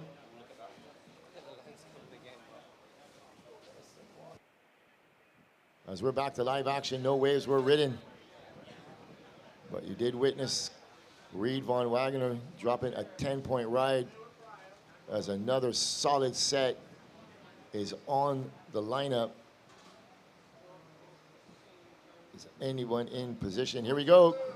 Blue up and right, and Bailey Turner, she goes up and out the back.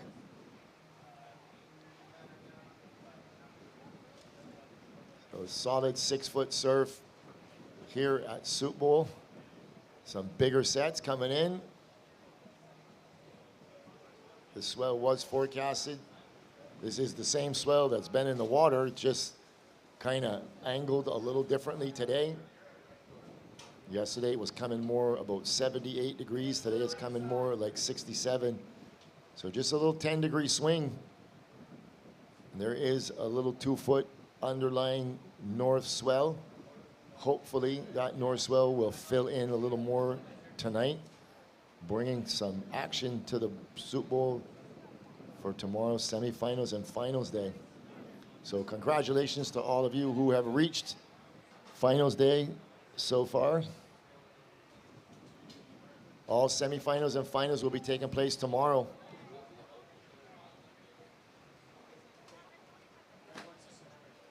Red, you are sitting on a 10 points and a 6.5. You are in first.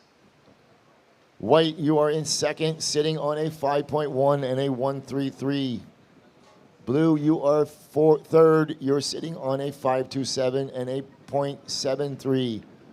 You require a 1-2-3 to go into an advancing position. And green, you are fourth, sitting on a 3.3 and a 0.5. You require a 3.1. 10 minutes, 5 seconds remaining. Priority is with green, second priority is white, third priority red.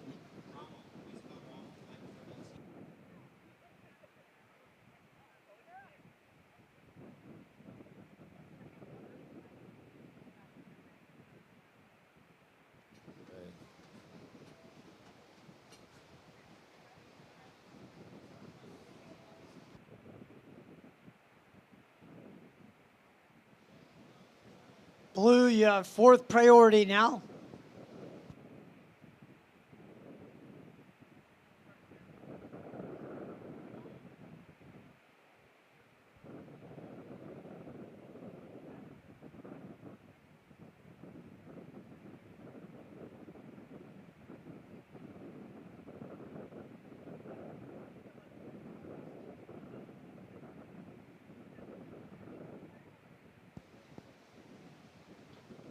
Nine minutes remaining, 9 minutes remaining.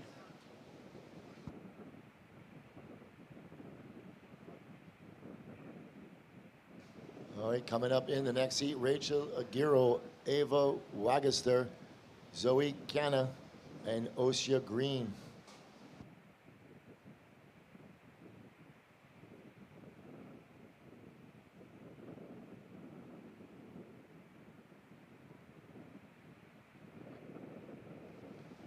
I just want to welcome everybody to the beach, to Soup Bowl. You're witnessing some world-class surfing taking place. We are going to have one more heat coming up in this quarterfinal of the Live Like Zander Junior Pro Junior. And we're going to be shifting gears and going into men's quarterfinal head-to-head action. Stay tuned. Surfing is going to be off the charts. As we're watching green, Sophia, as she works her way onto the open face. That wave not offering too much as she goes out the back. So you can see a difference in some of the waves that are with the older swell and with the newer swells. As we're looking at white, Diane McCart coming around the section, sticking with it. She goes out the back.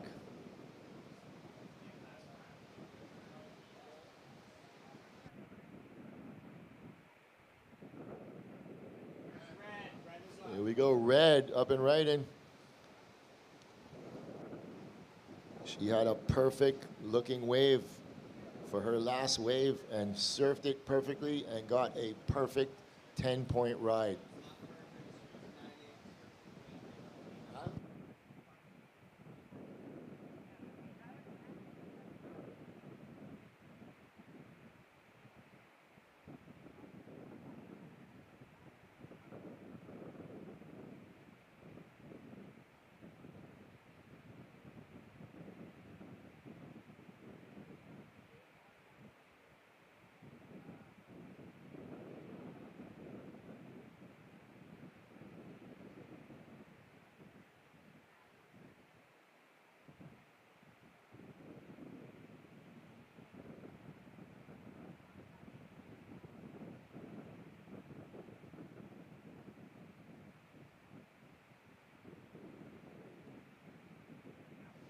All right, 6 minutes, 15 seconds. Surfers in the next heat. You should be making your way to the water's edge. You can paddle out in about 1 minute.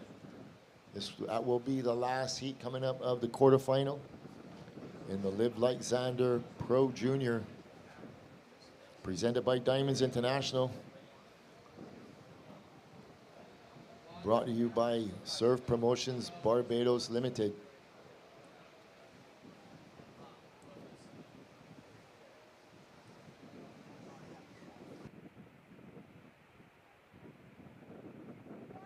Priority sits with blue, second priority green, third priority red, fourth priority white. 5 minutes, 30 seconds.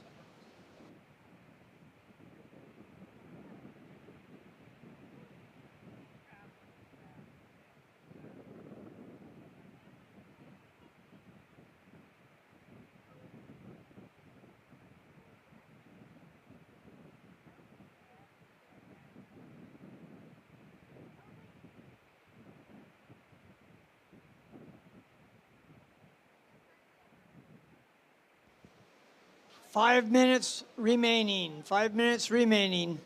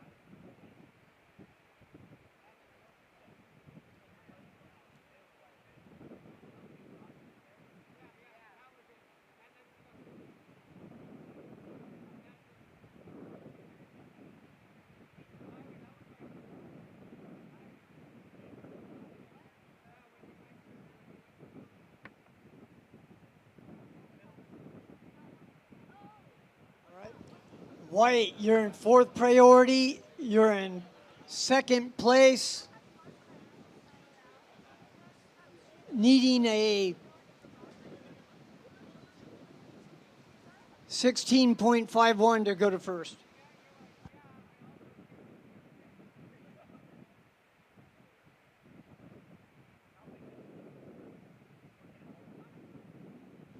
Three minutes and 20 seconds left. Priority is with blue. Second priority green. Third priority red. Fourth priority white.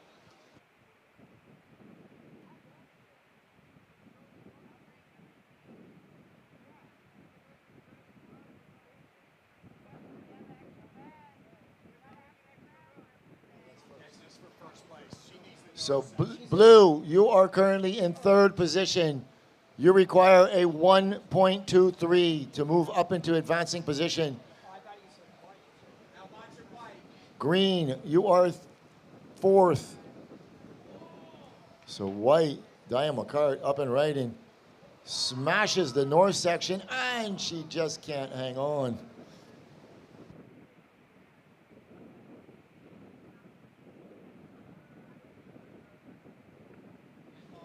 Yeah. Yeah, as white takes off, carves back, throws it up into the lip. Just didn't ride out of that one, but she went for it.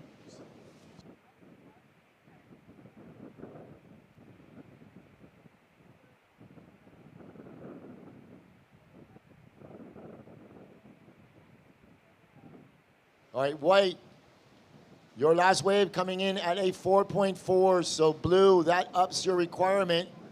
You now require a 4.3, and green, you now require a 6.2.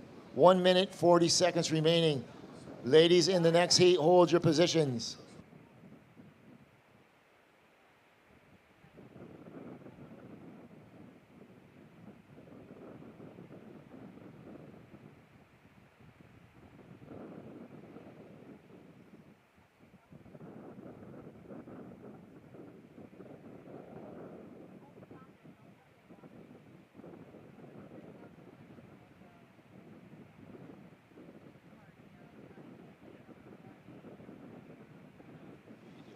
One minute remaining.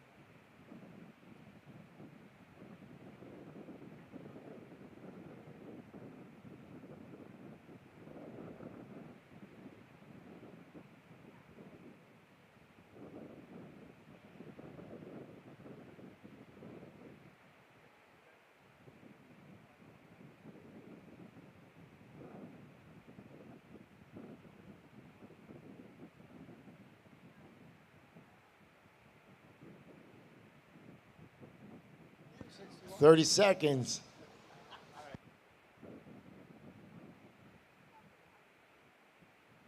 All right, next heat, hold your positions.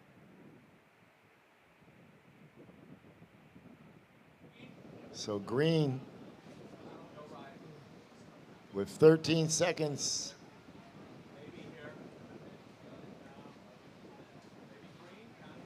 Counting this in, 5 seconds. She's up and riding in 3, 2, 1. So that ends the heat. The score will count. And she goes down. So, ladies in the next heat, please hold your positions. We're on a short hold. So this heat will end with the surfer in red taking the win, Reed Von Wagner. Followed closely by surfer in white, Diane McCart. Those two ladies will be moving forward. As we watch the replay of that 10, Lou. Those two ladies will be moving forward into the semifinals tomorrow. So red first, white second, as we watch the replay of that 10-point ride on your screen. So ladies in the next heat, please stand by. We are on a short hold. So mark that for the highlight reel, please. So we're going to take this opportunity to cut to a quick commercial break. We will be right back after these messages for the start of heat number 4. We'll be right back.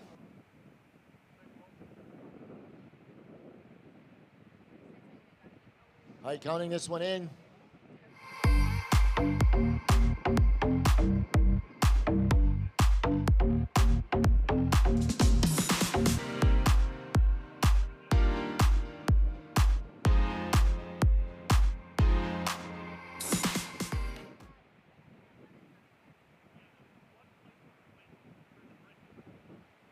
All right, we're back to live action coming up in this heat.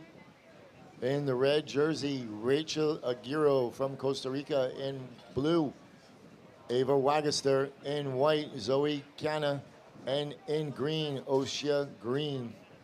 So this is heat number 4, quarterfinals of the BTMI Live Like Zander Pro Junior. Presented by Diamonds International, brought to you by Surf Promotions Barbados. As we're looking at blue or white. White's going to hold this one. She's up and riding. Zoe, kinda. She goes up and out the back. So coming up immediately following this heat, we are going to be going into head-to-head action of the BTMI Barbados Surf Pro QS 5000.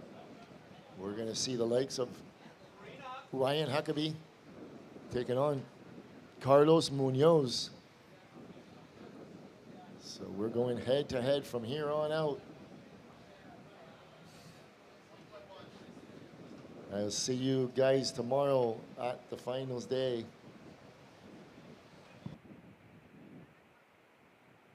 So first of white 2.0, first of green 1.1.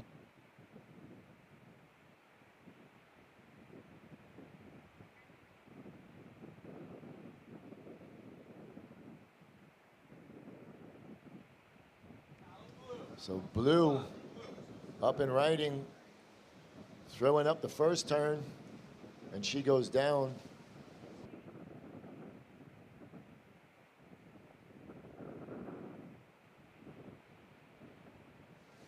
As we watched that last replay, White getting a one turn in before she kicked out and paddled back out. Yep, that was just a quick up and out as we're looking at blue. Yeah, she attacked that lip, came off the bottom, drove up into the lip, and wasn't able to ride out of that smoothly. So she'll be back out there looking for another score.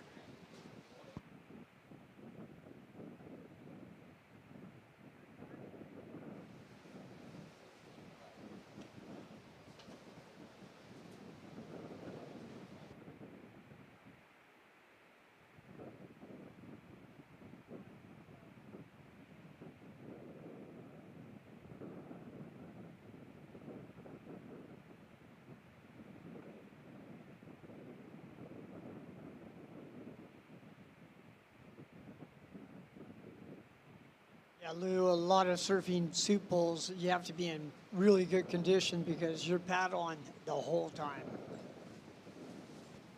Yeah, it's a little more difficult at the lower tide with that rip moving through the lineup sometimes. But once the tide starts to fill in and come in, that rip kind of tends to go away a little more. So it's not too bad, but it's a long paddle out, probably 2.5 minutes, and when it's consistent, you're catching wave after wave. So you got to be in top shape.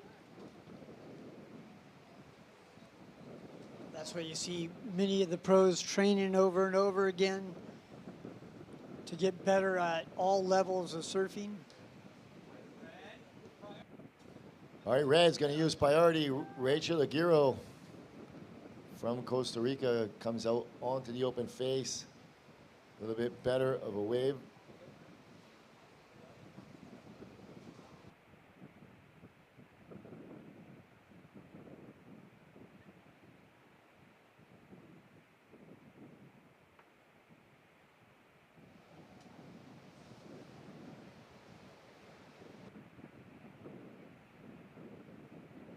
Who's in position? Who's going to pull? Who's going to turn? Not one person. They're going under it. 3.0 for red.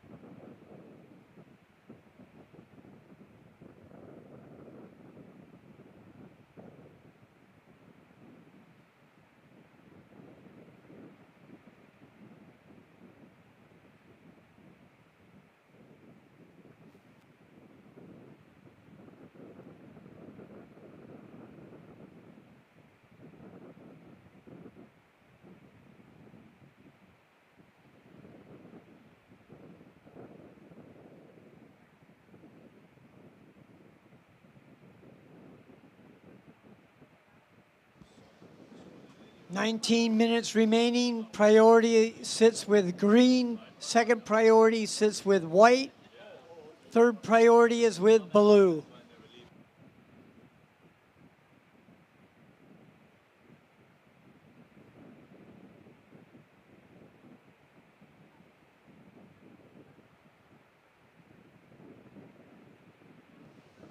All girls have one wave in. Red has the highest of that at the moment with a 3, and white is sitting with a 2, and blue is sitting with a 1.3, and green is sitting with a 1.17. 18 minutes and 20 seconds left.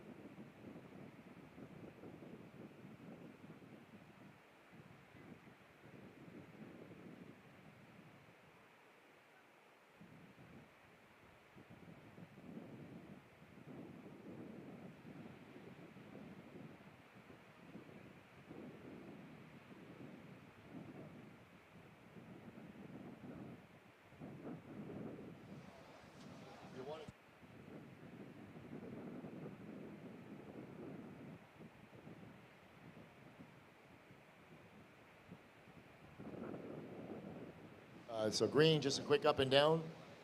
So currently, server in red in first position.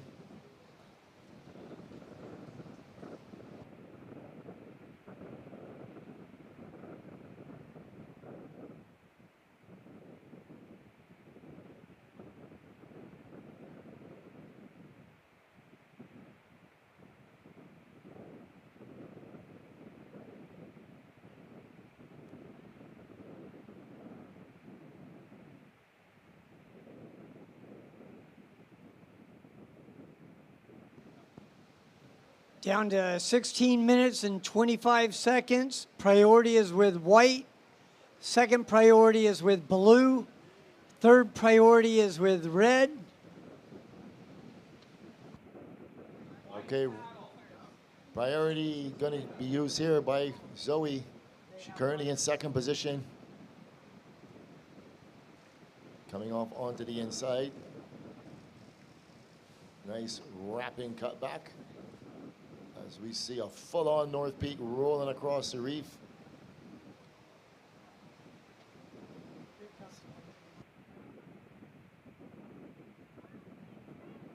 So blue looking to put herself in position.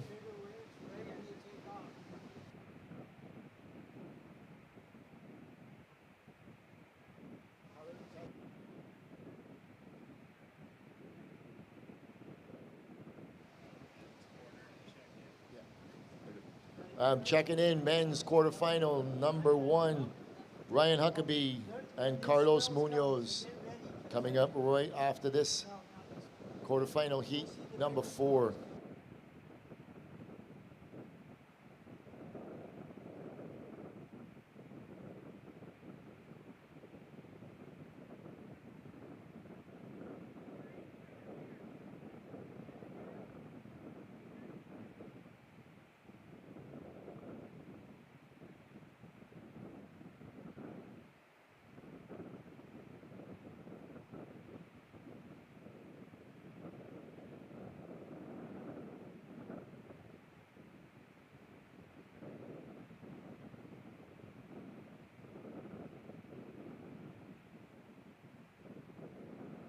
$14 minutes, 30 seconds remaining. Priority sits with blue, red, green. This is the last quarterfinal heat of the Live Like Zander.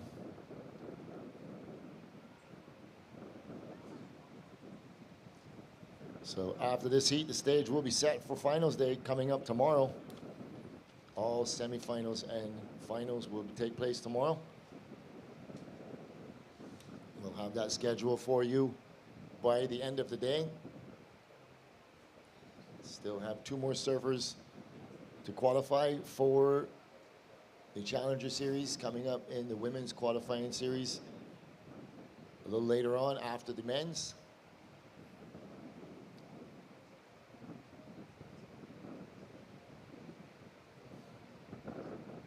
So far qualifying was Kira Pinkerton and Sanoa Olin. So there's still 2 more spots in the qualification. A couple of girls still remaining in that draw.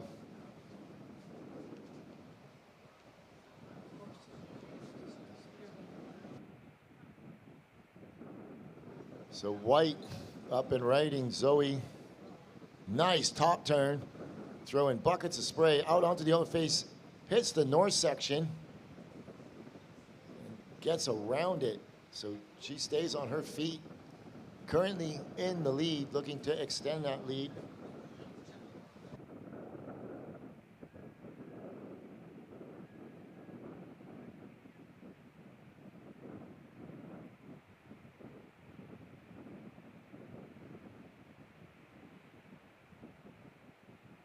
All right, we're gonna watch Blue up and riding. She's coming out onto open face. First maneuver up in the lip. Currently in 4th position with just a 1.3 on the board. So while we're waiting for these scores to come in, we're going to hear what Reed Von Wagner says about that 10-point ride as she is standing by with Andrew for the post-heat interview sponsored by St. Luke's Clothing and Eco Lifestyle and Lodge. Take it away, Andrew. We're here with Reed. How does it feel to drop the first 10-point ride of the event? I don't think it's really hit me yet. Yeah, it just was great to get on a good wave and let my surfing kind of open up. And just stoked to, when I was paddling back out, to hear that score. It put a little bit of a pep in my step for sure. What was the game plan today going into the heat? I mean, I've made it so far. So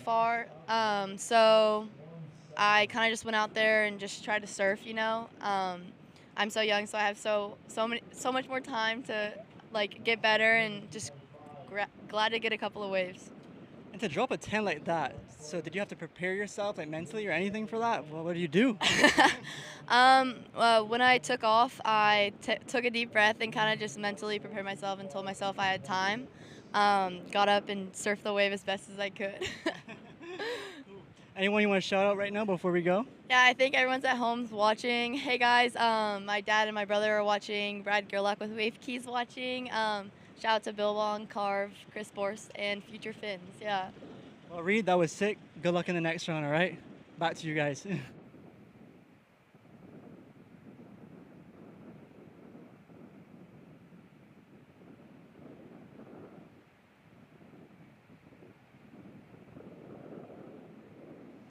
So back to live action as we watch Green up and riding. While we were on that short interview break, score for Zoe came in. Surfer in white as a 617. We're watching Oshia Green working it all the way to the inside with some quality maneuvers on her way.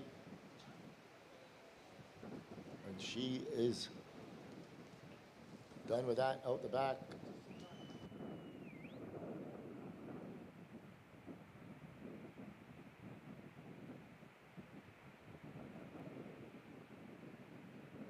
As we got the replay of Green here, drives up into the pocket, cuts back to the power pocket, gets a nice snap off the top, driving through her turns, S-ing her way, and getting multiple turns on this wave, waiting for a finish. She kicks out.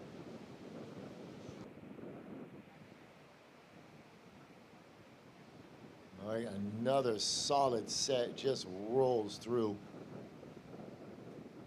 And all the girls out of position, paddling back out.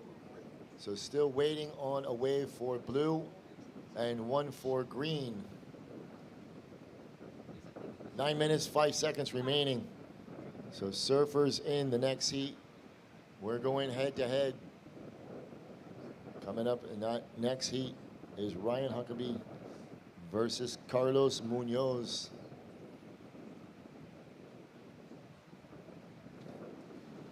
So last of green, 5.5 green, 5.5 for green. You go to second. However, blue has a wave coming.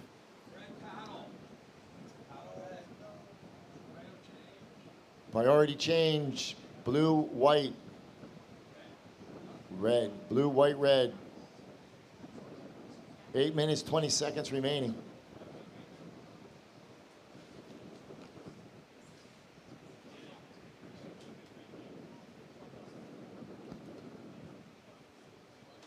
Eight minutes remaining. Priority is with blue. Second priority, white. Third priority, red. Waiting for scores.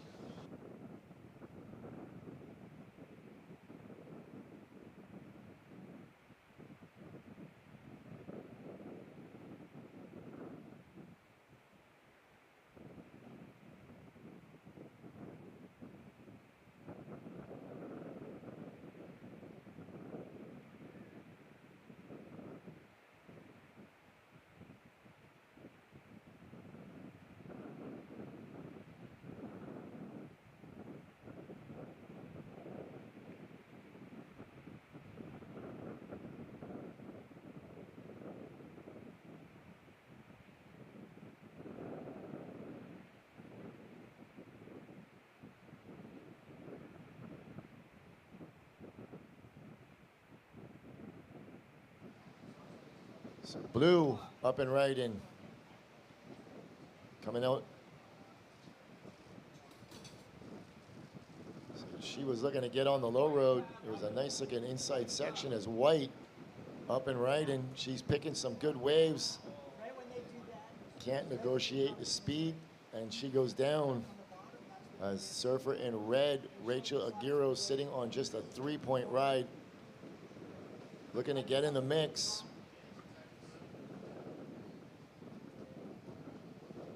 So last up, blue, 2.63. Not enough, blue. You still require a 4.05. As we got a replay of white, she drives off the bottom right here and just loses the fins. And she'll get back out there again. And another replay of blue. She snaps off a couple turns as the wave fades out. And she'll get back out there in the lineup. With 6 minutes remaining. Priority is with red, second priority green, third priority white. Hey Gail, welcome to the beach. Watching red, Rachel Aguirre. She waited a while for this wave. Not sure what she did on the outside, but we'll catch up with that replay as soon as she completes this maneuver. So she's looking to get back in the mix. Only has that one single score of a 3-point ride. So we're looking to see where this score is going to come in.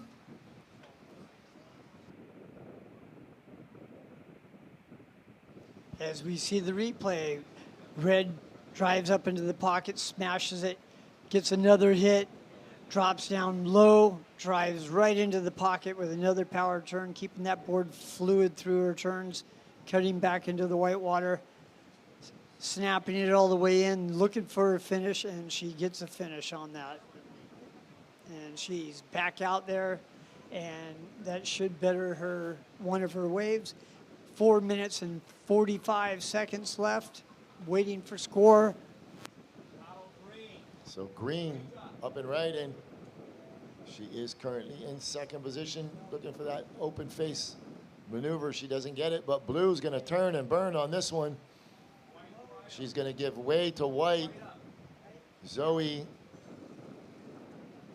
she is in the lead, sitting on a 6.17 and a 3.83. She's working it, maximizing all that scoring potential. Flicks it up in the lip.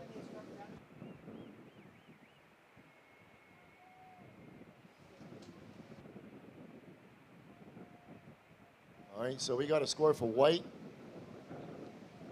and for red.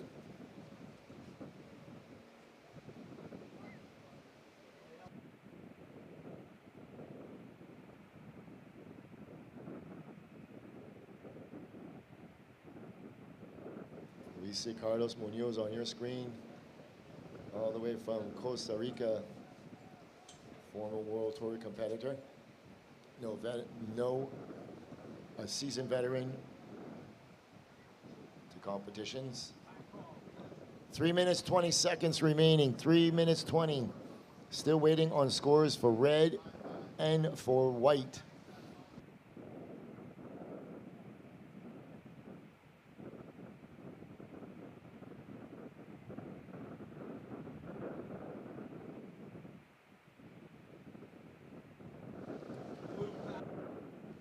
So blue up and riding. So last of red, 597. Red, you go to second. Green, you drop to third. You now require a 3.4. And blue, you are in fourth. Blue, you will have a wave coming.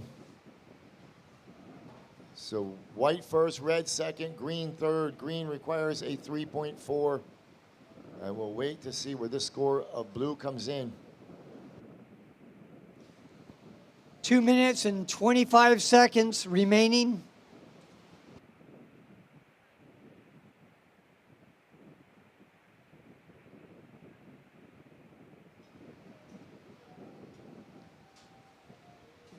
All right. White score coming in at a 5.0. So that strengthens her lead on first position at the 2 minute mark. Now we're working on that last of blue and green up and riding. A solid looking north section and somehow manages to hang on. Comes out onto the open face. I guarantee you she was holding her breath that whole time she was on top of that wave.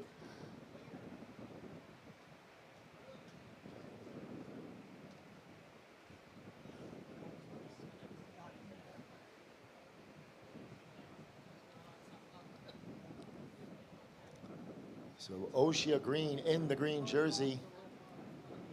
So surfers in the next heat. Just wait right there. I know what's on the line. We'll give you more than enough time to get in the lineup.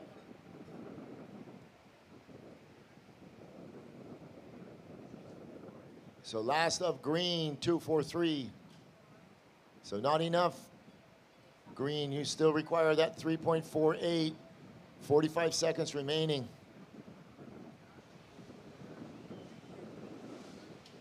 .40 seconds remaining. Priority red. Second priority blue.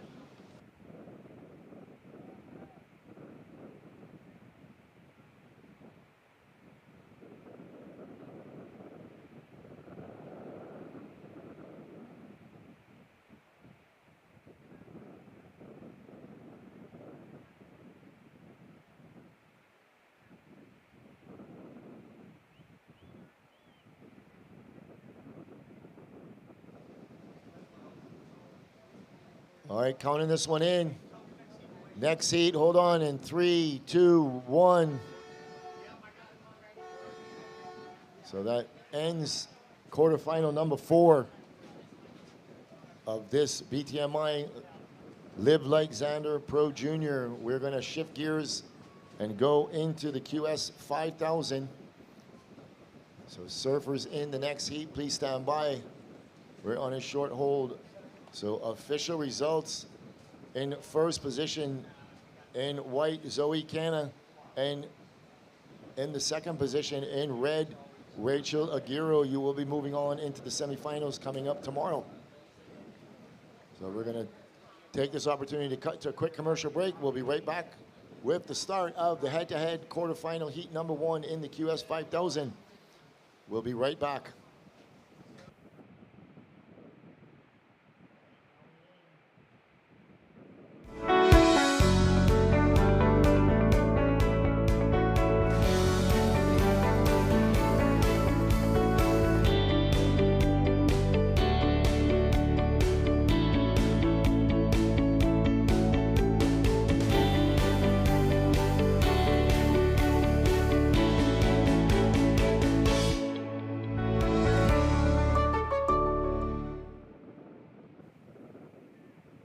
All right, we're back to live action. While we were on that short commercial break, no waves were ridden. However, the heat did start.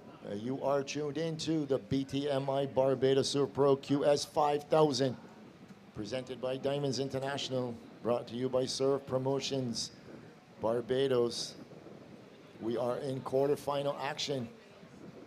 Heat number 1.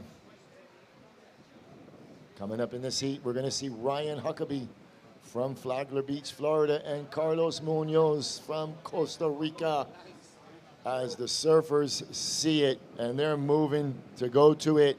But a solid wave rolling through Soup Bowl is going to take both of them out as the swell starts to really fill in now. Hopefully the wind will turn a little bit more to the right.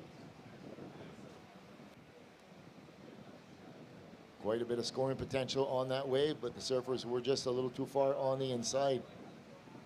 So nobody getting on that wave with it. Just one wave rolling through.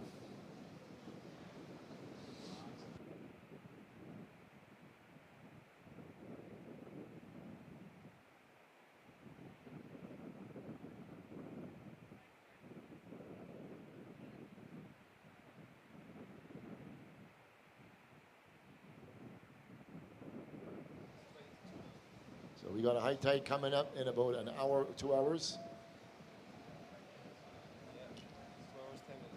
2 hours and 10 minutes to be exact.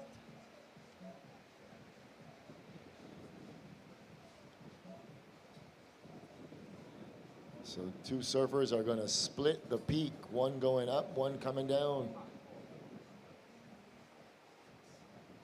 Both of these competitors are well-seasoned veterans in the competition scene.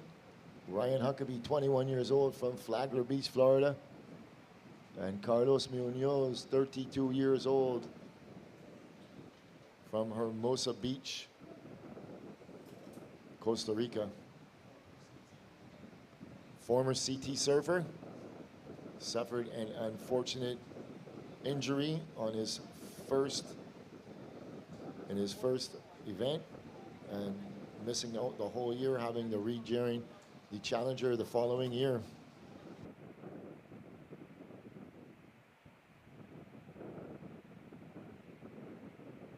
So Carlos is currently sitting on the number 19th ranked spot, and Ryan currently sitting in the 11th spot. However, there are 3 spots open, as we have already qualified 4 of our men: Jet Schilling, Dimitri Paulus, Taro, and Luca Macinas. So Ryan sitting in the 11th spot, and everybody else ahead of him is out. So as long as he can finish ahead of all of the surfers behind him, possibility of him qualifying is pretty good. We'll have all these scenarios tomorrow. We'll have more of an idea of what's what tomorrow. As we look at Ryan, he's looking at that first one, decides not to go.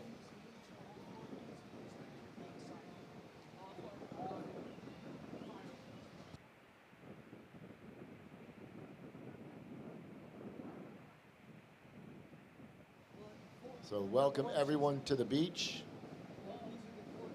If you're all interested in the Zander gear, you can get that under the main tent next to the food, between the food and beverage stalls. All proceeds, 100% of the proceeds, go to aiding and assisting underprivileged and disabled children throughout Barbados. We had a lot of the children from the school that we recently rebuilt about 4 years ago, where they were all here yesterday. It's a school for the disabled. We've also helped countless children with surgeries, our trust as well as others. Also donated countless laptops and computers over the years to schools. We give away uniforms, we give away starter kits, school kits for the students, backpacks full of supplies for school. As the 2 surfers start to battle up in the point, Carlos is not given an inch. Ryan Receding, looking at this one. Carlos is going to pull the trigger. Here we go, up and right in. Surfer in blue from Costa Rica. Carlos Munoz comes off the bottom, goes big off the top. Just that one maneuver. He's going to try and stick with it, get around this section. If he does, I'm going to call him a magician. He's going to get around it. He's going to look for something else on the open face, and the wave fizzles out. But it was just amazing how he ended up getting so much speed that he could get around that section. A big outside turn. We know the judges are rewarding those critical maneuvers on the outside. So let's see where they go, and let's see what this replay looks like.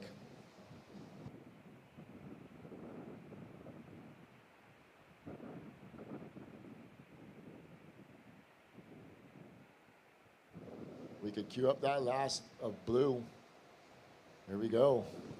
Yeah, as we see blue dropping in, eyeballing this, he does a huge layback off the lip. Total control. Regains coming around this white water, but unfortunately there's nothing left, but has a big hit on the outside. And live action, red is up and right, and Ryan Huckabee, he just goes up and out the back, so he'll hold on to priority. So blue's gonna drop in at just a mid-range score.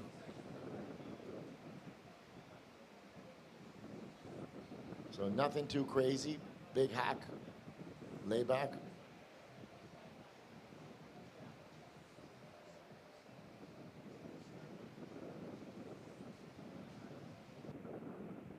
.567 for blue, 5.67 blue.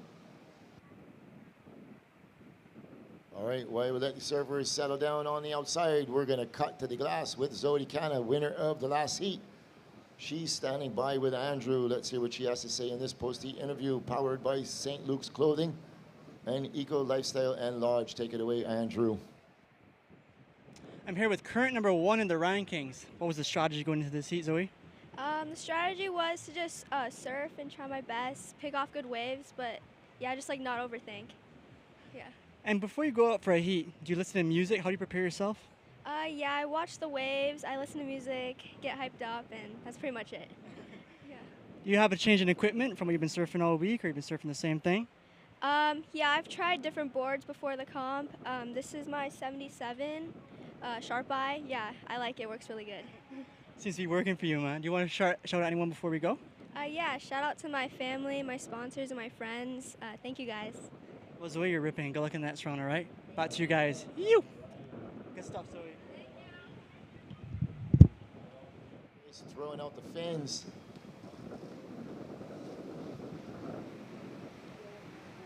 Sticking with this one.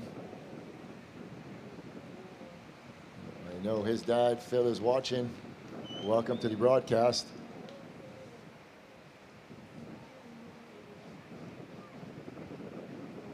And on the outside, Carlos, on a nice looking wave, he's going to pull in the barrel. Oh, and he goes around it. Big down carve. Another smash off the top. Out onto the open face. Working it, he's going to get back out and hold priority over the surfer in red.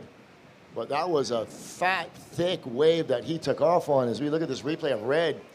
Yeah, as Ryan drives around the corner here, puts all the power into the pocket, straight up in there, releasing the fins, coming back zigzagging, waiting for another section to hit here, and bounces his way in here to get a finish right there at the end. And here we see Carlos with a little bit bigger wave driving into the pocket with power speed, hits that thing, comes up, does another big vert, carving through there, zigging and zagging, and he looks and sees his competitor on the inside and cuts out to get the priority. What do you think, Bodie? Hey, good afternoon. Pleased to join the broadcast, you guys. Yeah, impressive surfing there from the surfer in blue and the surfer in red. Good exchange. All right, last of red, 5.0. Yeah, it's been an exciting day of surfing so far. I was listening to all the commentary driving down, listening to the under-14s. What an exciting event that was. Kid dropping a 9.7. Of course, we had our first 10 of the event dropping today, so shout out to Reed for that one. And yeah, there's plenty of swell in the water. Seems to have switched a little more to the north, seeing those big north faces starting to appear again. So we should see some real fireworks as these heats continue throughout the afternoon. All right, thank you, Bodie. So coming up next, quarterfinal heat number 2. We're going to see the likes of Lucas Cassidy and Barbados' very own Joshua Burke coming up next, immediately following this. So last of blue, Carlos, last of blue, 6.67. So blue goes to first with priority, sitting on a 6.6 and a 5.6. Surfer in red, Ryan Huckabee, currently in second position with a 5.0 and a 0.50. Red requires a 7.34 to move into an advancing position.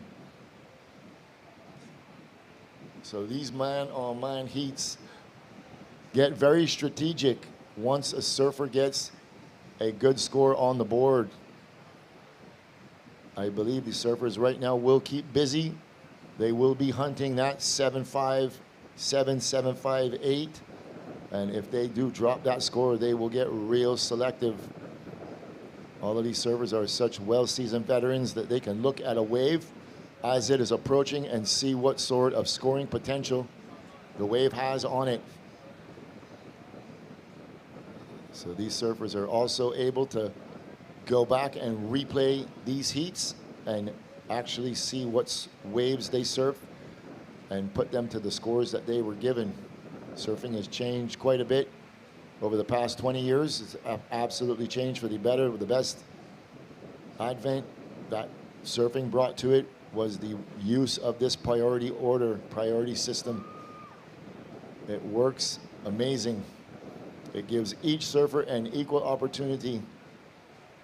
As Carlos and blue is gonna roll into this one, coming off the bottom, going vertical up in the lip. He is just in a different zone. Another big down carve, working it out onto the open face. He's gonna try and stick with it. He's gonna get back down the face. As Carlos working it way all the way to the inside, throwing it up vertical, sending praises to the heavens. Carlos is everyone's favorite, Pura Vida. Wow, Carlos Munoz, one of Costa Rica's finest with the trademark golden locks. As we see him drop in from deep, takes a deep fade in bottom turn and attacks that first lip, throwing the back foot out. The spray went vertical. The judges will love that. Here we see him come around again, another arcing turn, throwing out the back foot, full extension. Just a little wrap back to the white water, and here he has to get to work as the wave kind of goes a little sleepy and flattens out. But he knows if he can make it to the inside, he can really add another point or two and solidify what is going to be a strong score. All right, 8.67, Carlos. 8.67. So surfer in red, you now sit on the outside in a combination situation. You require a combination of 15.34 two-wave heat total with 11 minutes remaining. Well, Carlos has been training back at home, Lou. He's been training for the last couple of years, ever since that injury. And he's probably the fittest I've ever seen him, Bowie, and he's been very hungry. Yeah, he's a man on a mission, and it looks so. When he actually walked in the house the other day, I couldn't believe it was the same person. He is ripped to the core, trust me. Surfing like I've never seen before. Carlos has always impressed me. He's a very stylish surfer. He has a whole host of tricks and maneuvers, and the variety that he presents to the judges is top-notch. And look at this set. Ryan is going to look at this one. Is he going to pull the trigger? Yes, he is. Here we go, Ryan Huckabee. And he's going to let it go. And it was probably a wise choice, but is he going to be out of position for this next one? So that wave didn't offer too much. Ryan recognized it, had a little wobble on it, and he let it go. So he's going to hold priority on the outside. He only needs a 5.3 to basically get out of that combination situation. But nonetheless, he's going to need 2 waves to do it. So if I know Ryan, which I do, he's not going to take off on anything that's not going to give him at least a 7.5. Yeah, Ryan, one of the surfers, been coming down here from USA for a long time now, really in sync with Soup Bowl, always one of the standout performers, dropping a 9.5 yesterday, so we know what he is capable of if he gets the right platform. His wave selection is usually on point, so he's going to be patient. There's still 9 minutes to go. So priority order, red, then blue. And you're going to see quite the opposite from Carlos. He now has an 8.67, but that's only backed up with a 6.6. He's going to look for a 7-point ride or greater. And just like I said, here we go. He's up and riding. So once you get that high score of, and the score in the excellent range, all he really needs to do is better that 6.6. And that's going to put a whole different spin on this heat. Carlos sitting with a 15.34 2-wave heat total. So if he can at least put a 7 on there, that's going to bring that score up and probably require Ryan to need 2 8s. 8 minutes, 15 seconds. Yeah, Ryan will be aware that he's going to need 2 scores, so he's going to need something to come through so he can get one of them on the board as soon as possible. Carlos, in the meantime, sitting in a strong position. He's without priority, so he's just going to stay busy and see if he can pick off some little nuggets. Better that 6, 6, 7. Try to extend the requirement for the surfer in red. But no one's going to know better what Carlos is thinking right now than Jim Hogan, who coached him for many, many years. So what do you think, Jim? What's going through Carlos' mind right now? Well, Carlos is definitely, you can see the way he's surfing right now. He's surfing the best I've seen him surf since I've known him. If you see the edits before he got here, how he was surfing, he's on point and he is focused, and he has 3 kids at home and his wife Tamara's watching, so hello to all of you. And you can just see how much fun he's having right now. So he's out there, but Ryan's probably the toughest competitor along the Burke brothers out here you're going to get. Here we go. Huckabee up and riding. Big wrapping cutback. And he doesn't like the looks of that inside, so he has given up priority to the surfer in blue. Yeah, Ryan just out of sync so far this heat, but he's going to want to stay calm. He knows what he's capable of. Key is not to get frustrated. Paddle back out, reset. Ryan knows dropping a 9, an 8 at one point under priority. He knows that priority doesn't mean everything at the bowl. He's very capable of finding those nuggets. But we're going to probably see the surfer in blue try to shadow him a bit.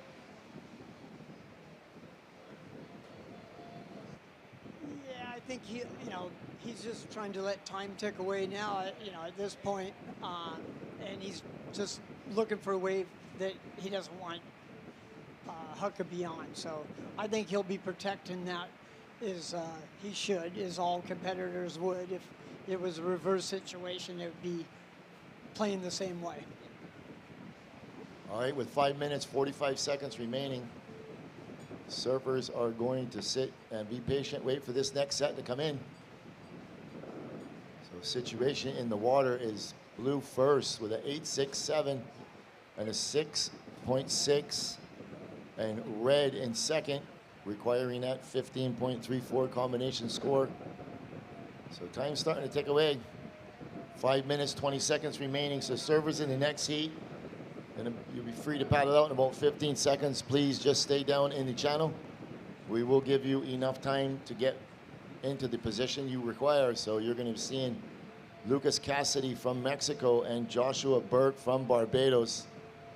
They're going to be doing battle at the bowl coming up in 5 minutes. So surfers, you can paddle out.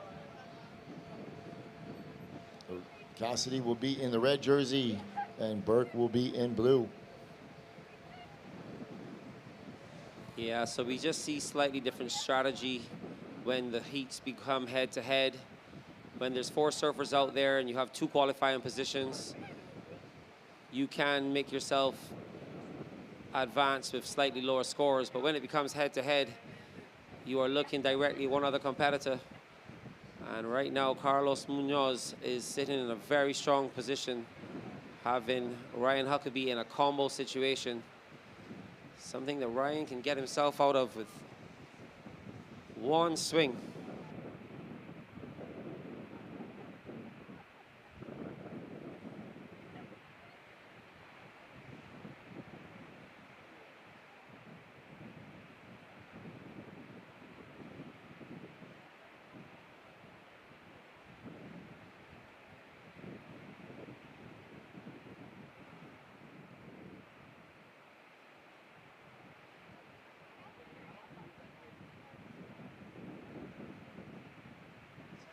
So here we go, Ryan trying to get out of that combo situation. Going up vertical, coming out on the open face, another big tag off the top, and he'll go out the back. So if that wave comes in at higher than a 5.34, he will be out of combination. So wait, we'll leave it to the judges to decide. All right, seeing this replay of Ryan trying to break combination, throws it up, blowing out the tail, drops deep and goes into one more big blowout in the lip line. So that's a nice 2-turn combo. And we shall see if the judges are gonna drop the score he needs to get out of that combo situation, Jim. So he's currently, all right. So 5.97, Ryan, you break the combination. You now require a 9.37. So you're out of combo. You now require a 9.37 with 2 minutes, 45 seconds remaining. He's going to sit on the outside and wait for something, but Carlos is going to have to hold him off because we know if Ryan gets the right wave, he can most certainly drop that score. So he's definitely given himself a good chance. So 2 minutes, 30 seconds remaining.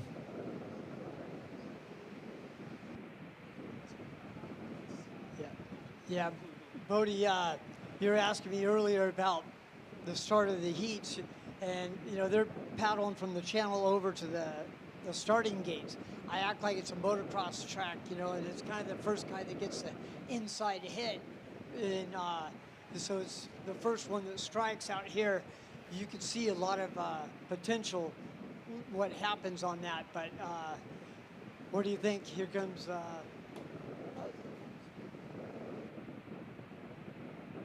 So 1 minute, 50 seconds remaining.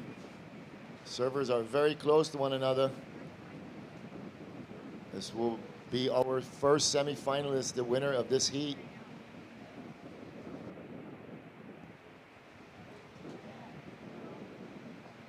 So red gave that one a good look. Carlos didn't even turn for it. All right, blue is gonna let, nope, he doesn't take it. Again, Carlos did not even look at that wave. I love the chess match going on here, Lou. Yeah, that's 1 minute remaining. Ryan tried his best to sell Carlos on a couple of waves, but Carlos is no stranger to the Soup Bowl, and his wave selection is usually on point, so he did not bite. Holds on to priority. Carlos knows neither one of those waves had 9 points on them, so he didn't even turn on it. He didn't even look at it. He just kept paddling straight over it.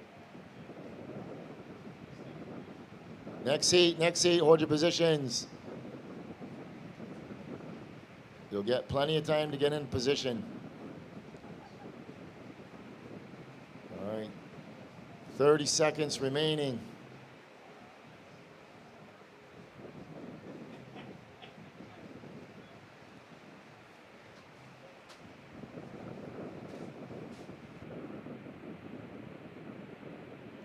All right, coming up on 15 seconds. Counting it in. In 3, 2, 1. So that ends quarterfinal heat number 1 with Carlos Munoz from Costa Rica taking the win. He'll be the first semifinalist in the next draw. So Servers in the next heat, please stand by. We'll get the old heat out of the way, get you into position. While we are waiting on that, we will cut to a quick commercial break. We'll be right back after these messages. Please stay tuned. We'll be right back.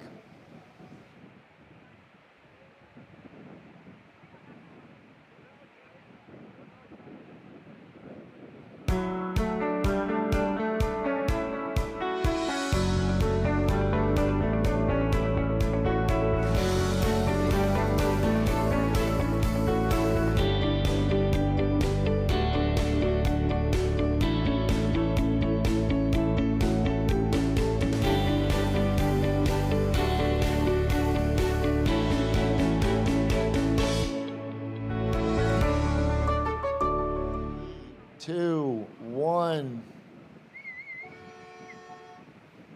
All right, we are back to live action coming up in this heat. We're going to see Lucas Cassidy in the red jersey from Mexico taking on Joshua Burke from Barbados. He will be in the blue jersey.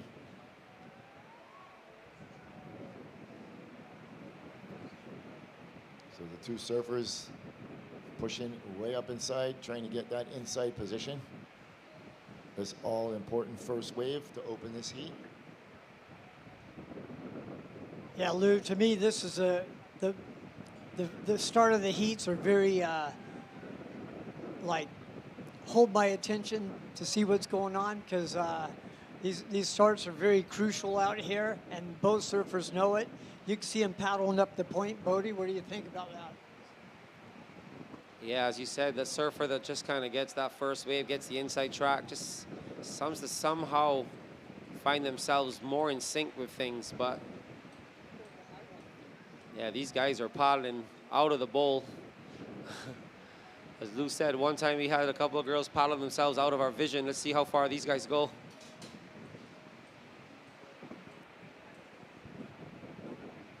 Well, we know there's waves coming in deep up there, and we know... Here we go. Pulling for this one. Server in blue can't get in.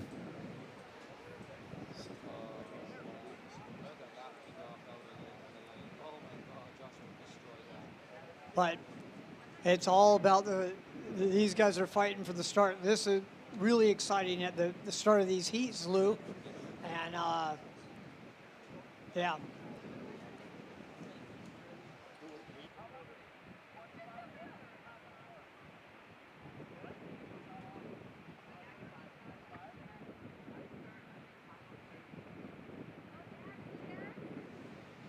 So yeah, we saw surfer in blue Joshua Burke trying to get into that one. That wave peeled off and had such a lovely line on it. As we wait for this heat to get started, two of the standout surfers all competition. Josh Burke, local boy, local hero, local legend. Lucas Cassidy, up and comer, only 16 from Mexico. And he's been on a tear all week, dropping some of the highest scores. As we watch blue. Here we go, blue up and right, and Josh Burke floats the first section. Looks to get down into the bowl. Nice big wrapping cutback. Out onto the open face. He's gonna stick with it. So he's gonna work this to the inside, just a series of cutbacks, and he'll go out the back. So Joshua Burke is gonna look to get it back out on the outside. Got his feet in the wax, settle the nerves. Josh is also a well-seasoned competitor, so he's no stranger to these events.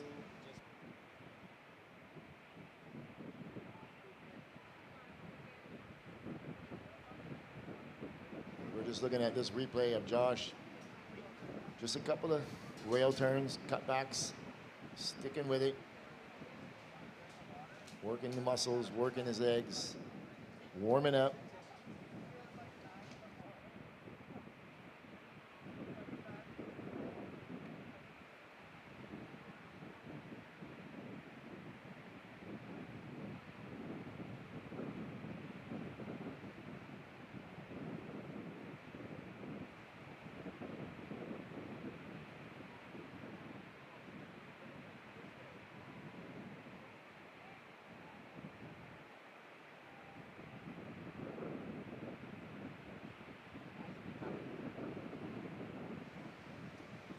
All right, we got our mic back.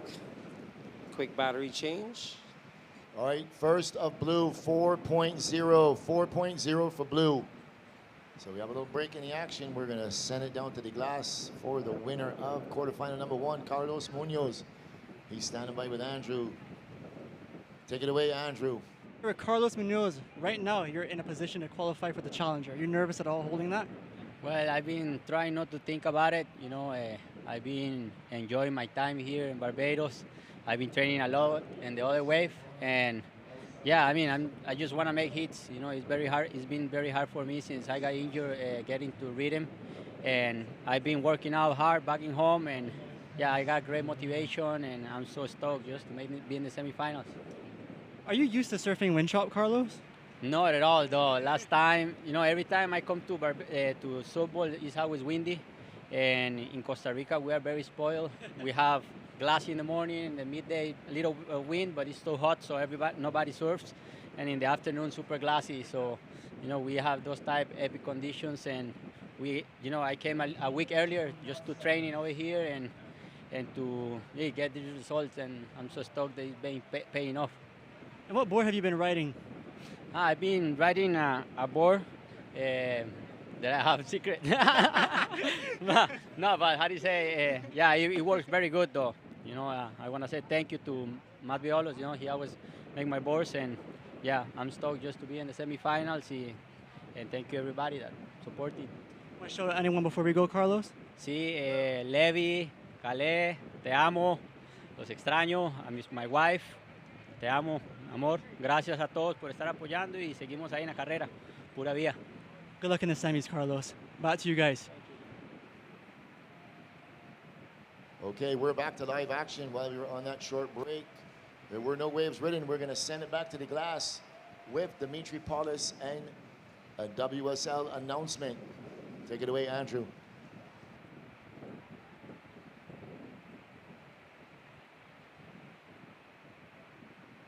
Yeah, I mean, it's like the same thing, same kind of thing. I'm going to tell you no.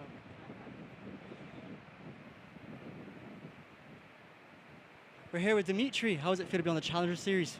It feels really good. I had a couple shots the last 2 years at the Challenger and came up short. So yeah, I just really wanted to get back on and have another chance. So I'm stoked to have it happen. And going into it, how do you feel like you could improve this time around being in the Challenger? Yeah, I feel like every year I've done it, I've learned a ton throughout the year, just traveling, surfing waves, and figuring just stuff about myself out and competitive surfing, I guess. So yeah, I just feel like moving forward with all the newly acquired knowledge feels good and makes me feel more confident. You want to shout out anyone before we go, Dimitri? Yeah, just family and friends for supporting me along the way. Well, good luck at the Challenger, man. Back to you guys. All right, red, he's going to pull the trigger with priority. Lucas Cassidy going up in the lip, working it out onto the open face. Another little wrapping cut back. Cutting it back once again. Going up in the lip, working onto the closeout section, and finishes it. So we'll see how that comes in and compares to the surfer in blue, Joshua Burke. 17 minutes remaining. Yeah, looking at this replay of the surfer in red, almost lost it on the takeoff, taking the wave on the back of his head. Goes up and takes a little vertical tag, not much of a lip there, but then the wave starts to grow as he comes onto the inside. A nice rapid turn in the lip line. Another wrap back, rebound off the white water, and he eyes up a finish down the line with a couple little tail drifts and a nice tag to finish. All right, back to live action. A surfer on outside, putting himself into position. Joshua Burke, he's going to pull for this one. He's looking at it. Here we go. Josh Burke on a nice looking wave. He's up and riding, coming off the bottom. And he's going to go out the back. So he's going to want to retain that priority. So first of red, 5.0. First of red, 5.0. So with 15 minutes, 55 seconds remaining. Red in first with a 5. Blue in second with a 4 and a 0.5.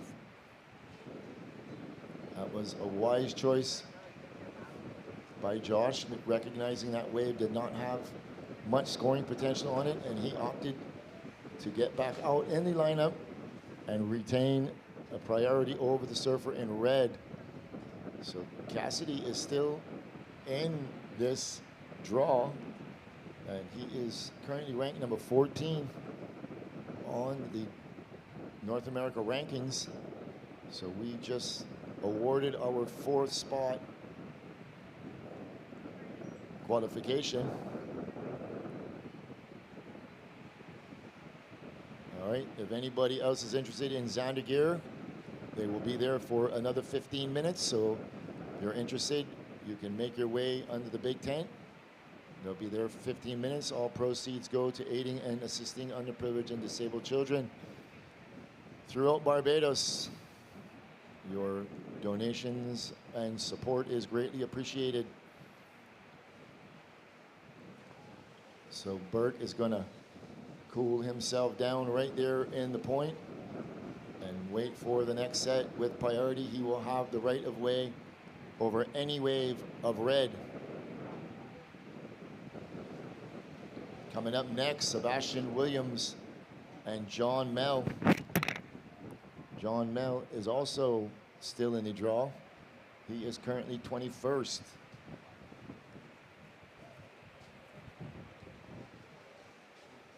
I believe there's about 3 or 4 surfers still left in the draw that these results can make a big difference to at the end of year rankings, which we will be settling tomorrow.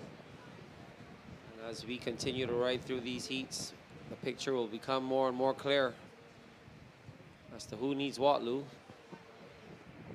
I'm just saying that as we run through these heats, we're gonna start seeing the mathematical equations as to who needs what, who needs to make what heats, and who will still be able to qualify.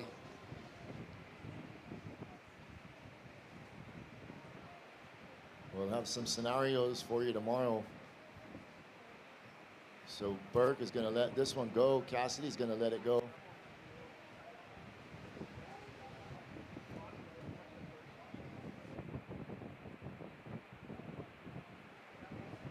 Oh, here we go. Joshua Burke up and riding. He comes off the bottom, going big rail turn, gouging that first turn, floats the section out onto the open face, cutting it back. He's going to let this wave stand up for him, looking for a big closing maneuver, and he just digs the nose and goes down. So unfortunate on that closing maneuver, but he did get some work done on the outside.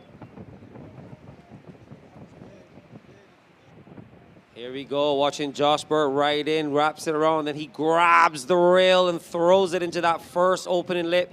Another big lip line float, comes around that section. Just a little bit of a wrap back, waiting for this to stand up again. Then he attacks, but just comes down a little too vertical, catching the nose.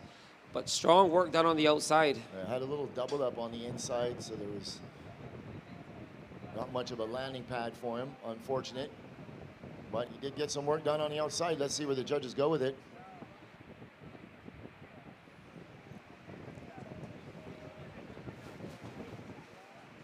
Yeah, anyone that's ever tried to grab the rail like that on one of those gouging, wrapping carves knows how low and compressed you got to be, Lou. I don't think you and I have the knees for that anymore. I don't have anything for that anymore.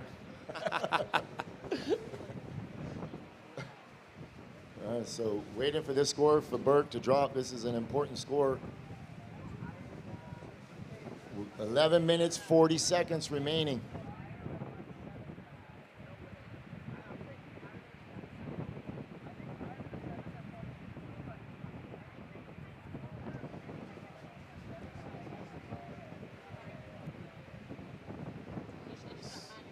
All right, first, last of blue, 6.6. Last of blue, 6.6. Josh, you are in first. Red, you now require a 5.68 with 11 minutes remaining.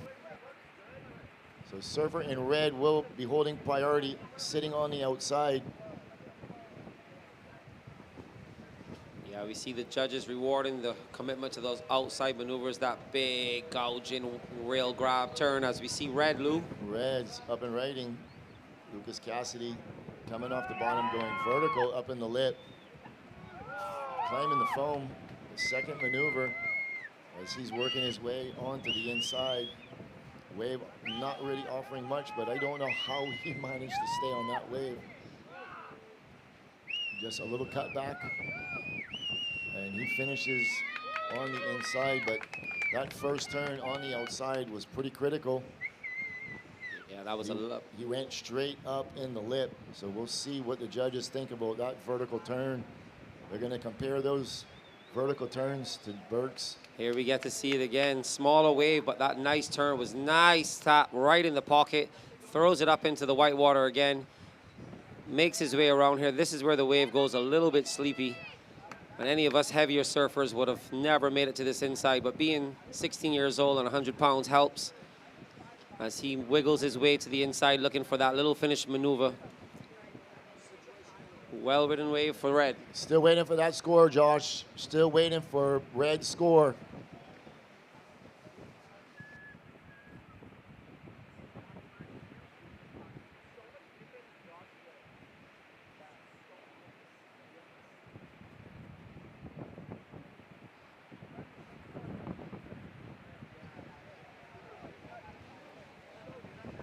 Watching blue.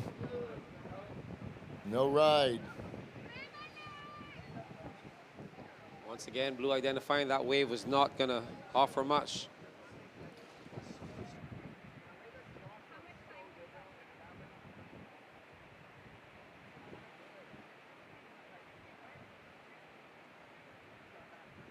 All right, scores dropping for red.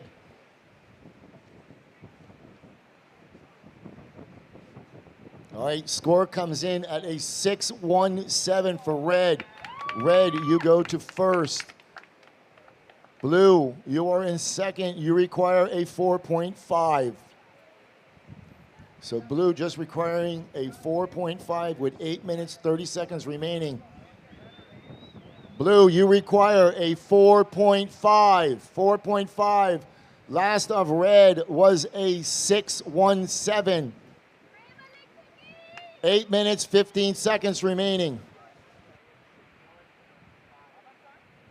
8 minutes. So Josh, you're sitting on a 6-6-7 and a 4. Lucas, you're sitting on a 6-1-7 and a 5. 7 minutes, 50 seconds remaining.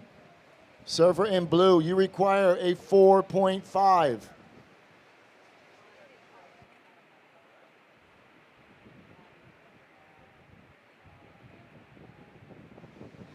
Yeah, Bodie, I noticed in the quarterfinals here we have 2 U.S., 2 Barbadians, and 2 from Mexico, 1 from Peru, and 1 from Costa Rica. We had a new mix in the North America quarterfinals here.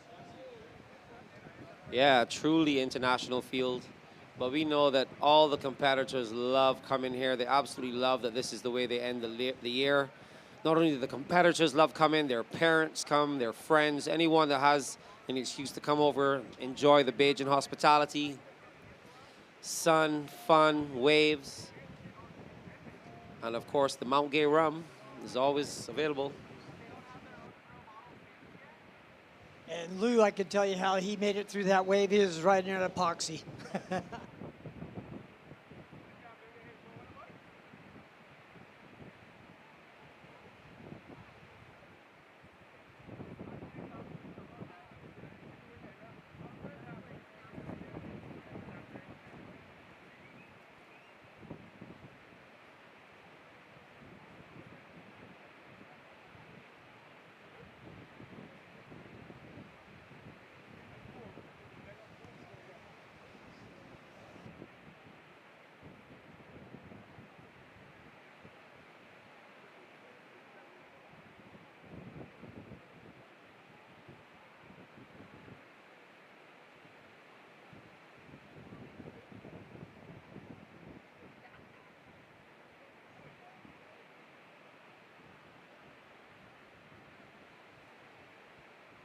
All right, 5 minutes and 50 seconds remaining. 5 minutes and 50.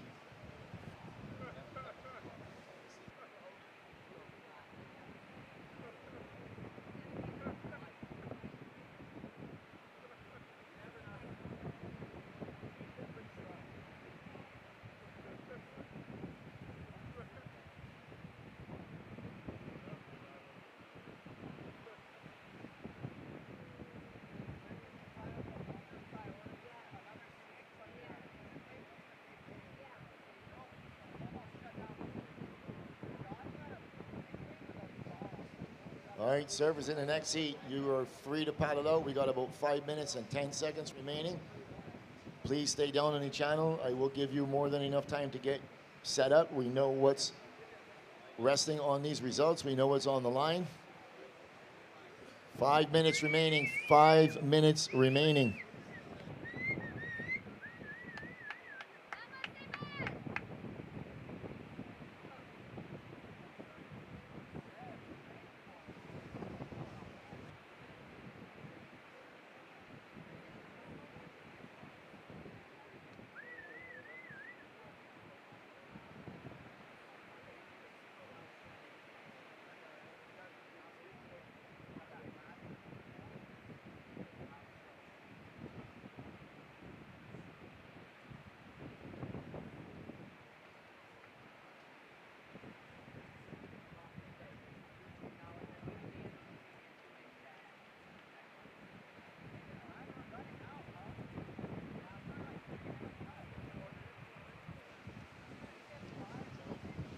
Four minutes remaining, 4 minutes remaining.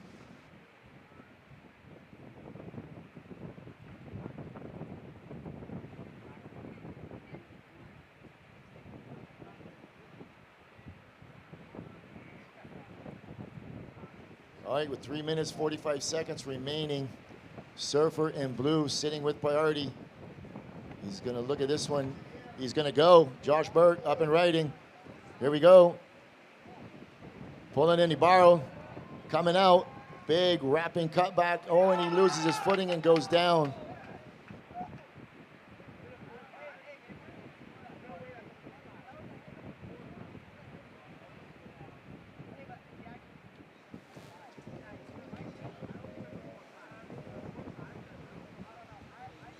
Wow, surfer in blue just coming unstuck. One of a few barrels we've seen for the event. Here we go as Josh Burke scratches into this one, manages to find the cover.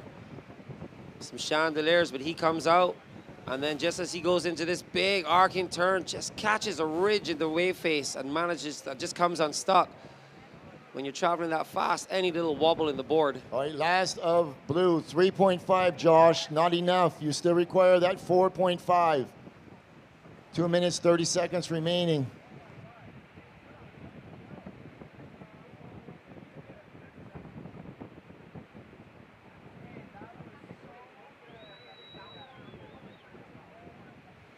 Two minutes, 15 seconds.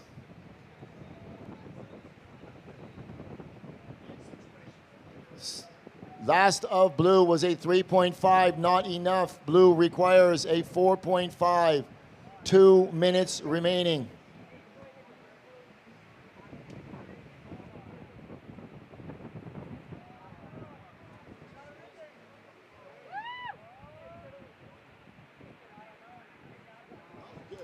All right, so just a quick up and out for Cassidy, leaving priority with surfer in blue, Joshua Burke on the outside with 1 minute, 40 seconds remaining. So as they say, Josh is in control of his own destiny. He only needs the ocean to cooperate and send him a wave. Is what we call squeaky bum time.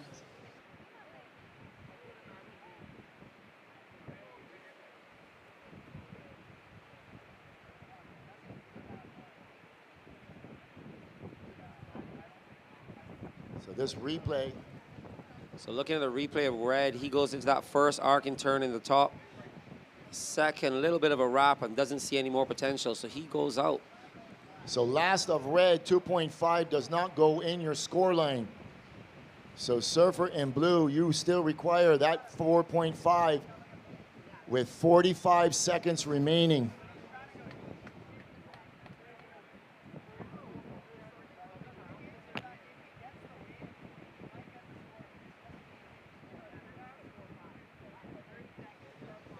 Thirty seconds.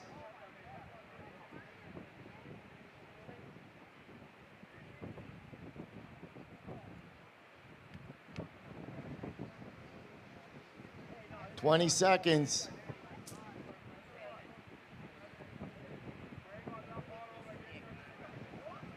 10 seconds.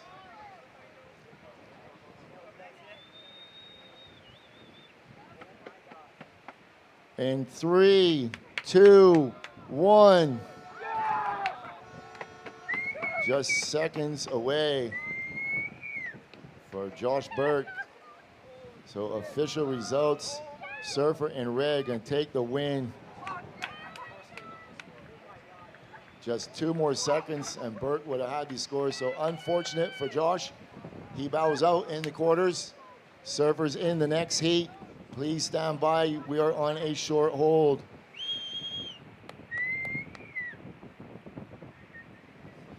We're going to take this opportunity to cut to a quick commercial break. We'll be right back after these messages. Please stand by.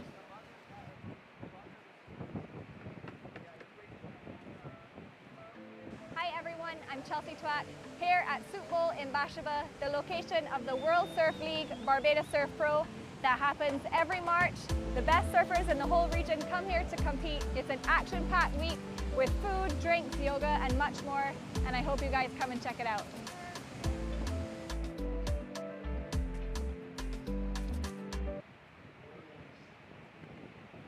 It's the first section, and on the outside, back to live action. Coming up in this heat, we're going to see Sebastian Williams in red, John Mel in blue.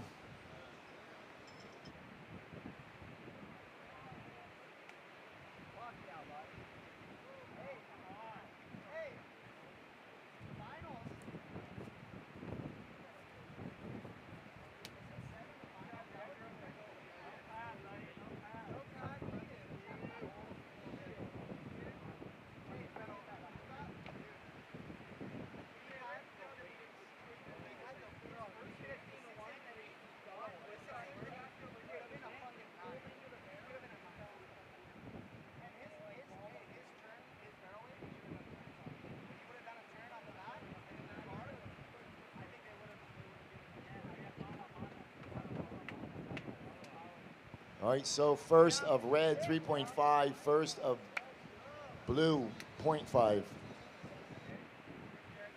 As we see the replay of red, drives off the bottom, smacks the lip, does a little floater re-entry, and kicks out here. There wasn't much opportunity on that, just getting his feet in the wax. He'll be back out there as John Mel in blue has priority and sitting out the back with 23 minutes and 15 seconds remaining.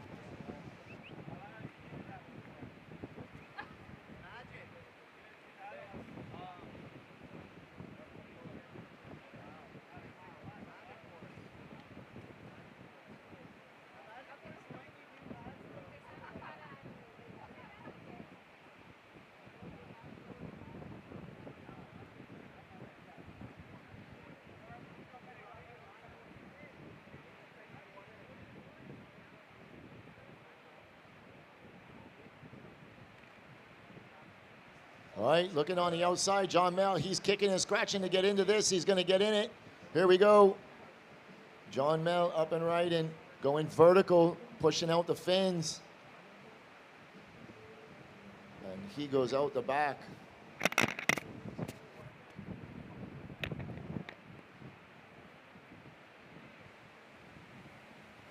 Red.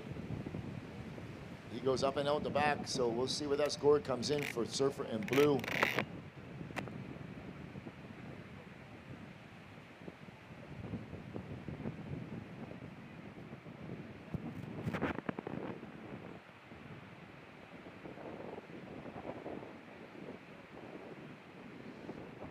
As we see the replay of John Mel, he drives off the bottom and really puts it up there, wings that board all the way around, sees that there's no more potential, gets back out so he doesn't waste any time to go better that wave as well.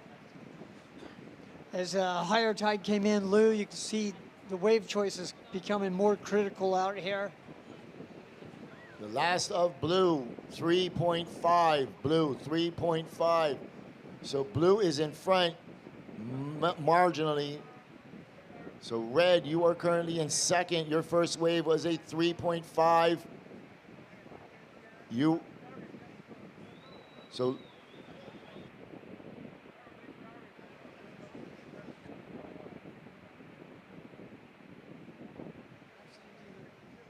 So red, you require just a 0.54 to advance with 21 minutes, 50 seconds remaining.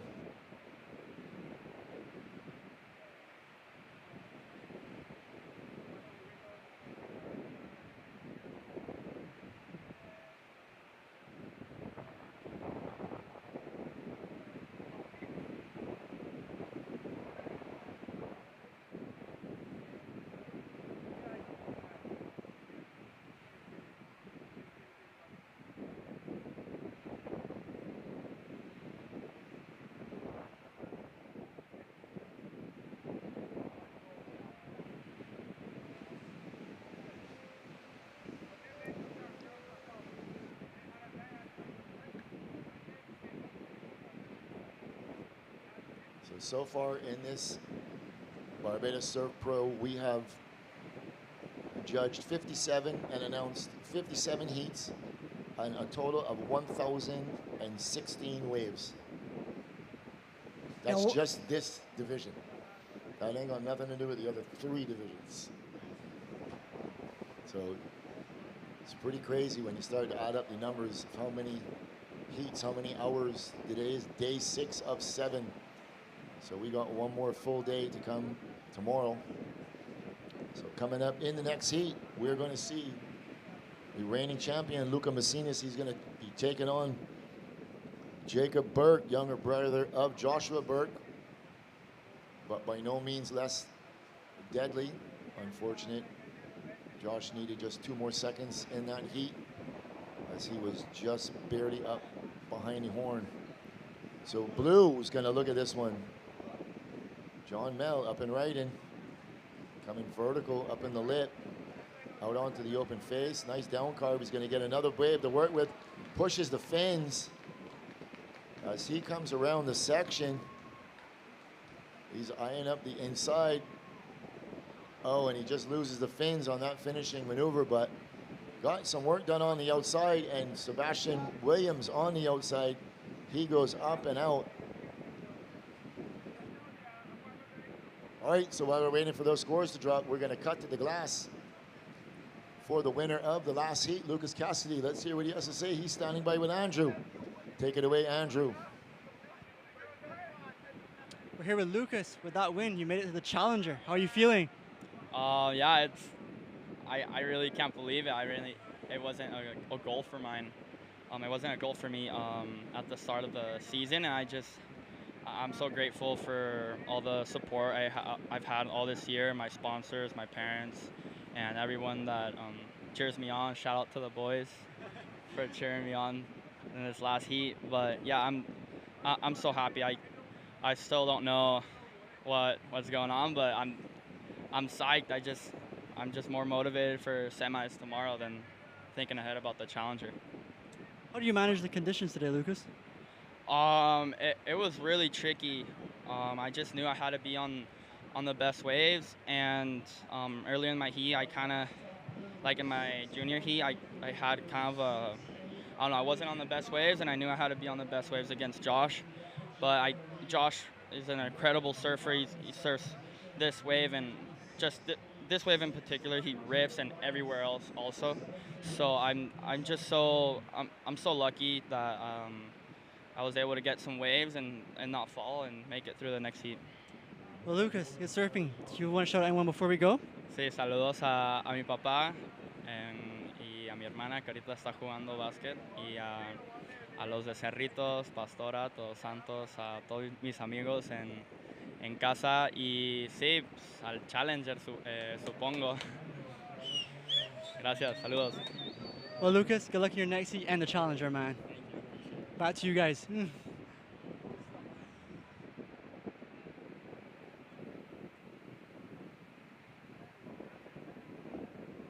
All right, we're back to live action. While we were on that interview break, Surfer and Blue, his score dropped at a 6.83, so he is currently in first position, holding second priority on the outside with 6 minutes and 15 seconds remaining.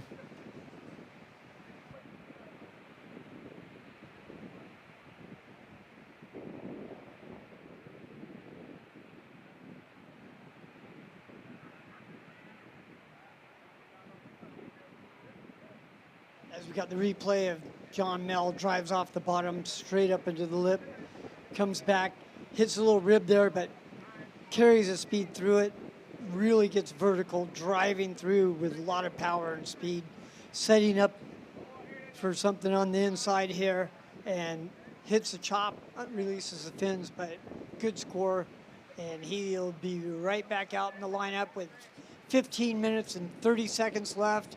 Priority is with red, second priority blue, 15:25.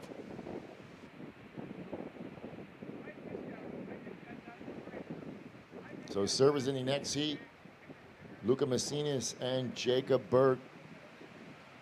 You should be checking in, getting ready to go.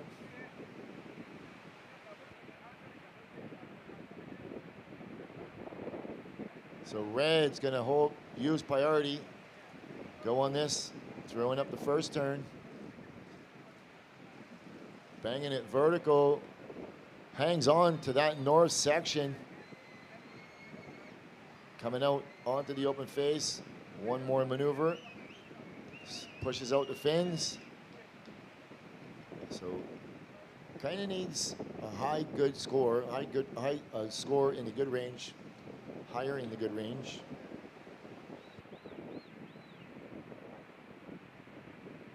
As we go to the replay with red here, drives off the bottom, throws a big floater off the lip in, eyes this up, and he cracks this thing, and then decides to play hide and seek in here for a while. Comes out with forward momentum, driving into the next turn, doing a little layback, cut back off that foam, finishing with a little turn. He'll get back out there. I'm sure his dad, Tim Williams, in South Africa is watching this right now. So hello, Tim, and all our friends in South Africa and Mexico.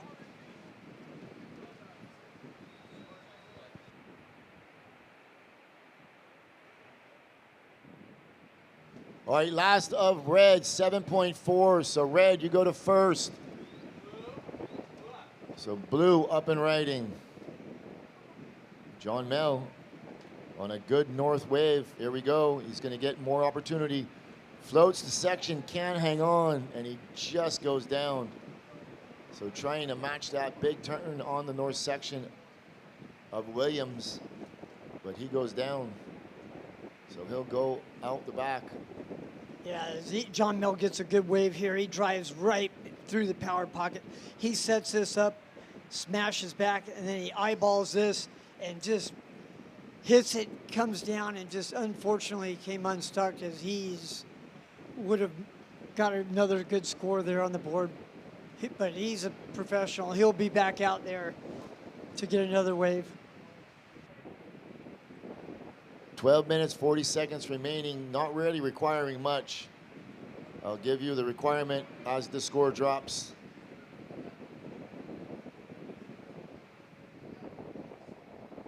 All right, last of blue, 4:17 for blue. Blue, you go to first. So red, you drop to second. You now require a 3.6. 12 minutes, 15 seconds remaining. Priority on the outside with red, then blue. Yeah, Lou, this is kind of like one of those old boxing matches, you know, that we used to watch when we were kids. Back and forth. Yep, they're getting beat up out there too by that north section. As we look at red, Sebastian up and right in. Big vertical turn. Coming out onto the open face. Nice big wrapping cut back. Throwing it up vertical.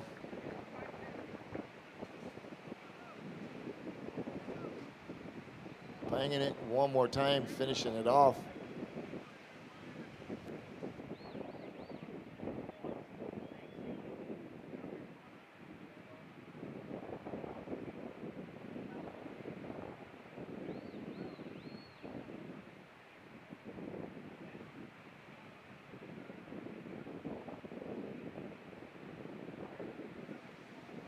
Yeah, as we watch red drive off the top there and smash it, comes out on the smooth face, carving back to the power pocket, sets a big vertical little floater off the lip there, releasing the fins, then eyeballing down the line, setting up for a layback cutback on the inside to finish, and we'll be waiting for scores on that.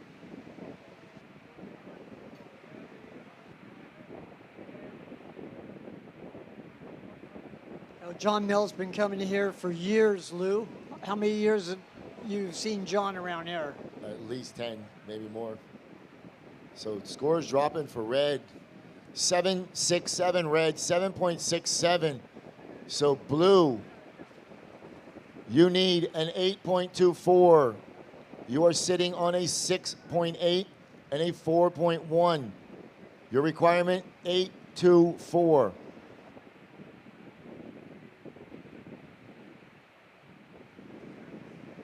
Ten minutes remaining.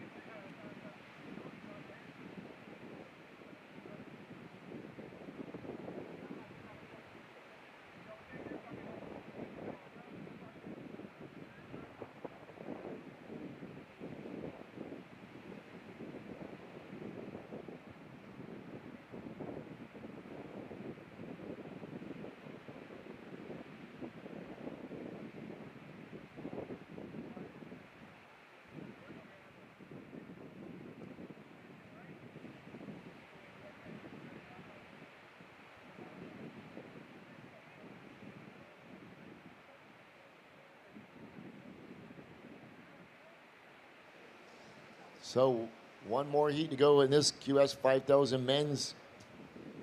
Then we're going to be shifting gears to the women's QS 5000.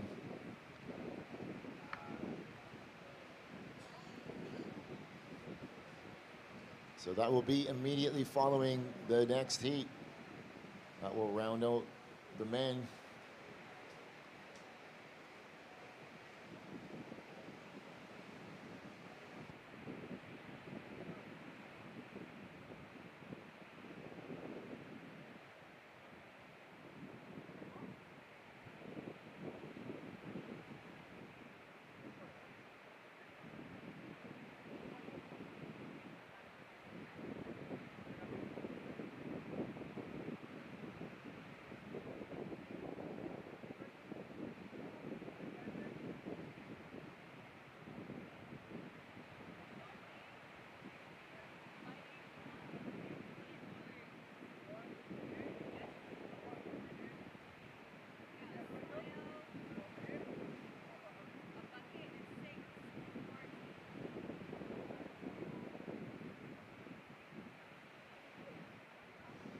Seven minutes and 35 seconds remaining. 7 minutes, 35 seconds. Priority is with blue. Second priority, red.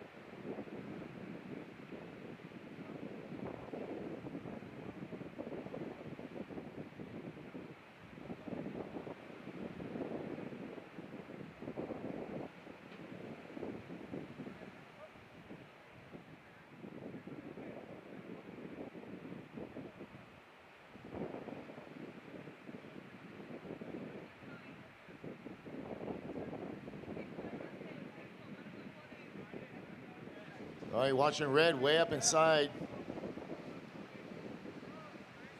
Coming off the bottom, going up in the lip. Throwing the reverse. Can't hang on, and he goes down. So that will not factor into his score line. So we roll on to the 6-minute mark.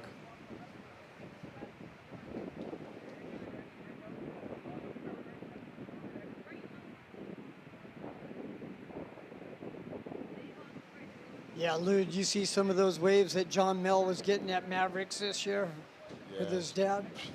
Insane. I could never, I would never even imagine it. Yeah, Peter's here somewhere. Hi, Peter. Oh, he's not here anymore? Okay. He was here for a second.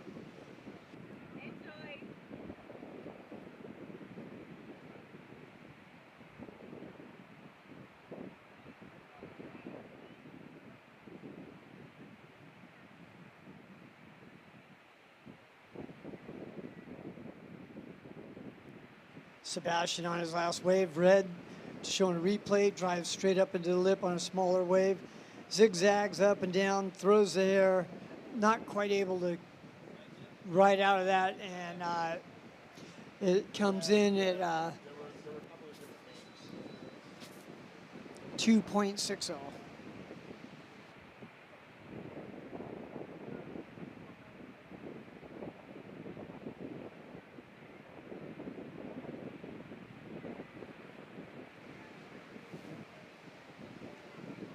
Four minutes and 40 seconds remaining. Priority is with blue. Second priority, red.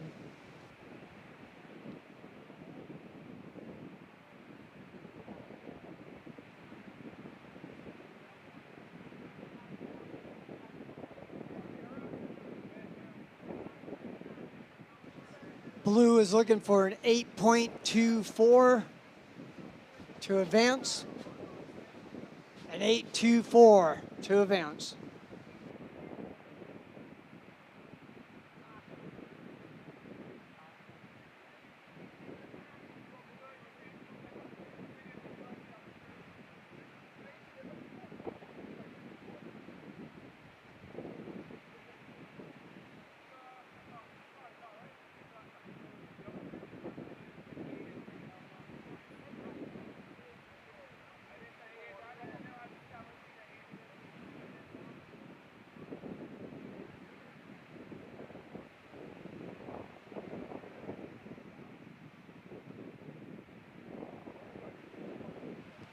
All right, coming up on 3 minutes, 25 seconds. So the ocean seems to have gone a little sleepy. John needs an 8.24, so he's not taking off on anything that's not going to give him that scoring potential. So Sebastian Williams goes up and out the back.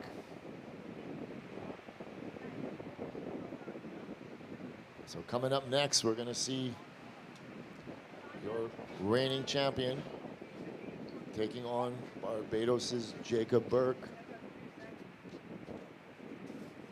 It's going to be another scorcher.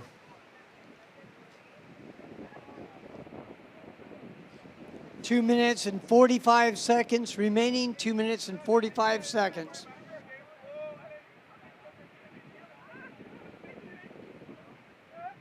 The replay of Sebastian just getting up and out of that last wave.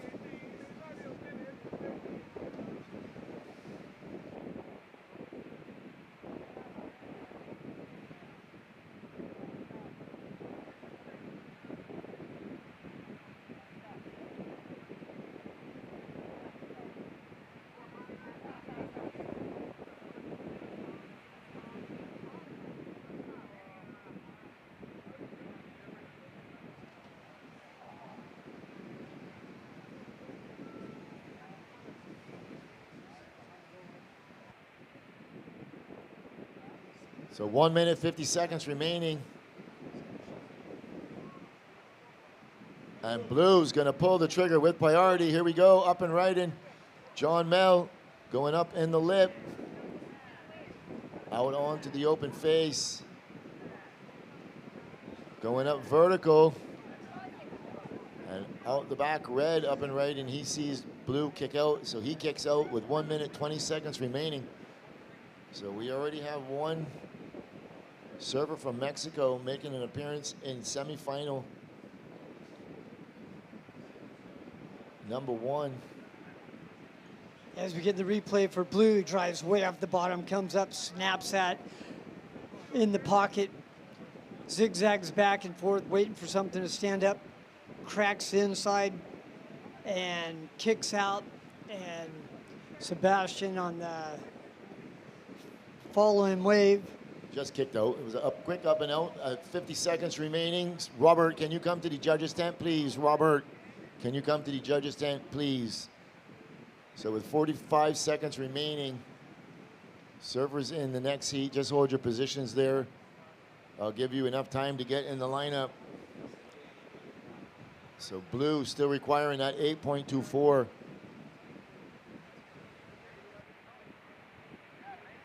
So priority goes to Red with 24 seconds remaining. So next heat, just hold your positions there. Next heat, thank you. All right, counting this one in with 10 seconds.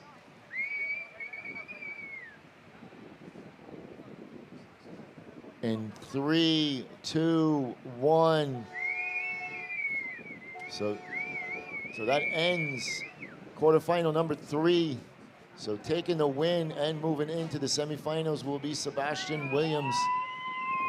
So that's 2 Mexicans qualifying for the 2 semifinals. They'll split the draws, so there's a possibility that they could both meet in the finals. So we're gonna be taking a quick commercial break. We'll be right back after these messages with this start of heat number 4 in this BTMI Barbados Surf Pro QS 5000. Stay tuned, we'll be right back.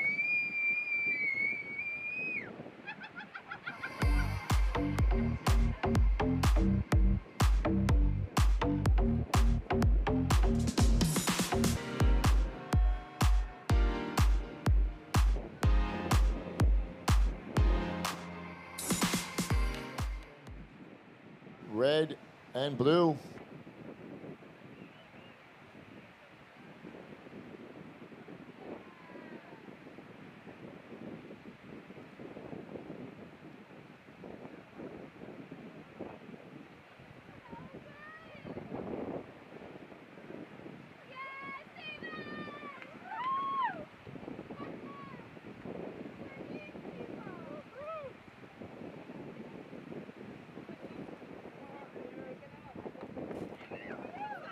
So block on Red, priority, Blue first, Red second.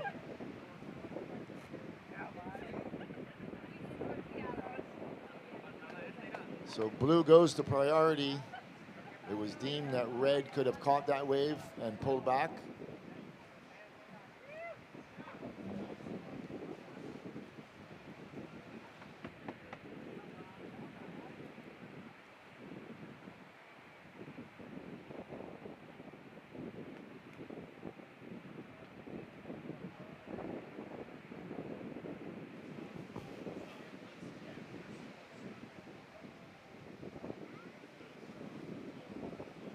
Robert, can you come to the judges' tent, please? Robert, need you at the judges' tent. Thank you.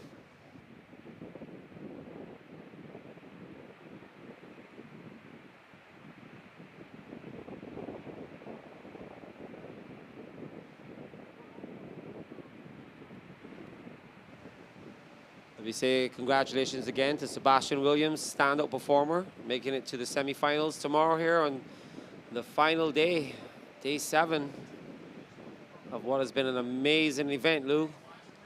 Watching Red on the inside, Luca Macinas, reigning champion, out onto the open face, and he goes out the back. As Jacob Burke gave that one a look, the indicator said no, and he pulled back, and that was a wise choice. He's looking down.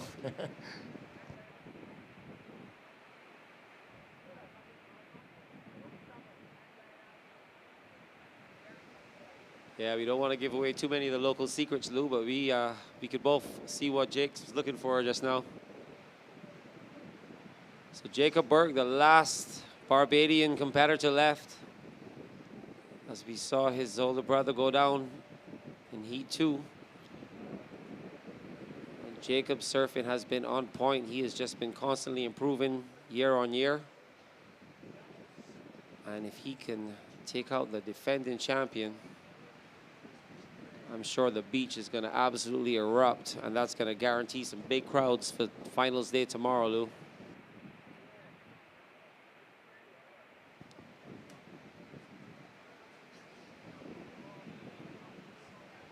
So that was just a quick up and out for red, just a .67. So priority still sitting with the surfer in blue, Jacob Burke, on the outside.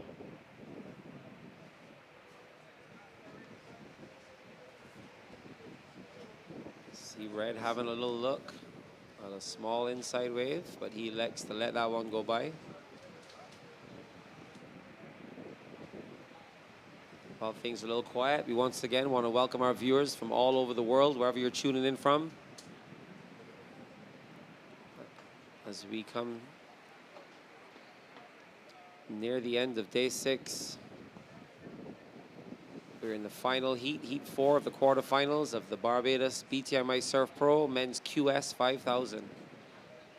So coming up next, we're going into women's quarterfinal number 1. Coming up, you're going to see Ella McCaffrey take on Havana Cabrero from Puerto Rico, another Caribbean national.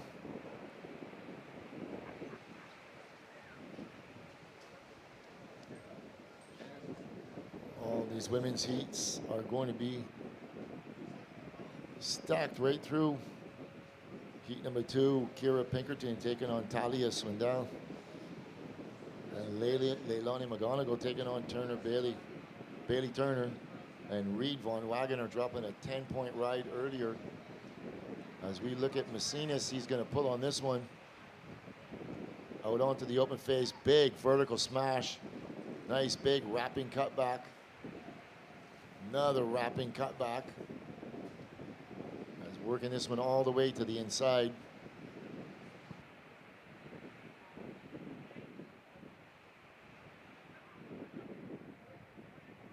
So here we see our defending champion, Luca Macinas, throwing it straight up vertical on a smaller inside wave. Nice wrap, but then he almost loses the fins. Manages to hang on and get another carving maneuver right in the lip line. Another little wrap back, rebound off the white water. Just getting his feet in the wax and staying busy under priority.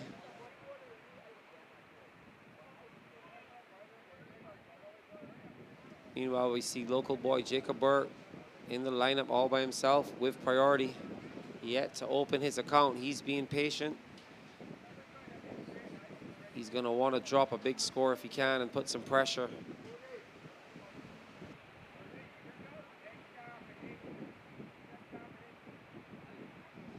So we got 19 minutes left in this Heat 4. All right, we have a little.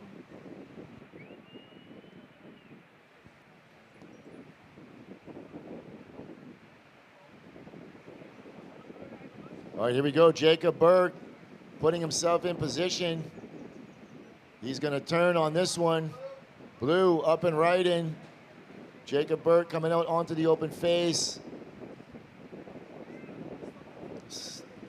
Bangs it vertical, can't hang on, and he goes down. So red, your last wave was a 6.17 red. 6.17 for red. So while we have a little break in the action, we're going to send it down to the glass to hear what the winner of the last heat has to say. Sebastian Williams, take it away, Andrew. Sebastian Williams back on the glass. How was the last heat, man? It went pretty well. I was nervous, man. John Mel, he's a good friend of mine. We've been friends since 2011, and I know better than to take him for granted. You know, I know he's a dangerous surfer, can post up 9s and 8s all day. So yeah, I never counted him out. I was definitely a little nervous. Just worked through it as always, and very happy to have come out with the win. What's the goal for the event, Sebastian? My goal is to win. My goal is to win. I'd like to make it clear that I want to be on the Challenger Series. Yeah, that's I came here with that in mind. I wanted to win. I knew it was a must-win situation to make the challengers. Obviously, maybe some mathematics come into play, and I could make it with a second place, but my goal is still to win. And how did you manage today's conditions? I've been changing my equipment. I've changed, I brought 3 boards, and I've ridden all 3 of them. I've ridden a few of them twice. And the conditions are changing every day. The waves are bigger, the waves are smaller each day. So I've just been, today I had a morning surf, and I rode this board and ended up riding another one in my heat. So I'm honestly all over the place. You want to shout out anyone before we go, Sebastian? I would love to give a special shout out to Magda del Centro de Educación Física. She has always helped me stay prepared, and she's helped me be on top of my game. She's helped me through ups and downs. So I'm very happy to have her in my corner. I'd like to give her a big shout out. Muchas gracias, Magda, por todo lo que haces por mí. As always, I'd also like to give a big thank you to all my sponsors for their continued support. Bayside Real Estate Puerto Escondido, AU Fins, Slater Designs. Big shout out to the boys at Outer Known. And un saludo especial también a todos mis amigos, mi familia, mi pareja que está con mi hija. Las amo, las extraño mucho y estamos logrando el sueño. Vamos a las semifinales ahora. Good luck in the semis, man. Back to you guys.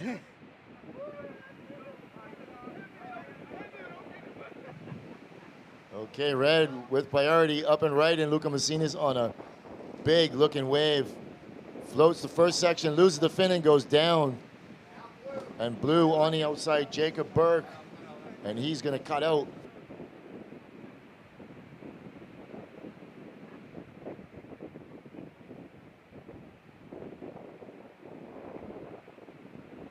All right, we're gonna send it back down to the glass for a WSL announcement with Carlos.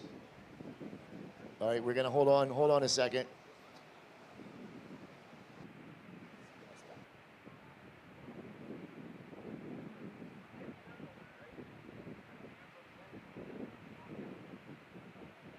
Okay, we're gonna send it down to the glass for a WSL announcement. Standing by with Andrew is Carlos Munoz. Take it away, Andrew.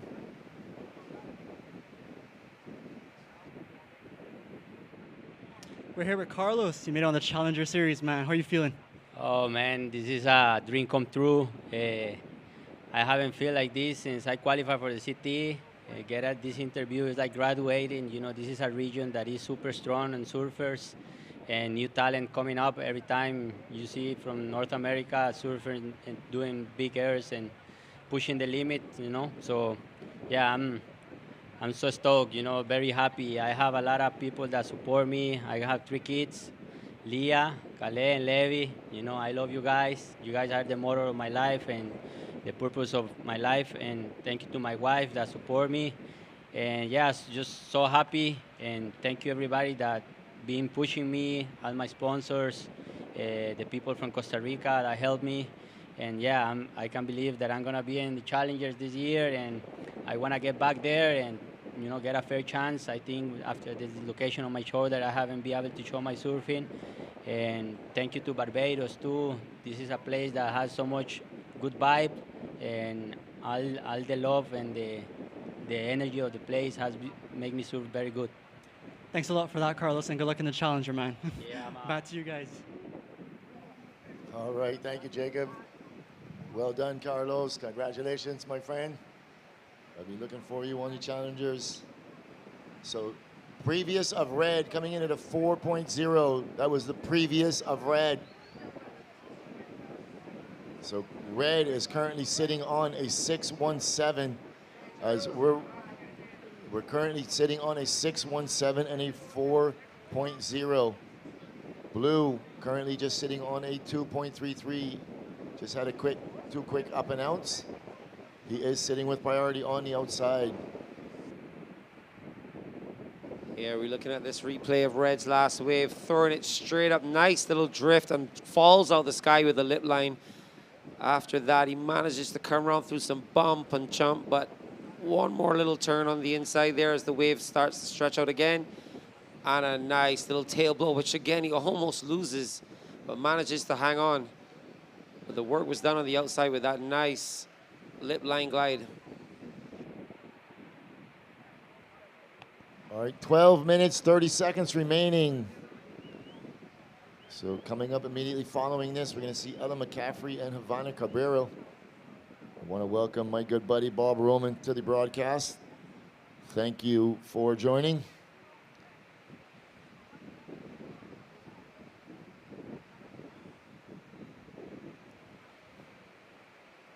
So still waiting on this last one of red to drop, and I will update the situation.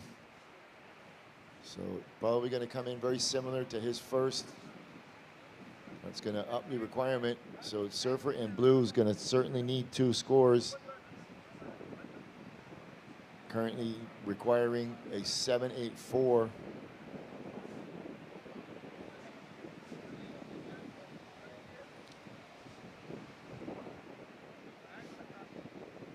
All right, last of red, 6.27. Red, 6.27. So surfer in blue, you need a combination of 12.44. So a 2-wave heat total of 12.44. So it only means that he really just needs better than a 2.44 to break that combination. He has 11 minutes remaining, which is still plenty of time. We all know what Jacob can do. So he's sitting patiently with priority. He's gonna look at that one, doesn't want it. So Luca also gives it away. Jacob looking at this one, he's gonna pull the trigger. Here we go, up and riding. Jacob Burke got a nice looking wall ahead of him. Comes up, nice big down carve. On that magic board he said about yesterday, sticks in the white water, and we're sticking with Jacob. Red goes up and out as he looks to finish it strong. Jacob Burke kind of gets hung up a little bit, but he did get some work done on the outside, so he will certainly break that combination. With 10 minutes and 15 seconds as we watch this replay. Yeah, we see Jacob Burke finally rolling in deep and throwing it straight into a lovely wrapping turn. The way he opens up his shoulders and hips there, throwing plenty of spray. But then this wave goes a little bit wonky. Gets a lot of chatter on the wave face. Just a couple of little wrapping turns, looking for the big finish. But again, the wave stays a little bit sleepy, not giving him quite the vertical shoulder he wanted to hit. But that's still a well-surfed wave, and he will certainly come out of the combination situation there, Lou. All right, 517. 517 for blue. You now require a 7.27. So 9 minutes, 30 seconds remaining. We have seen Jacob come from behind in a number of heats so far, Lou. This kid stays calm, always has a smile on his face, and surfs with his heart on his sleeve.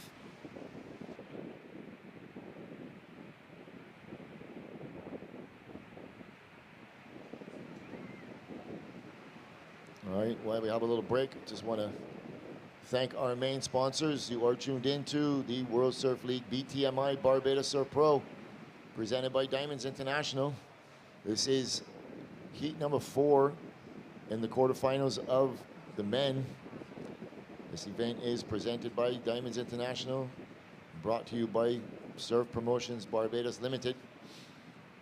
We also want to thank Tourism Development Corporation, CIBC Caribbean Bank, Blue Waters, Mount Gay Rum, Community Development Department, Heineken, Carib Infra Rentals, Nation News, Sunbum, Last Resort Surf, and last but by no means least for our post-heat interviews, St. Luke's Clothing and Eco Lifestyle and Lodge. Thank you very much for your support.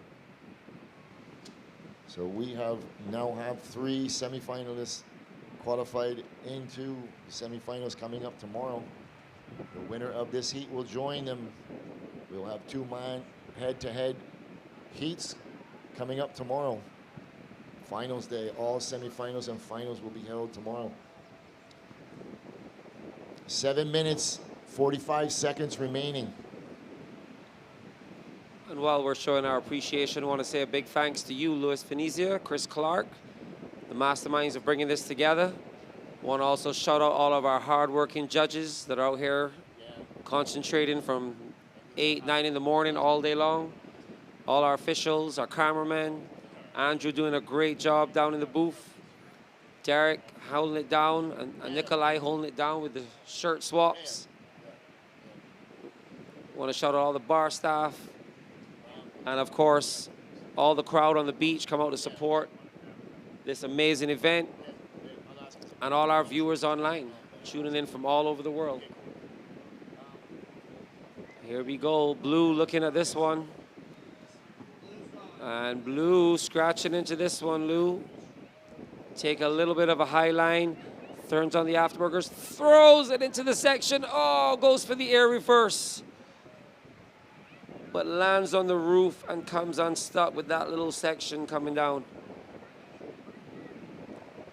Jacob Burke realizing he just had a smaller wave on the inside and decided to get the crowd on his feet. Here we go as he rolls in again. Takes a high line wrap, sets it up, holds the middle of the wave face, and then throws the air reverse. Unfortunately, that section coming down just takes the board from under his feet. He'll have him get him back out on the outside and reset. He still has 6 minutes remaining. 6 minutes, Blue. So you see the surfer on the outside sitting on a pair of sixes in control of this heat. He's holding priority. This is all part of the strategy. He is not going to take another wave unless it will better a 6-point ride, which will then up the requirement for Blue. Or if he needs to play some defense and keep the very dangerous Jacob Burke off of a wave. So this is where we see the heat strategy, especially in the head-to-heads, come into play. It's a little bit different to the four-person heat. As we see some lines approaching and the surfer's looking interested. So Luca's going to pull the trigger. He's going to use his priority. But look at this one on the outside as Luca comes up. Nice big down carve. And he hangs on to that maneuver. So Blue is not going to be in position, but that's going to give him priority on the outside. So red kicks out. Yeah, the surfer in red electing to go on that wave, but doesn't quite offer the scoring potential he was hoping for. That's why we say the bowl can be tricky, as we see a solid wave coming in, almost breaking on his head. First, nice wrapping lit line turn, but then that wave pushes off down the reef and doesn't offer anything more for Lucas really to get involved in. So he just cuts out, realizing that it's better to save his energy and try to get back out and up the ante for young Burke, because one wave and young Jacob Burke can swing this tie. We have 4 minutes, 15 seconds to go. Let's see what the bowl is going to serve up. All right, last of red, 3.57. So that does not factor in. 4 minutes remaining. So ladies, you're free to paddle out. Please stay down inside the channel. Ella McCaffrey, Havana Cabrero. So 3 minutes, 50 seconds remaining. Jacob Burke on the outside, sitting with priority. Blue requires a 7.27.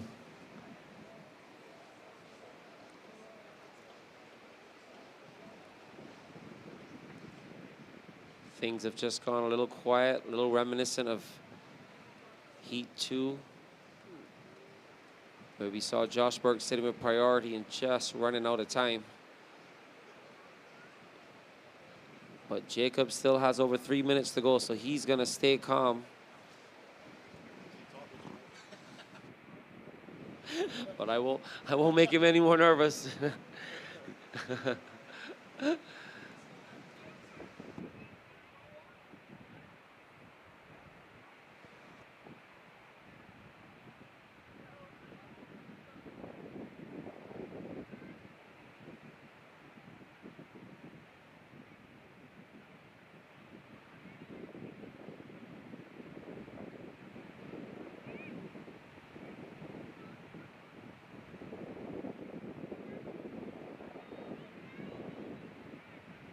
So 2 minutes, 30 seconds. Priority still sits on the outside with Blue. . .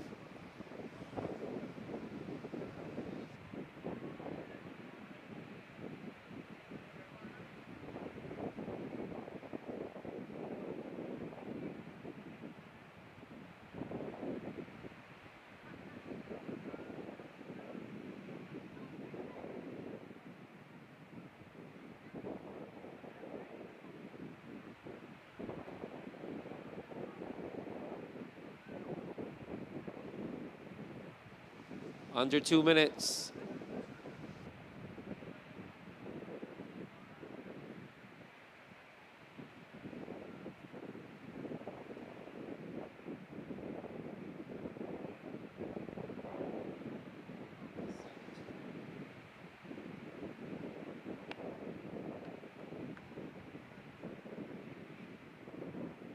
One minute, 30 seconds.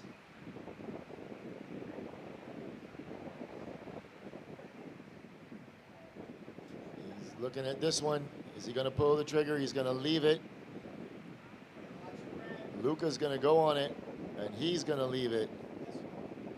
So that was just swung a little too wide. Jacob's going to pull the trigger on this one. Here we go. Jacob Burke up and right in. Coming out onto the open face, coming off the bottom, throwing it vertical up in the lip. He needs 2 more maneuvers like that. Another big down carve. He needs to work this one to the inside and finish it strong. He's going to get some inside work done. Another wrapping cutback, looking for that finishing maneuver. Throws it up vertical. He's going to get one more hit. Jacob Burke, well done. Come on, Barbados. Give it up for Jacob Burke, throwing it all at that last wave. 25 seconds remaining. So Luca's on the outside by himself. With priority, ladies, in the next heat. Just hold your positions there. All right, we're waiting for the replay of this one as Jacob Burke went to town on that wave after sitting outside and being patient. So counting this one in, 3, 2, 1, and red is up and right. And as the heat comes to an end, ladies in the next heat, please hold your positions. We got 2 scores to drop, and this wave will count for Luca.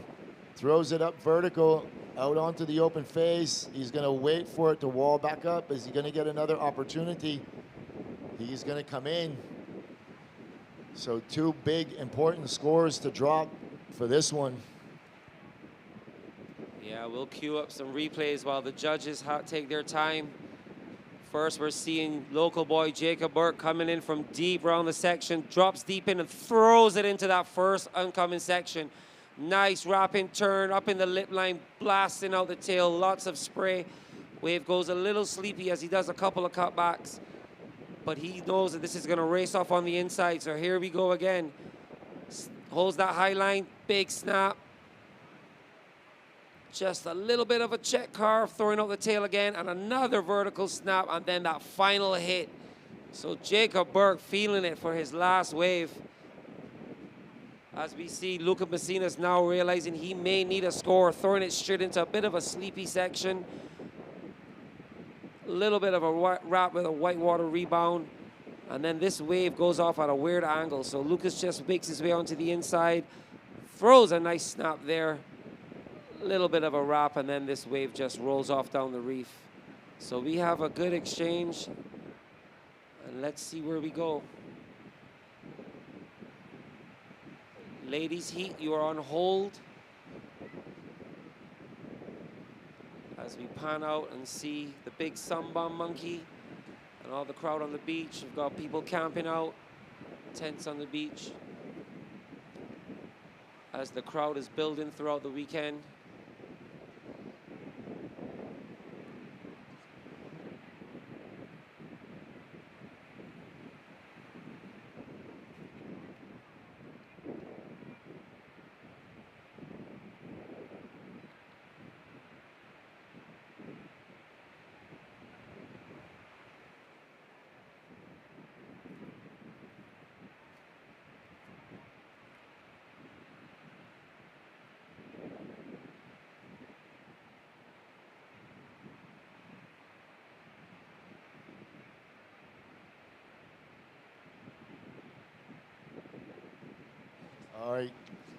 All right, Jacob Burke requiring a 7.27, drops a 6.87.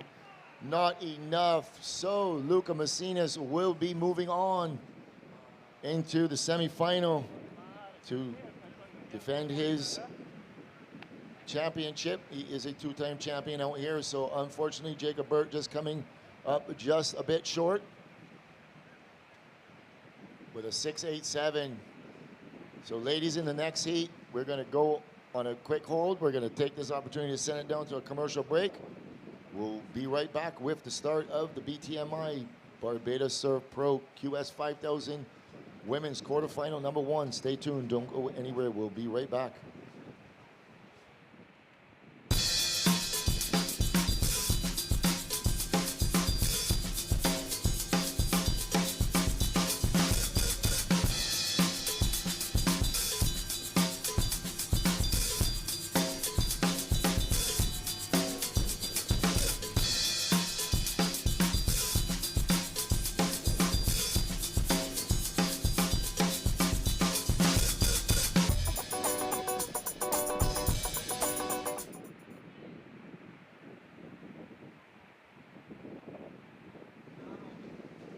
All right, we're back to live action coming up in this heat. We're gonna have surfer in red, Ella McCaffrey, taking on surfer in blue, Havana Cabrero.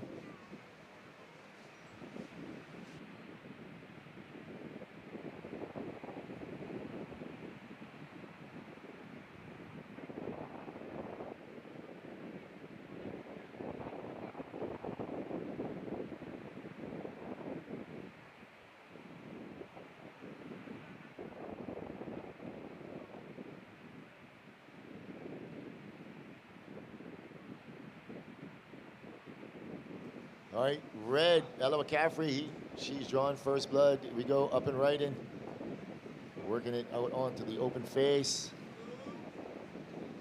And blue, Havana, she goes up and down. Red continuing down onto the inside. Nice big wrapping cutback.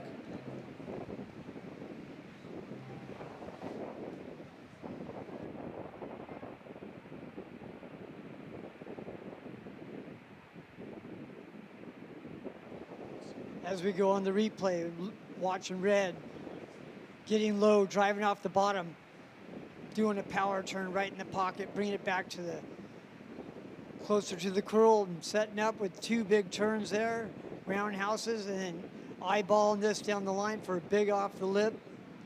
And she kicks out, make her way back out, putting a score on the board to start with 22, just under 23 minutes left.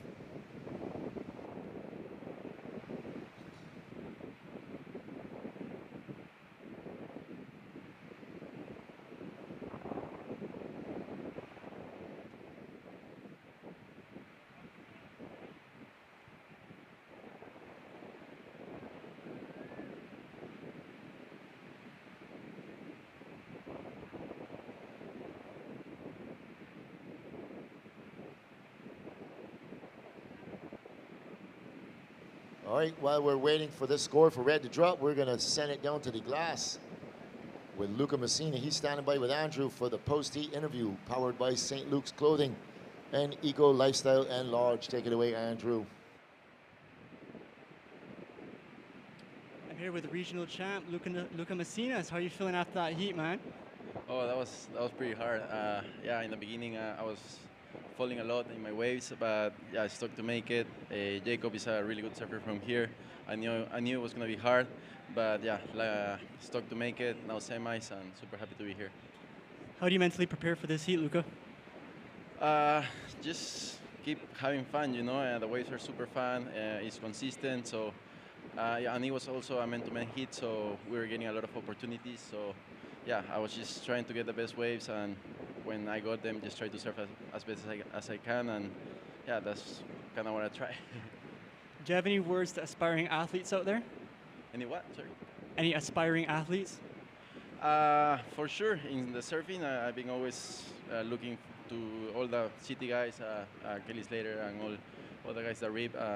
Yeah, just follow everybody that is on top, and just try to make whatever they're doing, you know. You want to shout out anyone before we go? Sí, saludar a toda la gente de Perú que siempre me está viendo, me está apoyando. Seguimos con todo, seguimos representando y a seguir dándole duro. Saludos. Good luck in the semis, Luca. Back to you guys.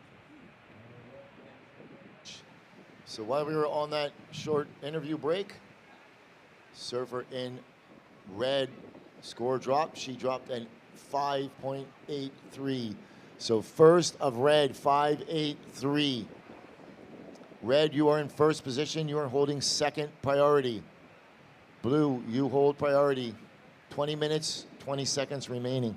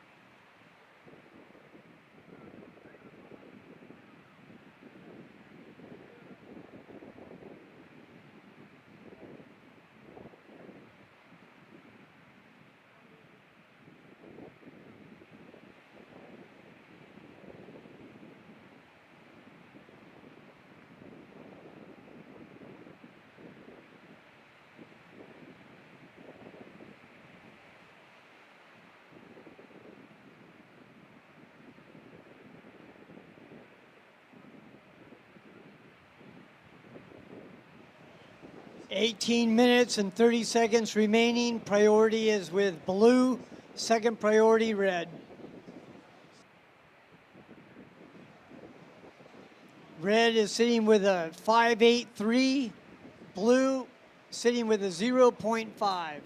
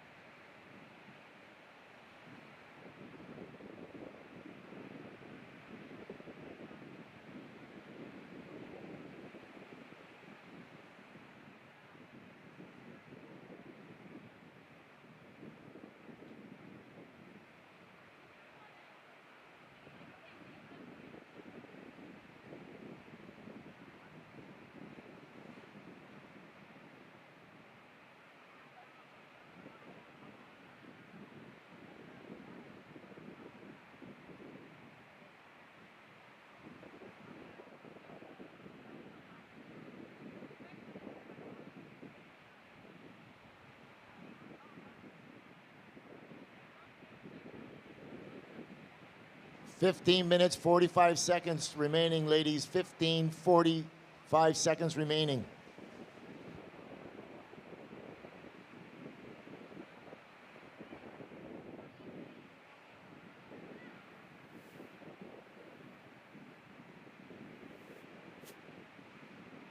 We're watching red, Ella McCaffrey. She's putting her back up on the score, on the board now.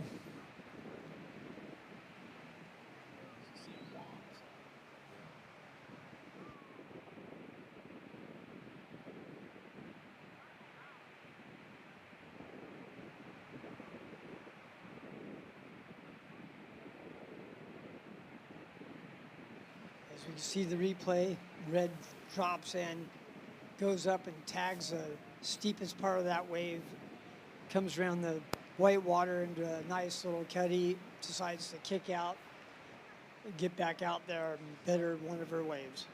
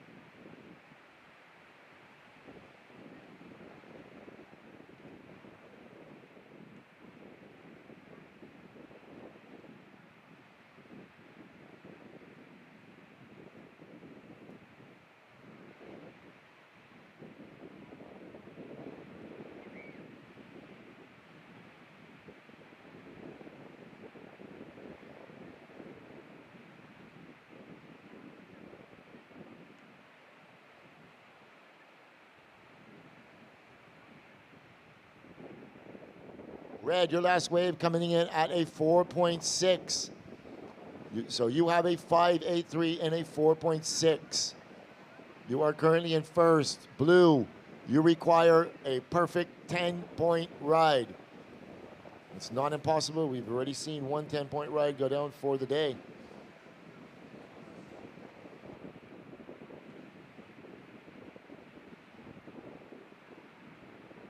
Still plenty of time, 12 minutes, 15 seconds remaining. So only half the heat has gone by.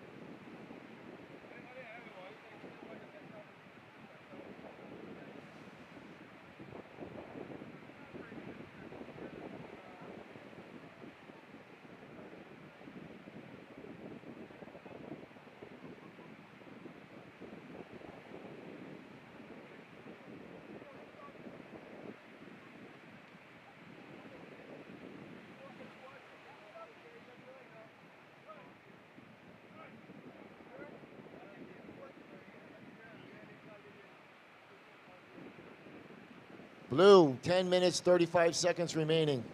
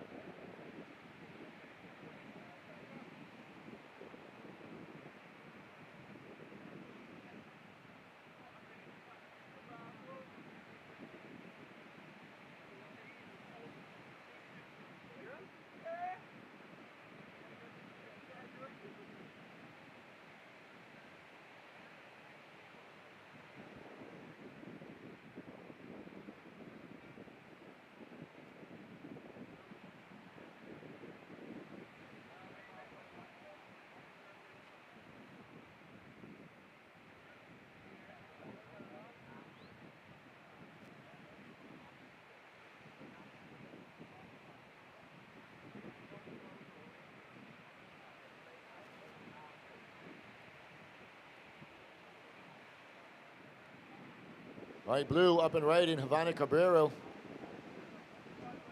So she's up and riding. And works it all the way out onto the inside, but then kicks out the back.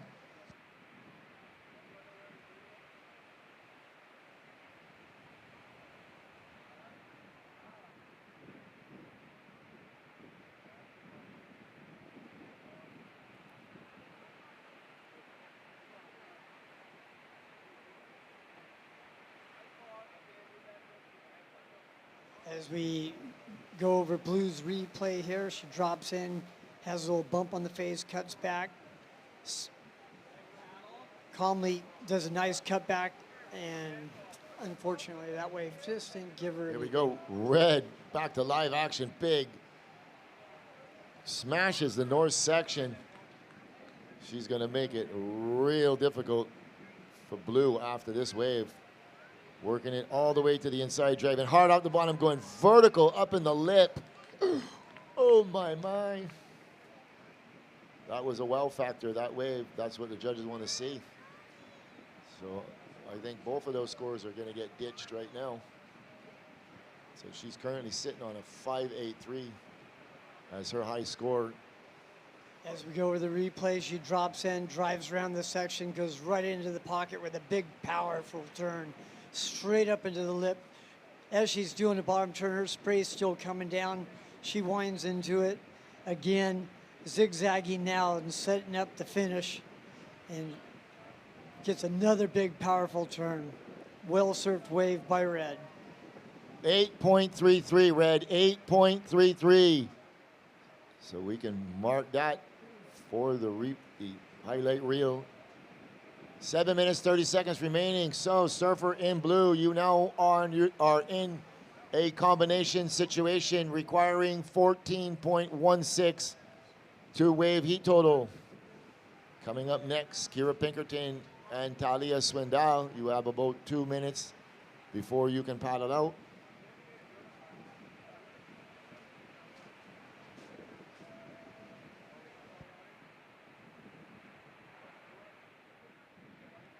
Yeah, Lou, the girls all week out there have been impressing me. They're all surfing good. It's great to see them all out here at Super Bowls and all performing at high levels. What do you think? Yeah, definitely, but unfortunately, Surfer and Blue letting a wave go earlier that had 8 or 9 points written all over it. Just a little bit of a blunder, they were a little bit too far down inside. She is in a better position, currently in a combination situation, so she just needs a 4.16 to break the combination. But there's a bomb coming, and she's pulling for it. She's going to let it go.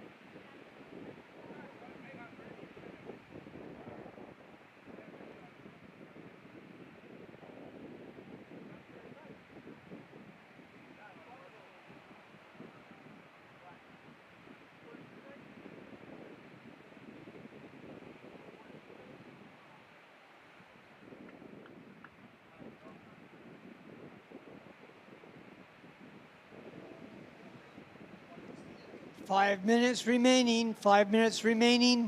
Blue priority, second priority goes to Red.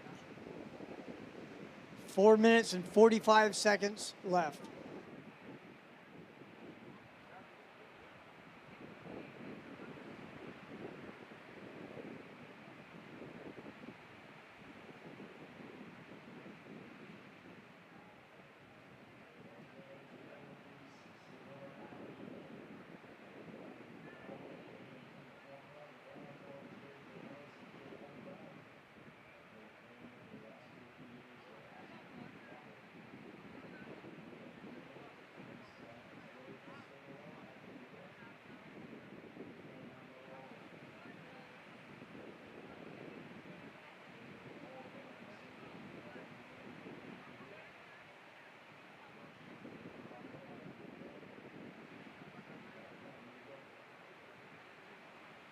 Here we go, blue up and right, and Havana Cabrera, big off the top turn, out onto the open face, and this wave just doesn't have the wall that some of the other waves have had. She's gonna stick with it.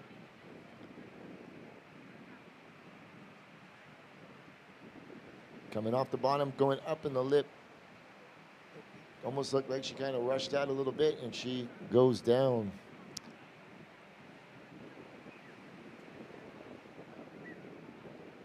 So with 3 minutes, 22 seconds remaining, she's more than likely going to break this combination.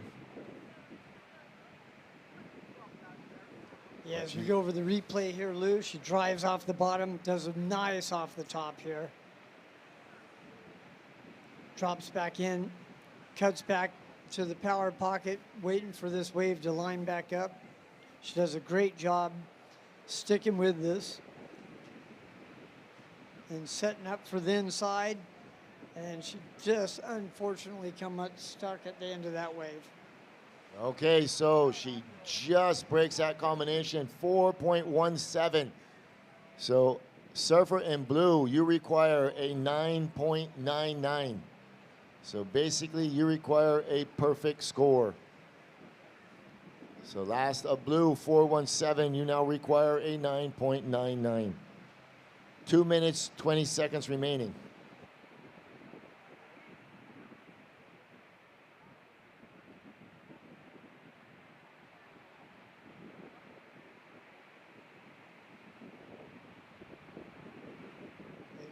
Going on the replay again with Red on that earlier wave that she had. She smashed that lip a couple times and had a great finish.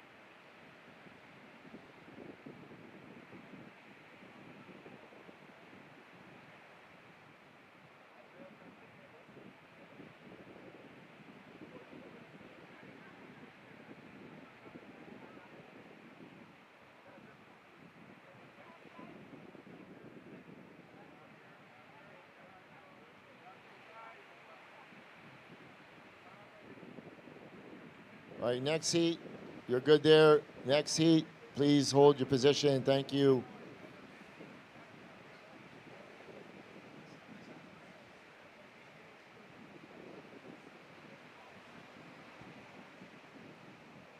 "35 seconds remaining, 35 seconds remaining."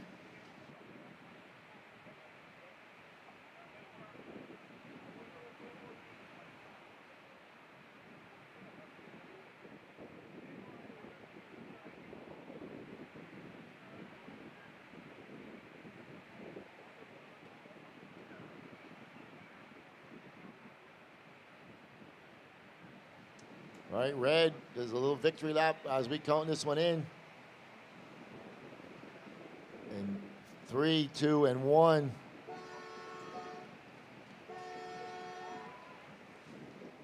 So surfer in red, Ella McCaffrey, she's going to take the win, move on into the semifinals. Ladies in the next heat, hold your positions. We are on a short hold. So we are going to cut to a quick commercial break, and we will be right back with more action from the Barbados Surf Pro QS 5000. Stay tuned, we'll be right back.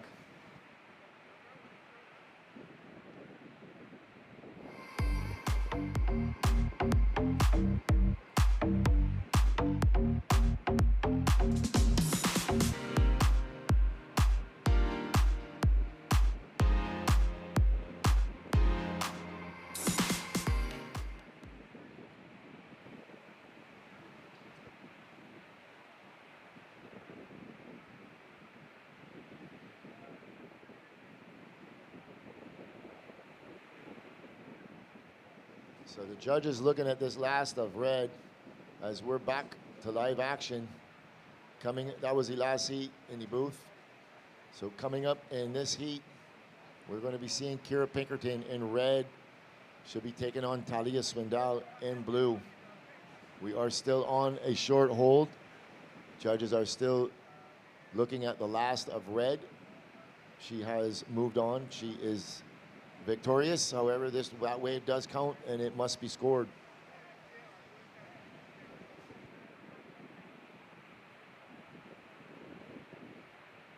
All right, last of red, 6-2-3 for reference.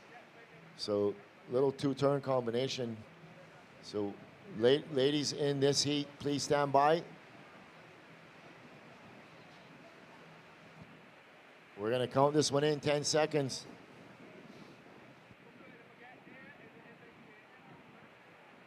In 3, 2, 1.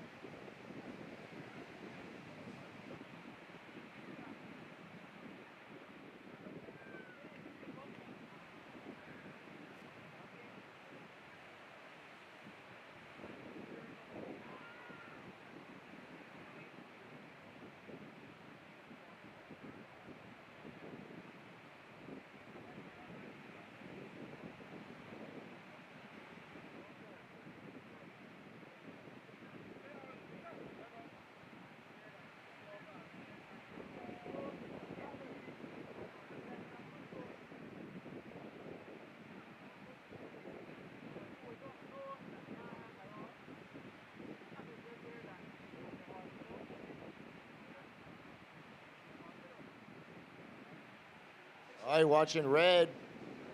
No ride for red. Had some bombs come through earlier. And watching blue, Talia. She's up and riding. Talia Swindell.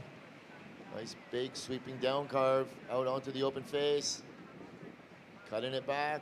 Working her way to the inside.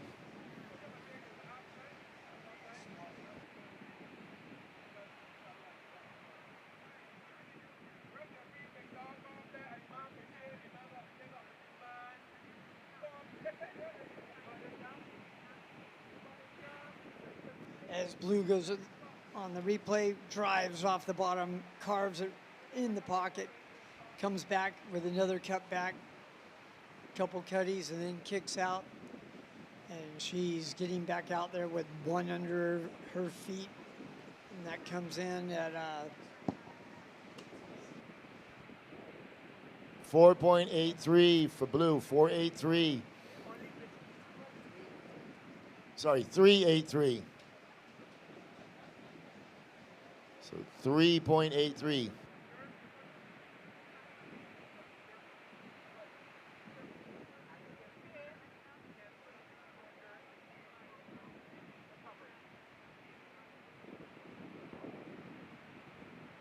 Oh, here we go. Kira Pinkerton, she's rolling into this one. Driving hard, coming around the first section.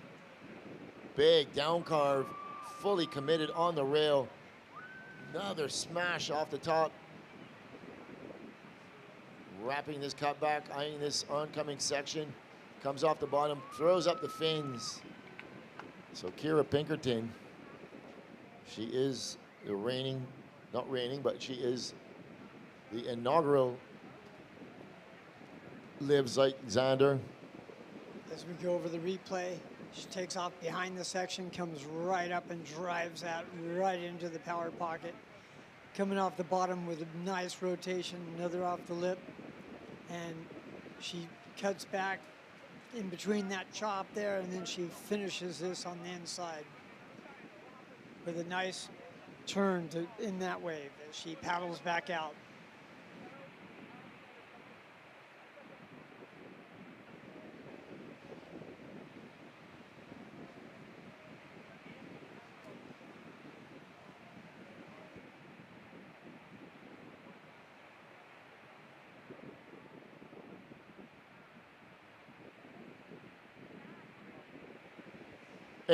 .33 for red, 833 red.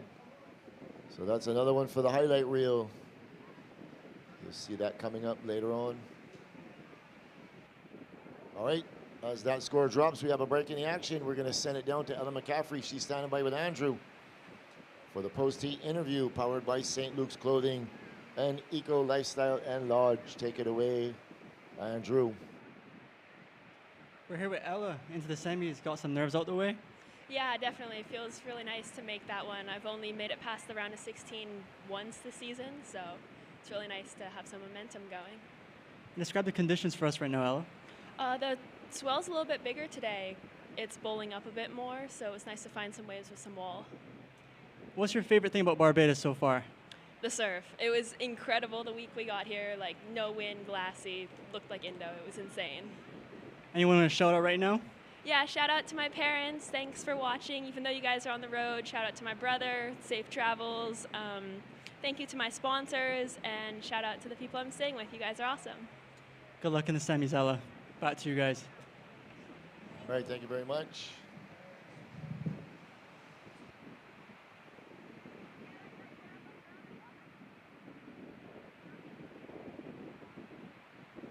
All right, while we were away, for those of you that didn't catch it, surfer in red dropping an 8.33. So surfer in blue sitting on the outside with priority. Talia Swindell, she requires a 4.51.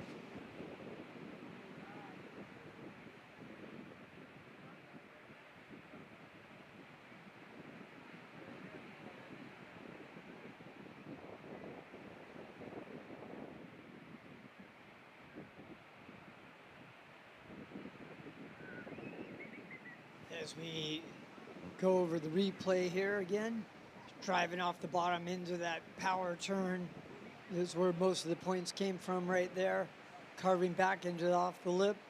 And then she goes through this bumpy section there to finally set up a nice finishing turn, and she got rewarded with an 8.33.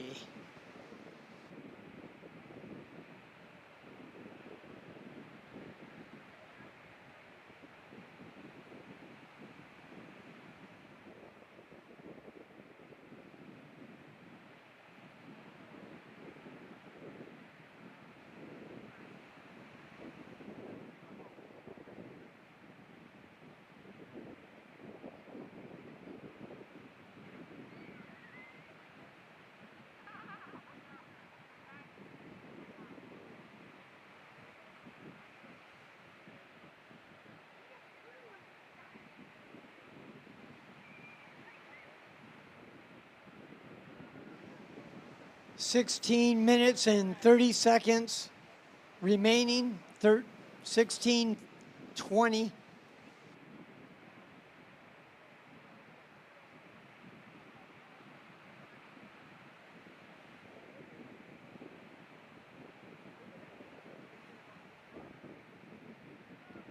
Never a dull moment up here.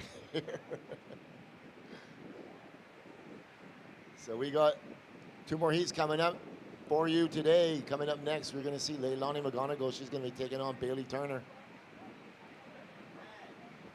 As we watch red, Kira Pinkerton, she just dropped an 8.83. And she goes up and out the back. Have a little speed wobble at the bottom of that wave just now.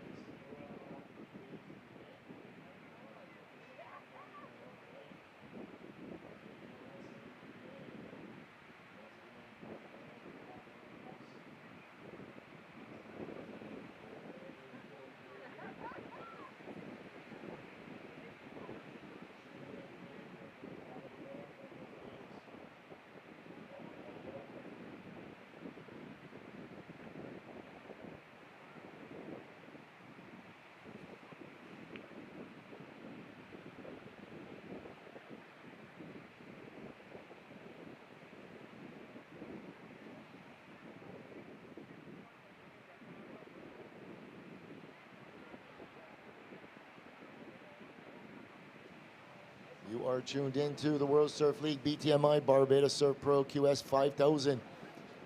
This event, 1420. This event is brought to you by Surf Barbados Diamonds International. Brought to you by Surf Promotions Barbados.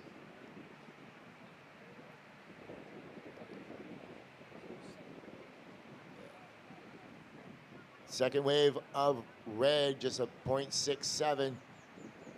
So blue, you now require a 5.18.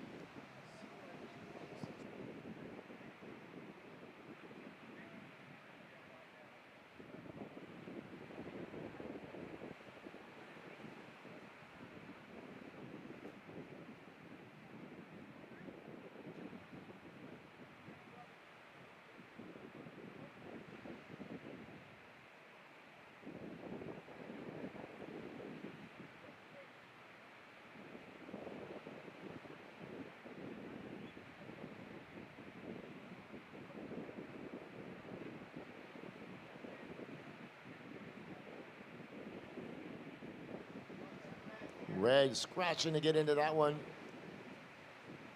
She is in second priority, but that wave would have been worth it because it is a lovely looking wave. It's going to roll off, as is this one. Here she goes. She's up in the point. Kira up and riding, coming off the section, going up in the lip. Just a little bit of a safe surfing, and she goes down. Kira would have come off the bottom hard and smashed that, as I've seen her do 100 times. That wave would have been no trouble for her. Coming in third last year at this very event, so she's looking to better that. She has at least equaled it. No, she hasn't. If she loses here, she will be fifth.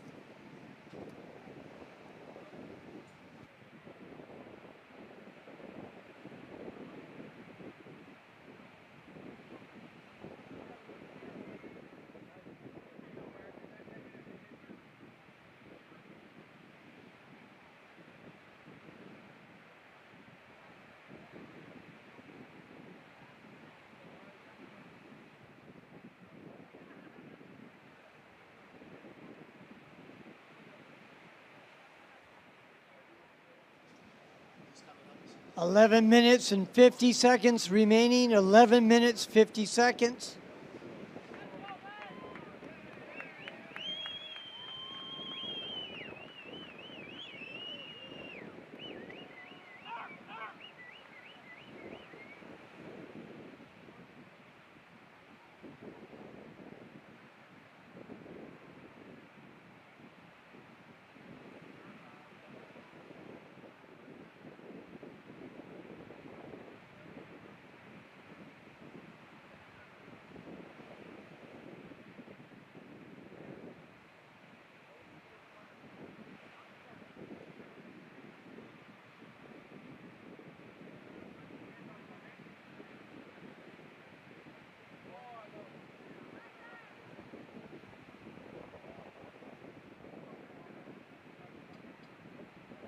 Just under 11 minutes remaining, just under 11 minutes remaining.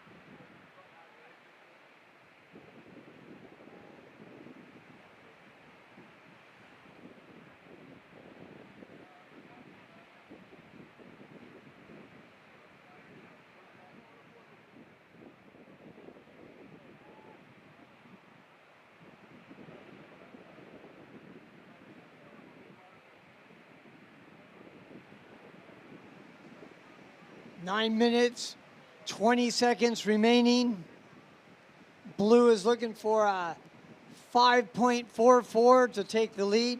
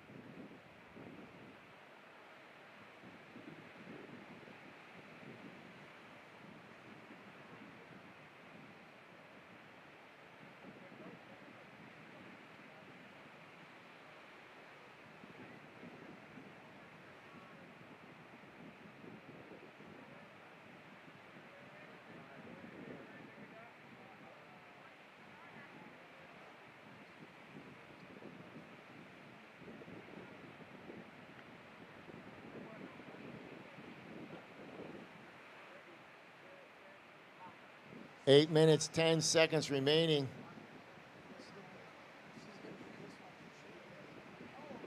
Who's in position? No girls, no takers.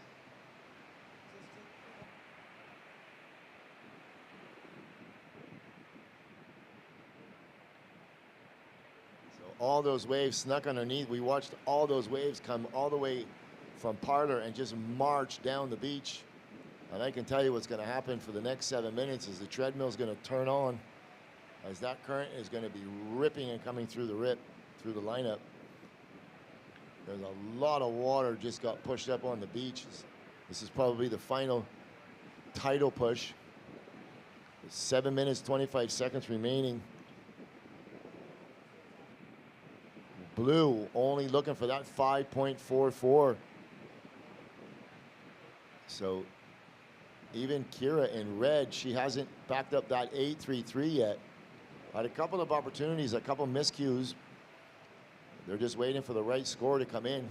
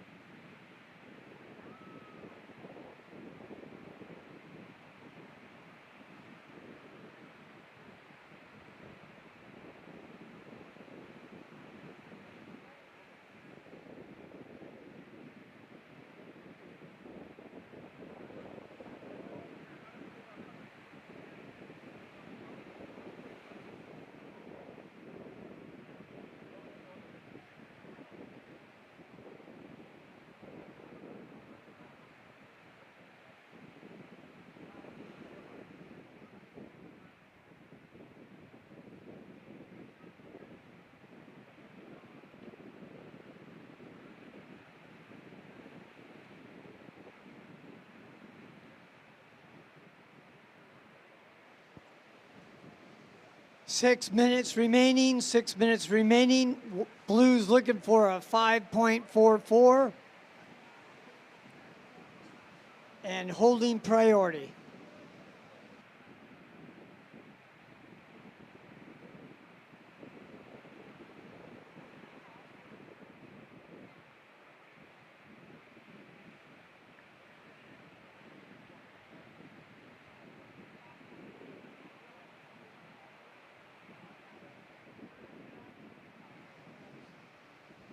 All right, she's pulling for it. Here we go. Talia Swindell up and riding. Angry looking section ahead of her, and she can't hang on. So Red, that was a huge turn. Really going for it on that section. With 5 minutes remaining, servers in the next seat. You're free to paddle out. Please stay down in the channel. That was a massive turn by Talia, and she was so close to making it.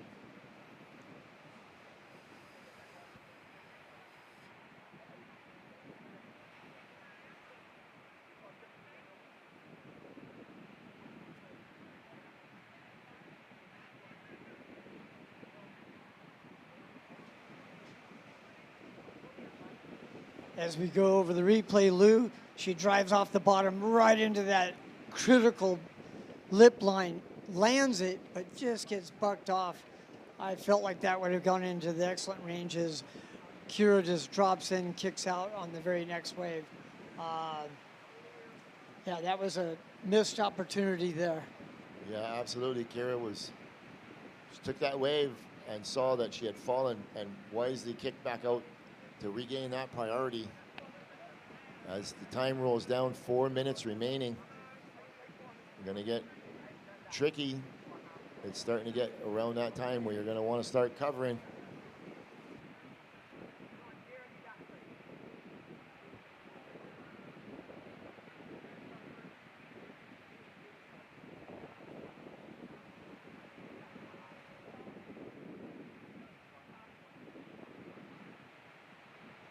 So last of blue, 1.57.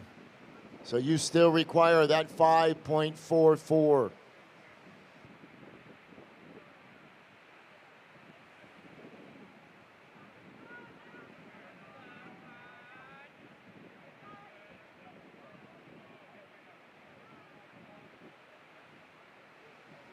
So Red with priority. Up and riding, Kira Pinkerton. She's going to try and get around this first section. She does. Little down carve. Out onto the open face. Not really having much on this inside. She's going to stick with it. She's just sitting on a .93. So she's going to look to maximize the scoring potential. Throws it up and completes the maneuver. So with 2 minutes and 40 seconds remaining, that's going to definitely up the requirement for blue. So as soon as I get that score, I will update the situation.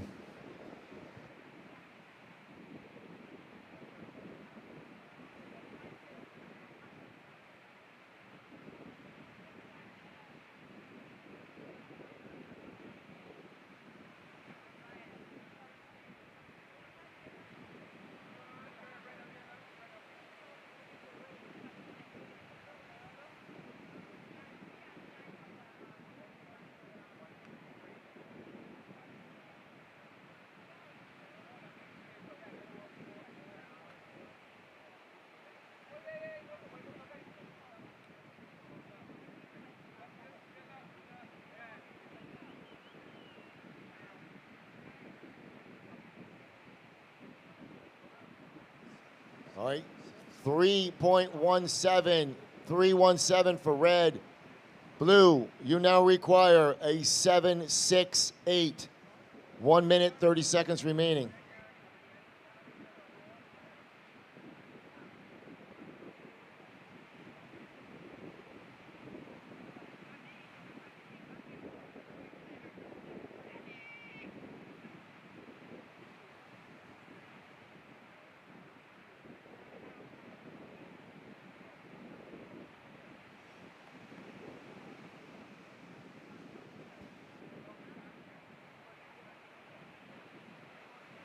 One minute remaining.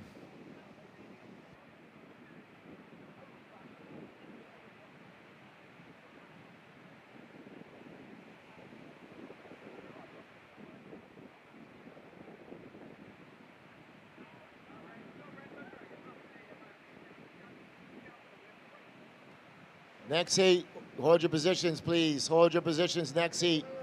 Blue up and right in. Talia Swindell. Big turn up in the pocket, pushes out the fins. Out onto the open face, nice wrapping cutback. Working it all the way to the inside with 20 seconds remaining. She's gonna get more to work with, more scoring opportunity. As she works her way to the inside, she just has to finish this with a big blowtail, and she finishes the maneuver. With 5 seconds left on the clock, she kicks out. She needed a 7. Next heat, we're on hold. Next heat, we're on hold.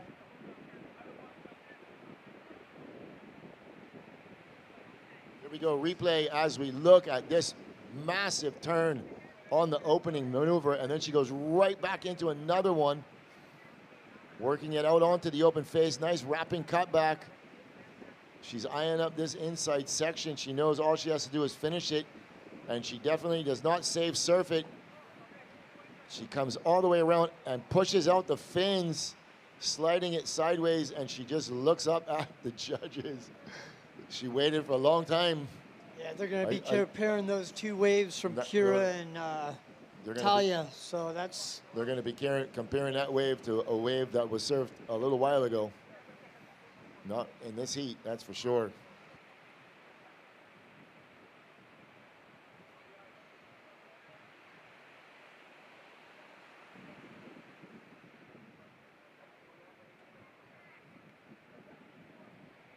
All right, 8.33 for Blue. Blue goes to first, takes the win, and advances into the semifinals.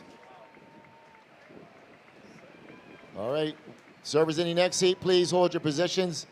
We are going to be on a short hold. We're going to take this opportunity to cut to a quick commercial break as we watch Talia coming up the beach. She's so shocked, but well-deserved. Both girls with an 8.33 there, Lou. Yeah. Came up to their backup wave. The backup score, for sure. When I'm on the East Coast surfing, there's a few restaurants I like to come to. Sand Dunes being one of the best for delicious Bajan food. And here it comes now. Oh, that looks good.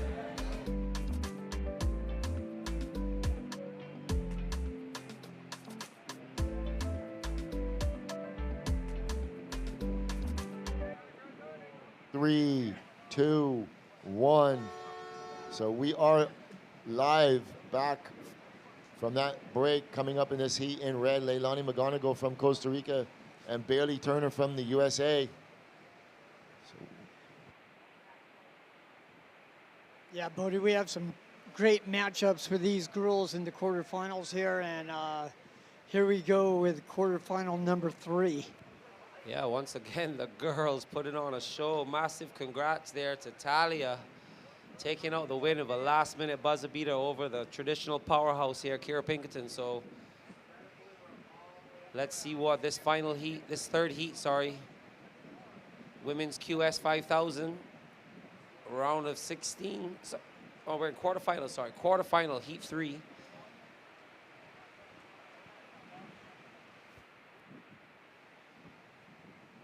Yeah, so Jim, that last heat was a little sleepy for a while, but we got some fireworks to finish, and Talia Swindell, she'll be happy to have dropped that score. She's had a couple of buzzer beaters already this event.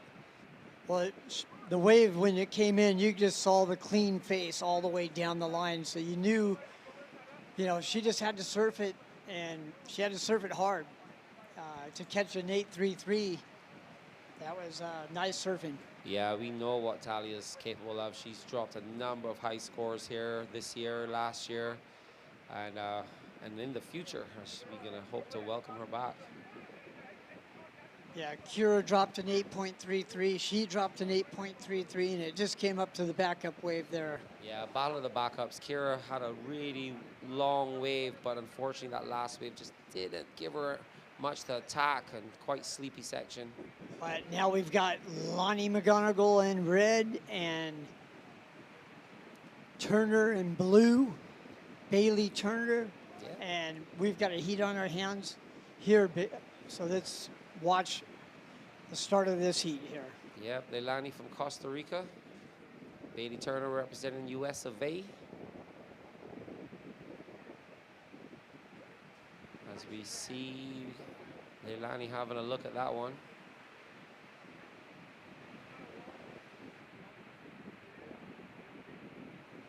And the girls are scratching in.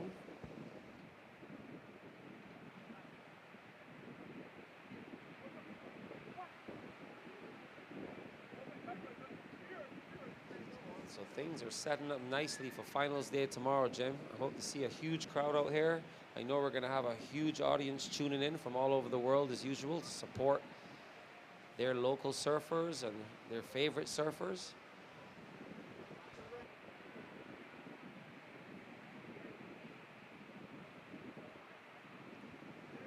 Just a bit of bump on the face there. Leilani getting her feet in the wax, but that'll be inconsequential to her overall score. Oh, I'm sure that wasn't the wave that she wanted, but you know what? Started the priority change, and no harm, no foul.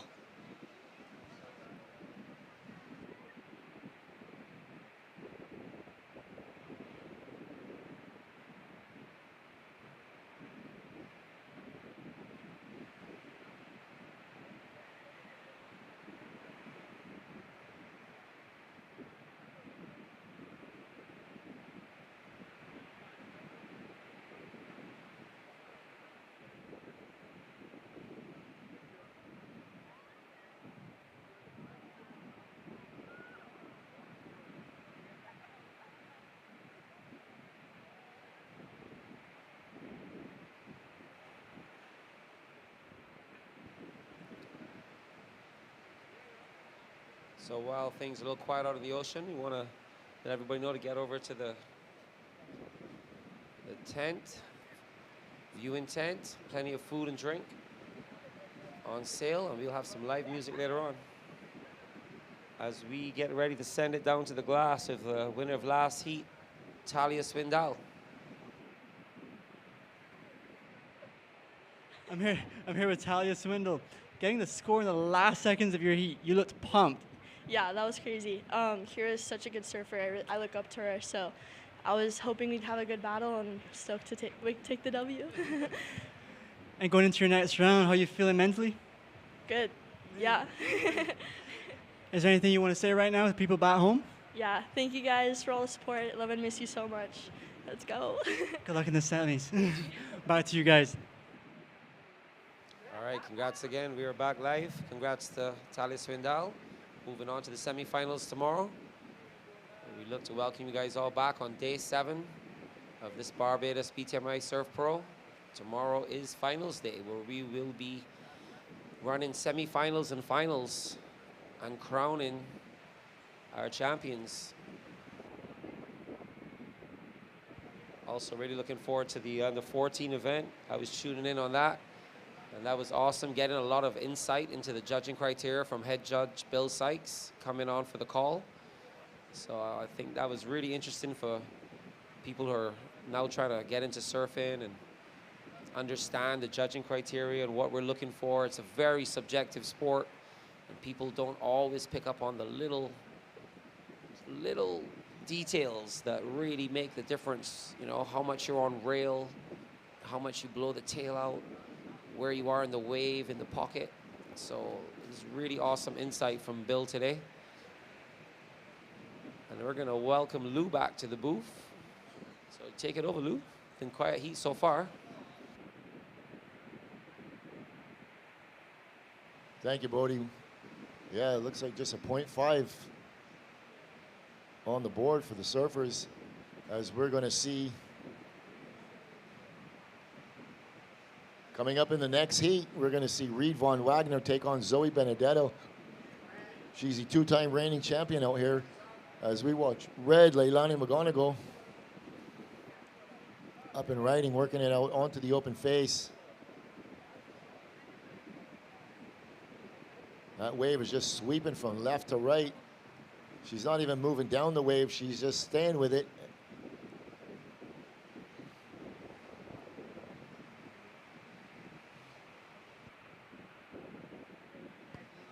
And on the outside, Bailey Turner up and riding on her backhand.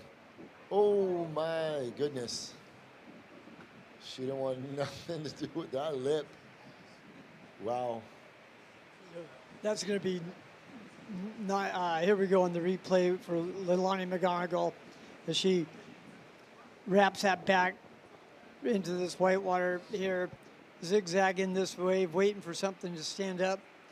As wave wasn't doing so much, but she's milking this for everything it's going to give her, and she gets a nice vertical in there, and then she kicks out, and she'll be back out.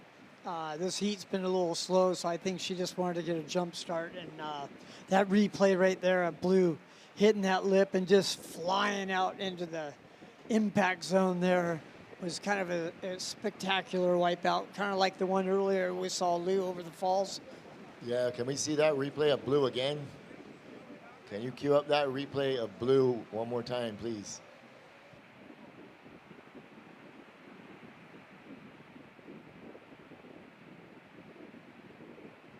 And we want the replay of Blue.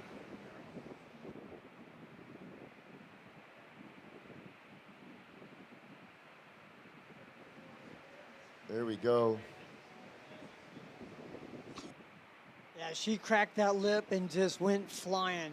But that would have been a huge score if she was able to whip that back down into the flats. For sure, she would have got right in the barrel too. So last of red 3.0, red 3.0. Last of blue 1.1. So blue, you require a 2.3. You are currently in second position. 15 minutes, 50 seconds remaining.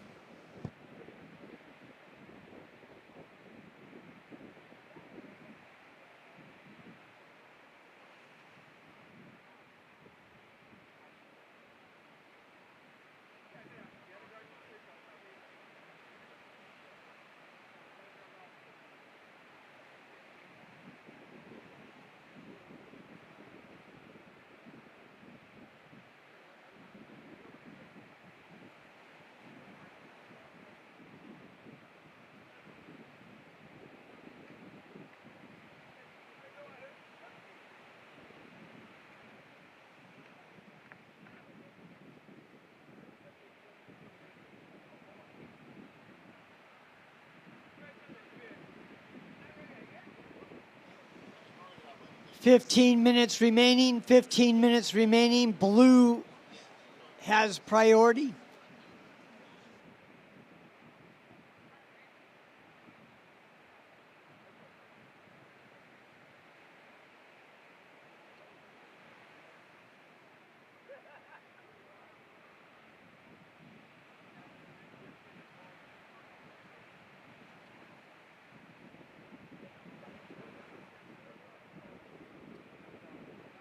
Here we go, live action. Red digging hard to get into that one. Not successful.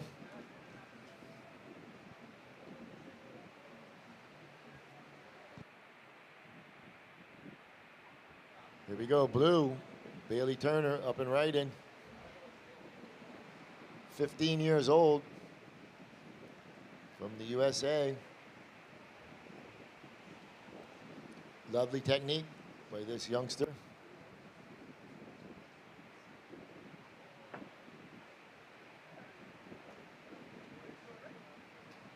She's finished 5th in Virginia Beach, currently ranked 14th, but only 15 years old. As we watch red, Leilani up and riding.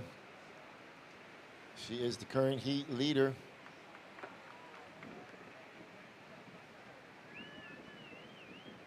Working it to the inside.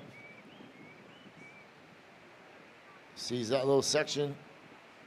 Leilani is a past champion in the junior in 2018.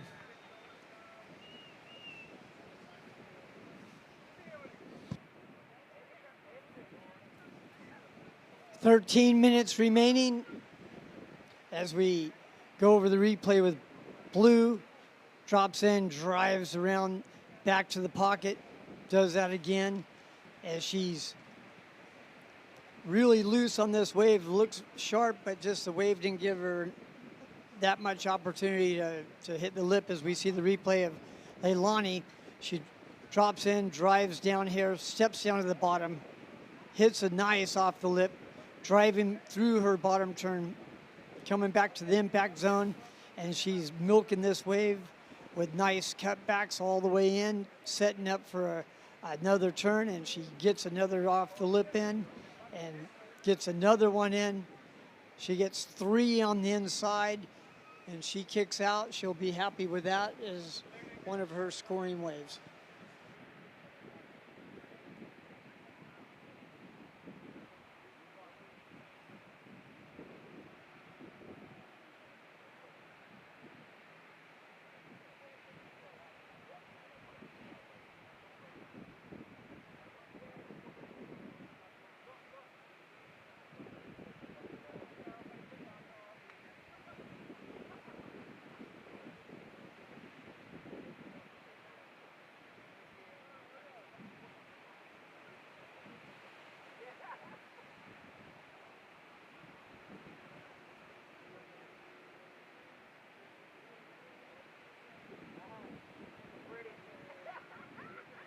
All right, last of red, 5.5. Put together with your 3.0 puts you in first. Blue, your last wave was a 3.6. You require a 4.8 to move into advancing position. Yeah, Lou, this kind of been of a slow heat, 15 minutes, 11 minutes left in the heat. And yeah, these girls are just scratching to get some points. Hopefully we'll see a flurry of sets come in for both of them at the end of this heat. You got 10 minutes, 50 seconds remaining, Blue. We pretty much reached and gone past the high tide now. We got one more heat coming up, and then we'll round out the day's proceedings. Once again, just want to remind everybody, stick around after the event today. We'll be having live entertainment as we watch Blue giving this one a look. So she lets it go.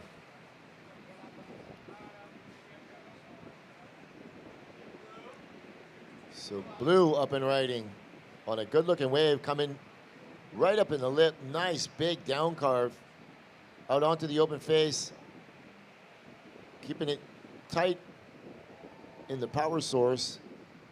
And he gets hung up a little bit on that last turn, but regains her composure. She's going to work it down the line, look for a big finish and move, going upside down and one more time.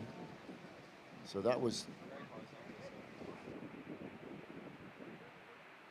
two good maneuvers. Kind of got hung up on that north section down in the back.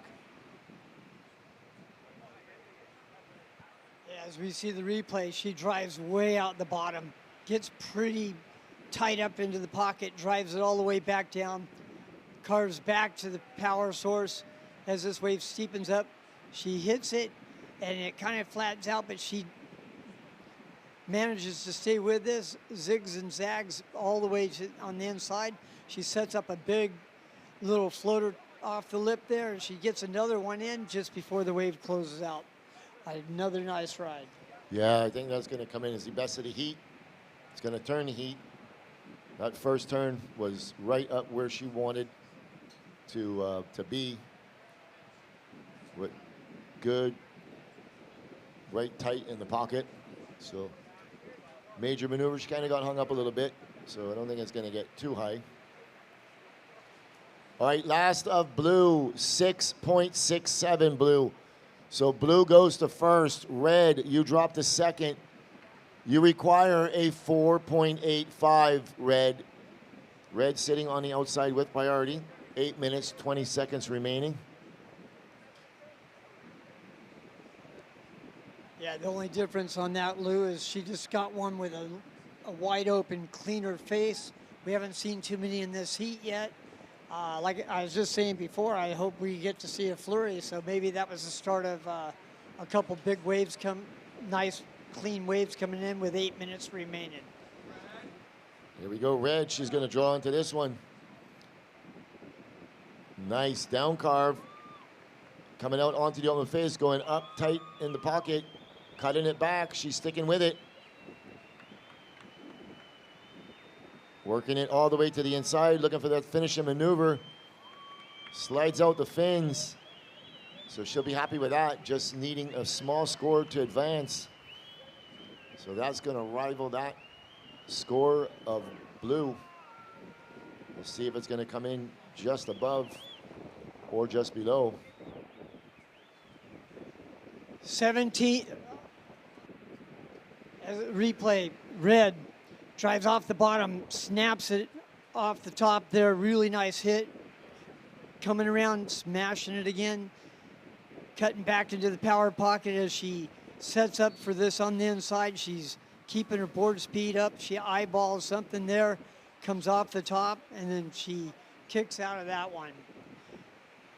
With 6 minutes and 45 seconds left remaining in the heat, waiting for a score.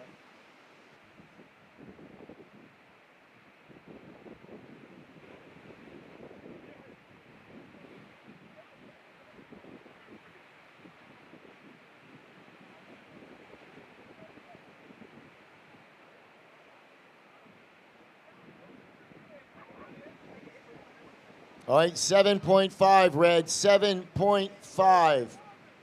So Red goes to first, and Blue is up and right, and she's going to go up and out the back. She wants to regain priority over Red. Red turns on the afterburners. She's not going to catch her. Yeah, Lou, as I was saying, we didn't have too much action at the start of this heat, but just as we were talking about it, some nice waves came in for both girls, and hopefully they'll get another flurry in the next 5 minutes and 45 seconds of this heat. Yeah, it started out really slow, but 3 really nice sets rolled through once the tide starts to settle in.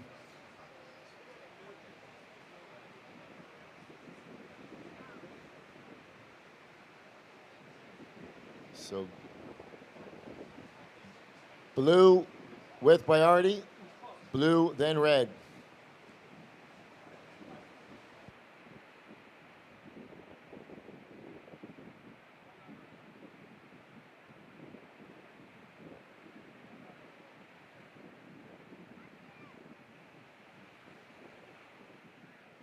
So you see the difference in the Red score and Blue's 6-6.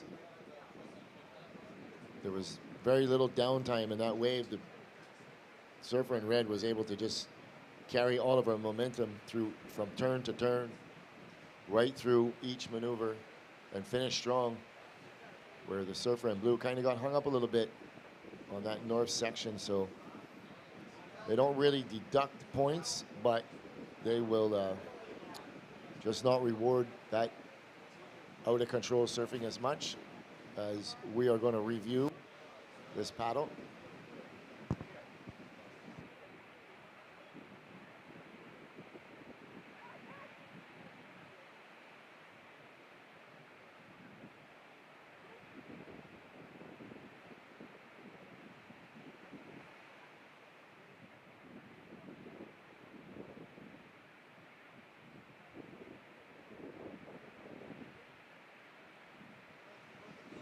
Just under 4 minutes, priority Blue, second priority Red.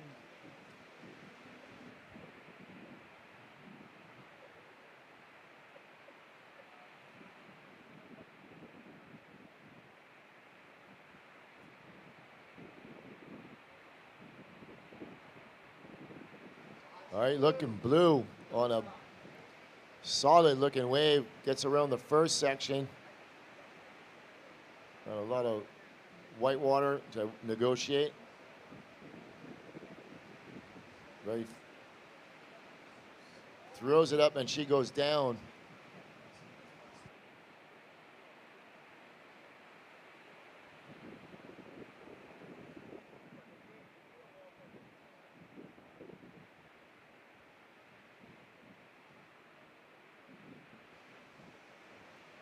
Three minutes remaining, 3 minutes remaining.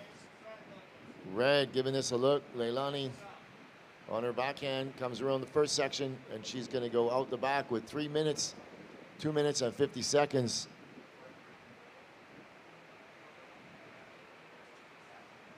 As we go on the replay of blue, she takes off way deep behind the section. Wasn't able to get up on the open face of that to get a turn in. Got 6 with the whitewater, gets 1 turn in there and kind of comes up and unfortunately comes unstuck at the end of that wave there. But she's back out there with 2 minutes and 20 seconds remaining.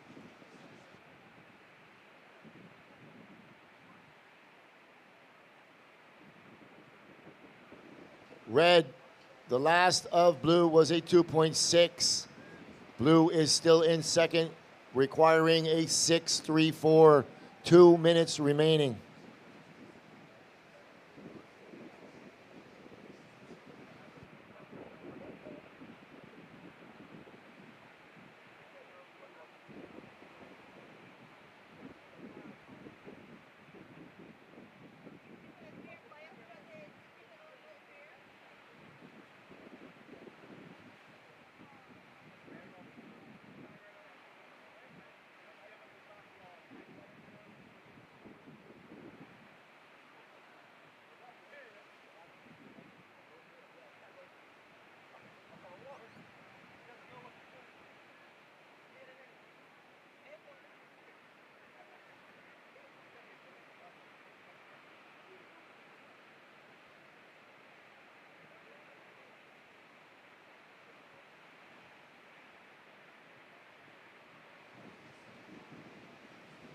One minute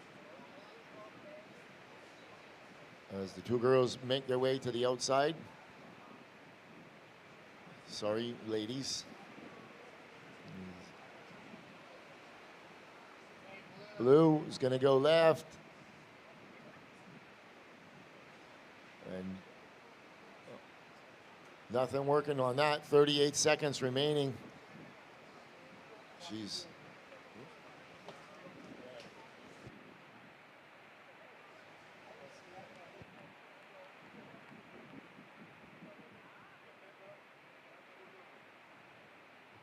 "20 seconds, ladies in the next seat, please hold your positions."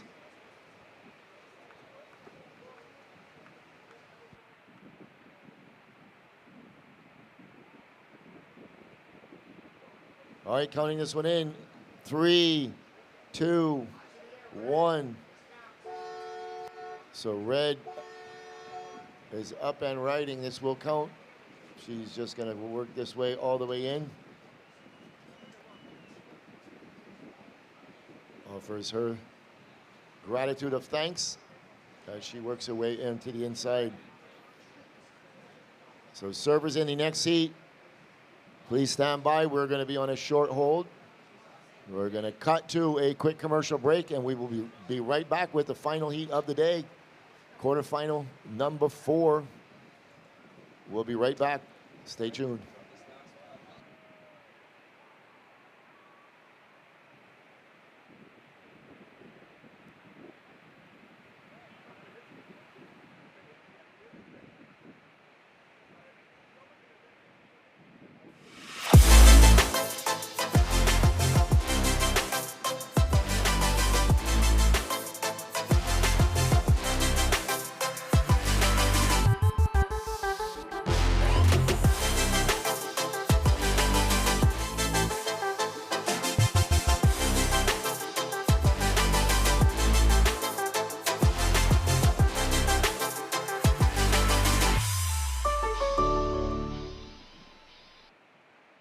So we are back to live action.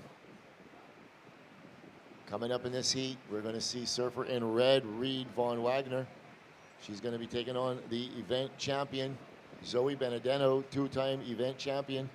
Reed Von Wagner was the recipient of a 10-point ride earlier in the Live Like Zander event. Absolutely smashed that 10-point ride. You will see that on the highlight reel later on for sure.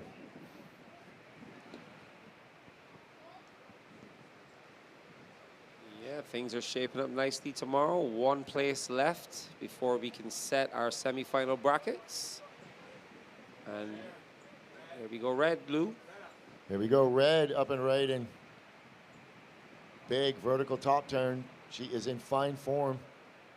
Reed von Wagner coming out onto the open face. Another big top turn. 15 years old.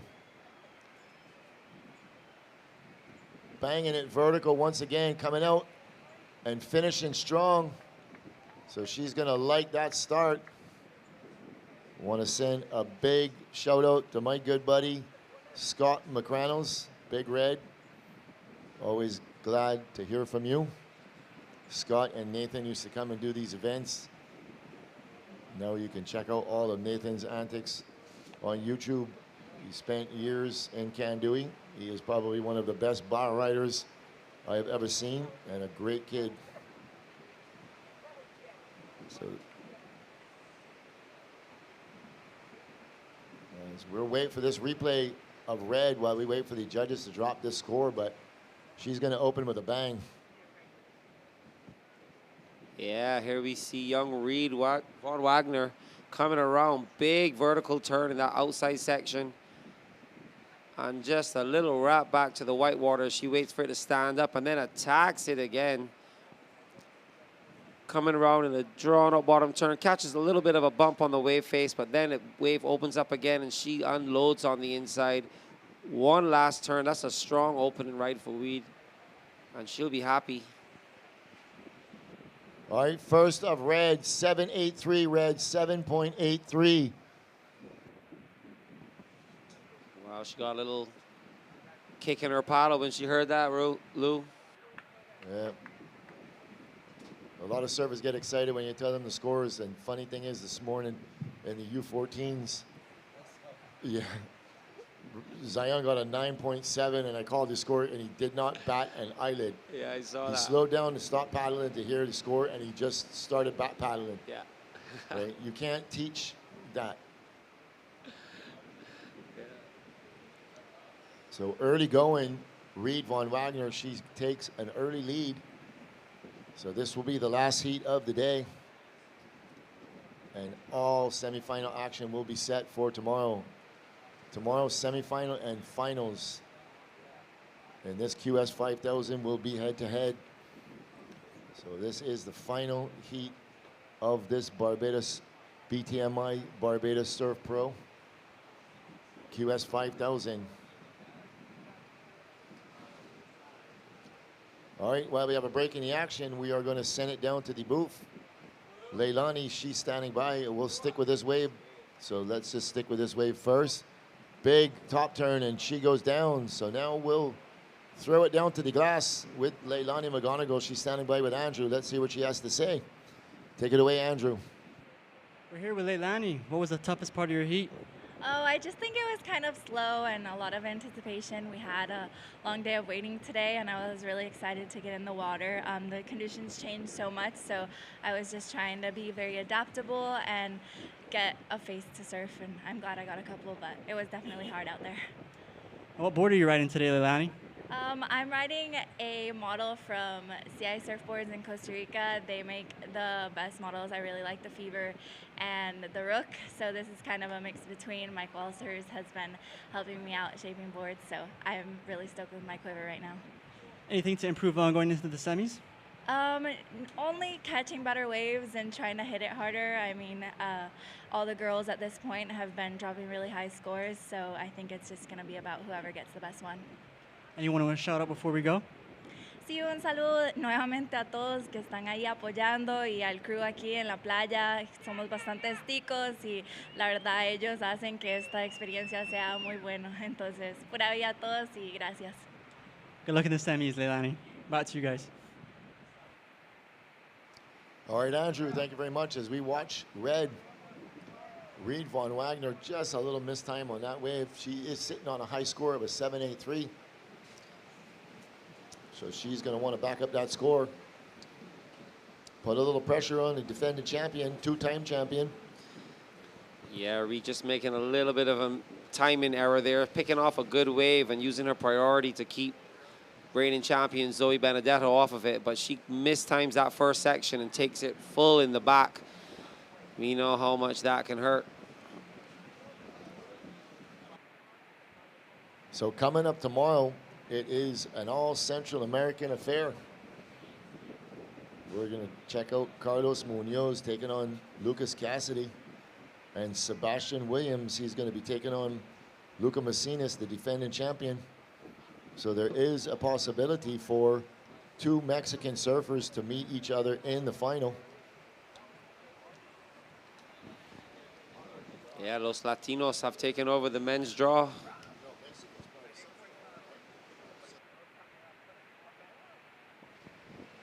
We may also have a case, Lou, where we've got a couple of competitors in the junior and the senior draw in the semifinals of Lucas Cassidy in the semifinals for the open men's and the junior boys, as well as Talia Swindal in the semifinals for the open women's and the junior girls. So we could have a possibility of a double champion. Yep, that's never happened.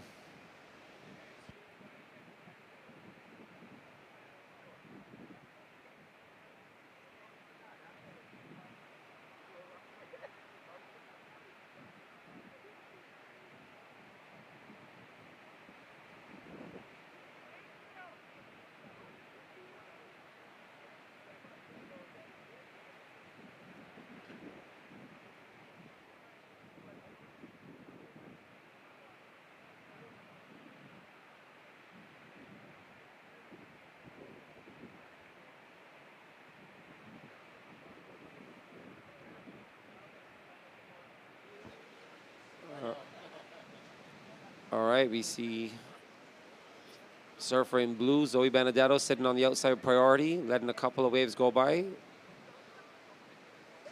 Zoe knows this break really well, and she knows how to identify the waves with the highest scoring potential. And with Reed getting off to a flyer with that 7.83 to open up the scoring, Zoe is going to make sure she does not pull the trigger on the wrong wave. She's looking interested. Yeah, really and truly, Zoe just needs to match that score. That's what she's going to try and do. Yeah, Zoe always a stylish surfer. 16 minutes, 35 seconds remaining. Priority is sitting with Zoe Benedetto on the outside.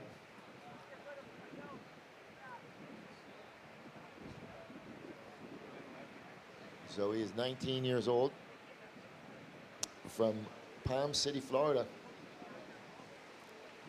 Surfing a place that I used to surf all the time, Stewart Rocks. It was back in the day when I was young, it was actually a secret spot. There we go.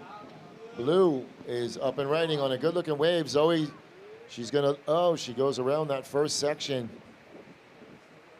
She's gonna hit this second one. Nope, she gets out the back knowing that she mistimed that first section. Yeah, the beach just held its breath, expecting some fireworks there, but just slightly mistiming her approach and realizing that if she tried to go into that oncoming section, there's a good chance she was going to go searching for urchins and maybe a new board. So playing it safe, realizing there's still plenty of time to go with 15 minutes and 24 seconds. So Zoe will just paddle back out, reset, and believe in her ability to drop a big score. As the priority now sits with young Reed Van Wagner, who is just surfing with so much confidence. So impressive, so mature for a 15-year-old.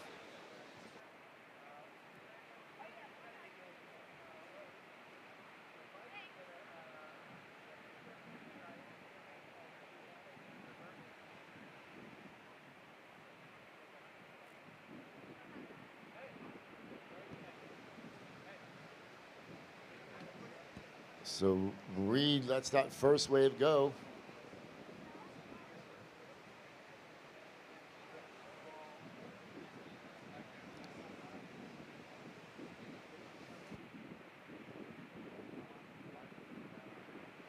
Folks at home can see what's rolling up on the outside as she's going to pull the trigger on this one.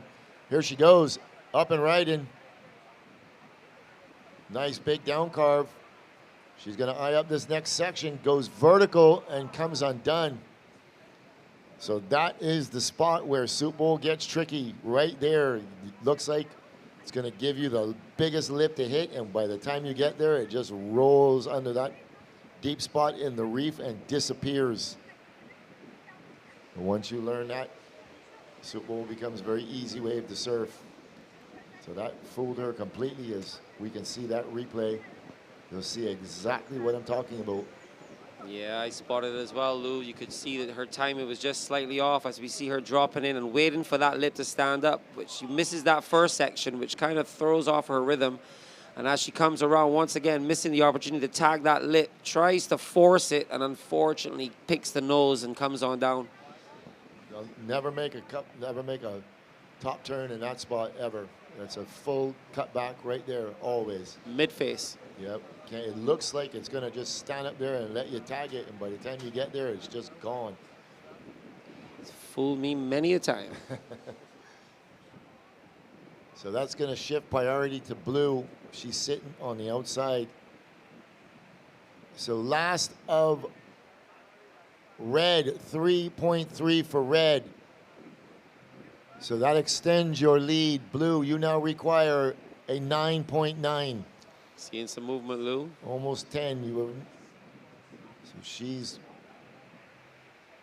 with 12 minutes, 40 seconds remaining.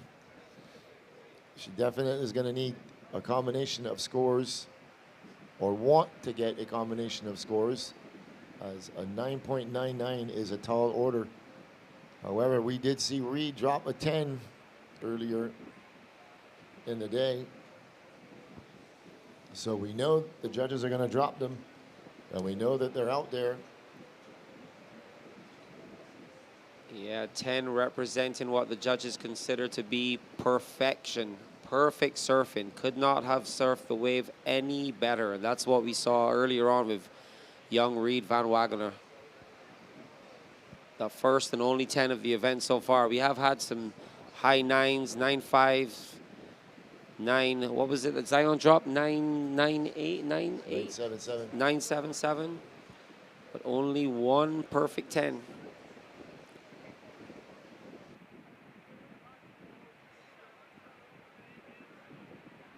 If she had done that on the CT, she'd be taking home a Yeti cooler. Not here.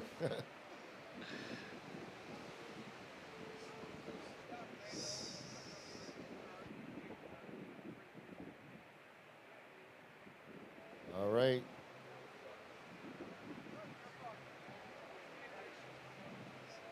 Surfer just in, just a little too close, having to go underneath this one. This is the final heat of the day. We'll update the schedule on the conclusion of this heat. We'll also stick around for the interview with the heat winner.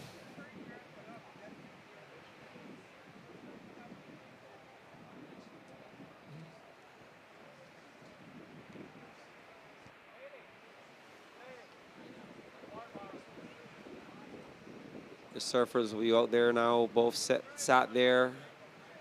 10 minutes, 30 seconds.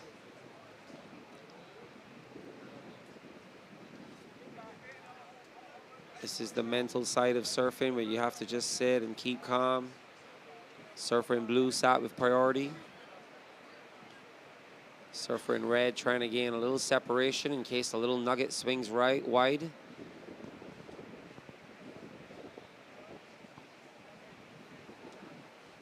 We have 10 minutes to go.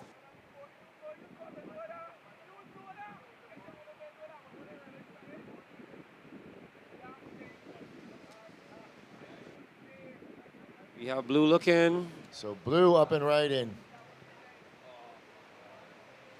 One of the rare closeouts of the day. That looked like it was setting up to be a nice wave, but we have spoken all week about how tricky Soup Bowl can be. And when you're out of sync, you're out of sync. I've had evenings like that where it feels like just nothing goes right. If I paddle left, wave comes right. I paddle right, the wave goes further right.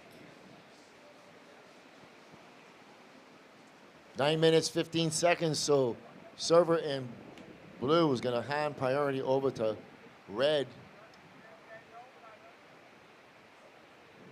As the rip starts to pull down through the above side of Soup Bowl.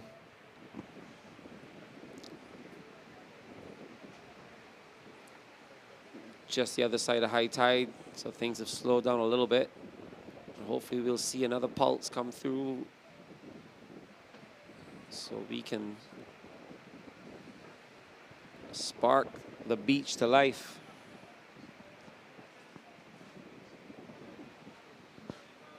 Both of these girls with a lot of support.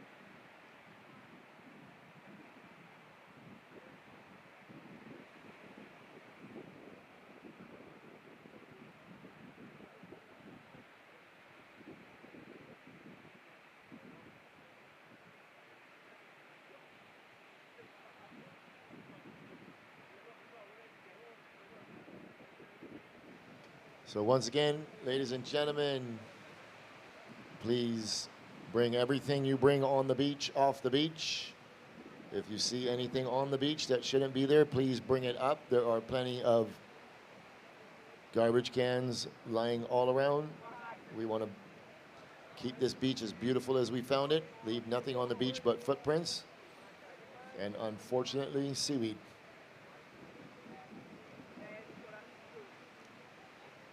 As the rip seems to be moving down with 6 minutes, 40 seconds remaining.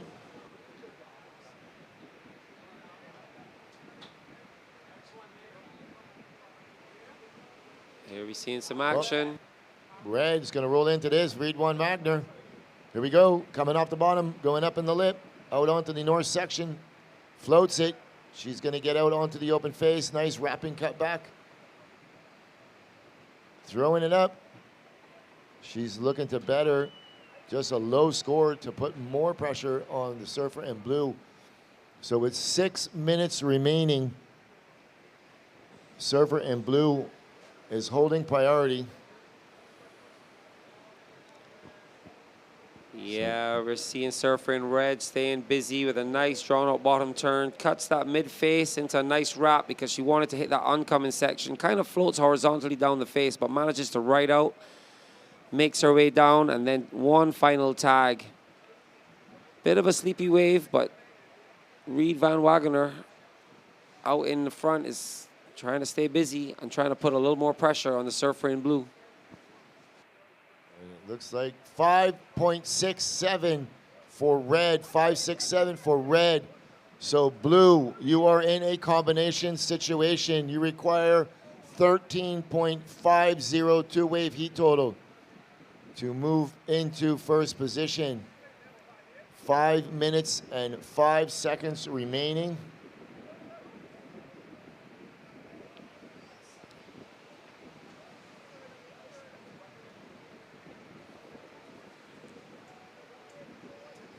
This is the fourth and final heat in this World Surf League BTMI Barbados Surf Pro QS 5000. We are on the women's side of the draw. We already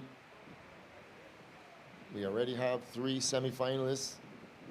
Ella McCaffrey, Talia Swindal on the buzzer, dropping an 8.33, and Leilani McGonigal. So the winner of this heat will move on to face Leilani in the semifinals coming up tomorrow. all heats tomorrow will be semifinals and finals.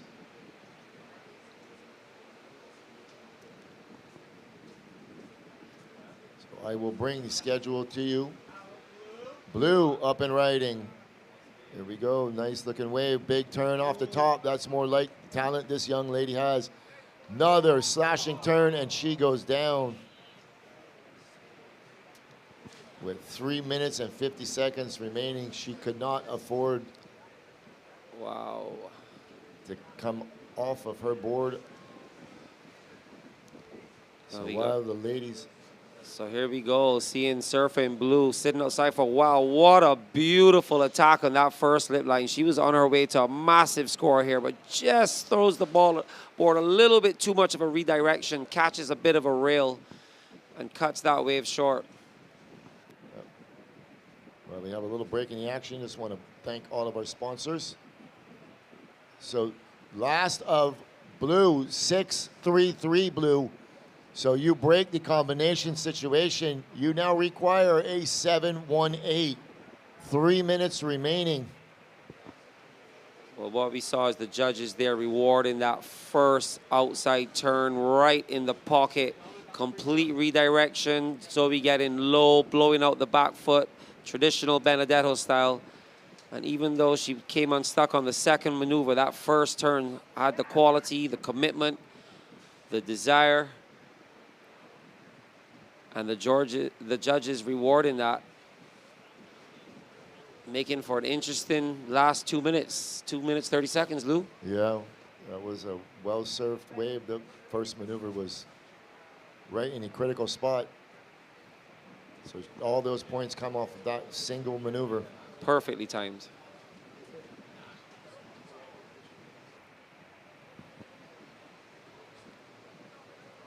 And this is where the chess match starts.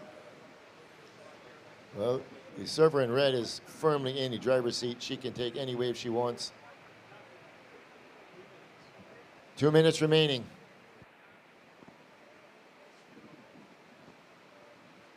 Yeah, the priority in head-to-head, very important how you use it. It's a little different when you have a four-person heat, but when it's head-to-head, you can focus all your attention on one person. So red is going to stay close to blue. She's not going to want the Surfing Blue to get any separation, knowing exactly how dangerous she can be. As we see them scrambling, Lou. All right, here we go. Red up. What's that going to be?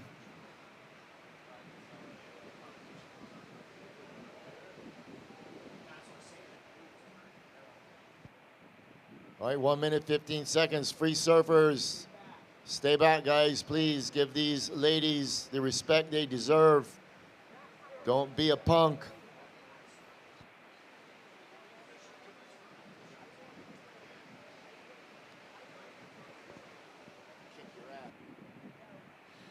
We will take names and embarrass you. Surfers, hold your position. Seeing some movement, Lou. Coming down to the last 35 seconds. So blues, red's going to go on this. So blue, she's going to put herself in position. Here we go, Zoe Benedetto. 25 seconds remaining. And she can't manage the takeoff. And she goes down, but she still is on the outside. Free surfers, come on, guys. There's still time left in this heat. And we're counting this one in 3, 2, 1. So Reed von Wagner taking the win. So we will be crowning a new female champion at Soup Bowl as Reed von Wagner reaches the semifinal. She'll be paired up with Leilani McGonigal coming up tomorrow. As you can see her coming to shore, she's happy as the day is long. She's surfing well above her years, dropping a 10-point ride earlier. She's also in the Live Like Zander event, so she could be a double champion. as well as Lucas Cassidy.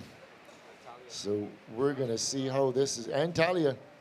And we're going to see how this is going to plan out tomorrow.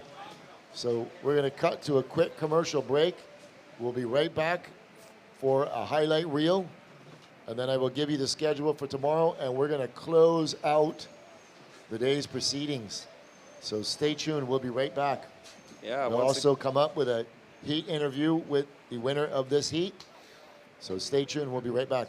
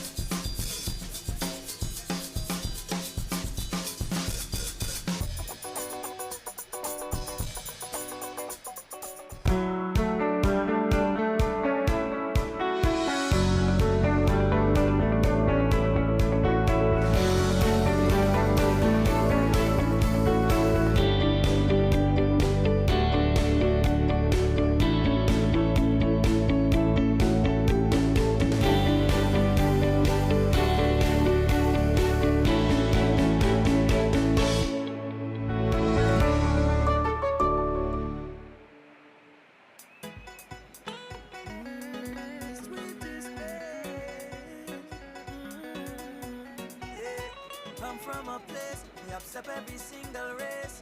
Paradise is we name. Come over and you will fall in love.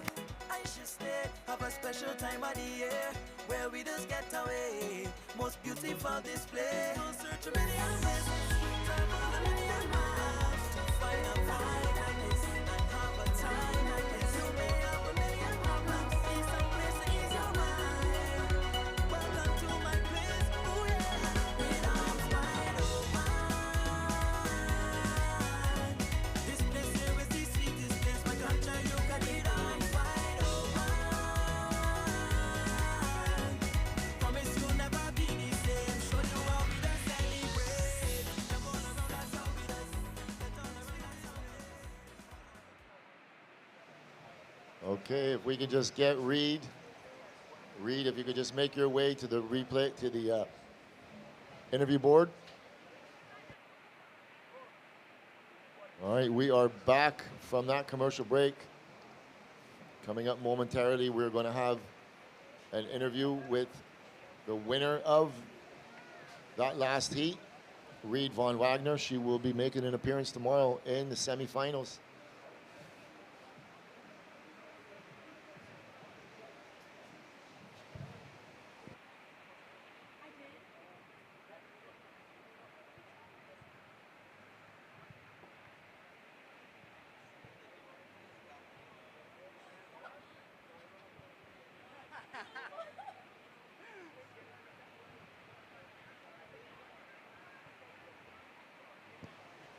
Andrew, let me know when you're ready. All right, we're going to throw it down to the glass to hear what the winner of the last heat has to say, Reed Von Wagner. She's standing by with Andrew for post-heat interview powered by St. Luke's Clothing and Eco Lifestyle and Lodge. Take it away, Andrew. We're here with Reed. You just made it on the Challenger Series. How are you feeling? Oh my gosh, I don't even have any words right now. I'm so happy. I've been working for this so long and just so stoked. Anything to improve on going into the series? Oh gosh, I'm just going to prove myself, and I've like nothing to lose, so I'm gonna give it my all for sure. Oh, Reed, you're ripping, so you got it. Don't worry. You want to shout out anyone at home before we go? First of all, my mom, she came all the way to Barbados with me. She's been my biggest supporter here. And then my dad and my brother at home. I think my brother's watching it with Colin Dunn. Shout out to Colin. And then just Brad Gerlach with Wave Key and Billabong and all my sponsors, yeah. Well, Reed, you still got finals day too, so don't worry. Good luck tomorrow, and we'll see you guys tomorrow.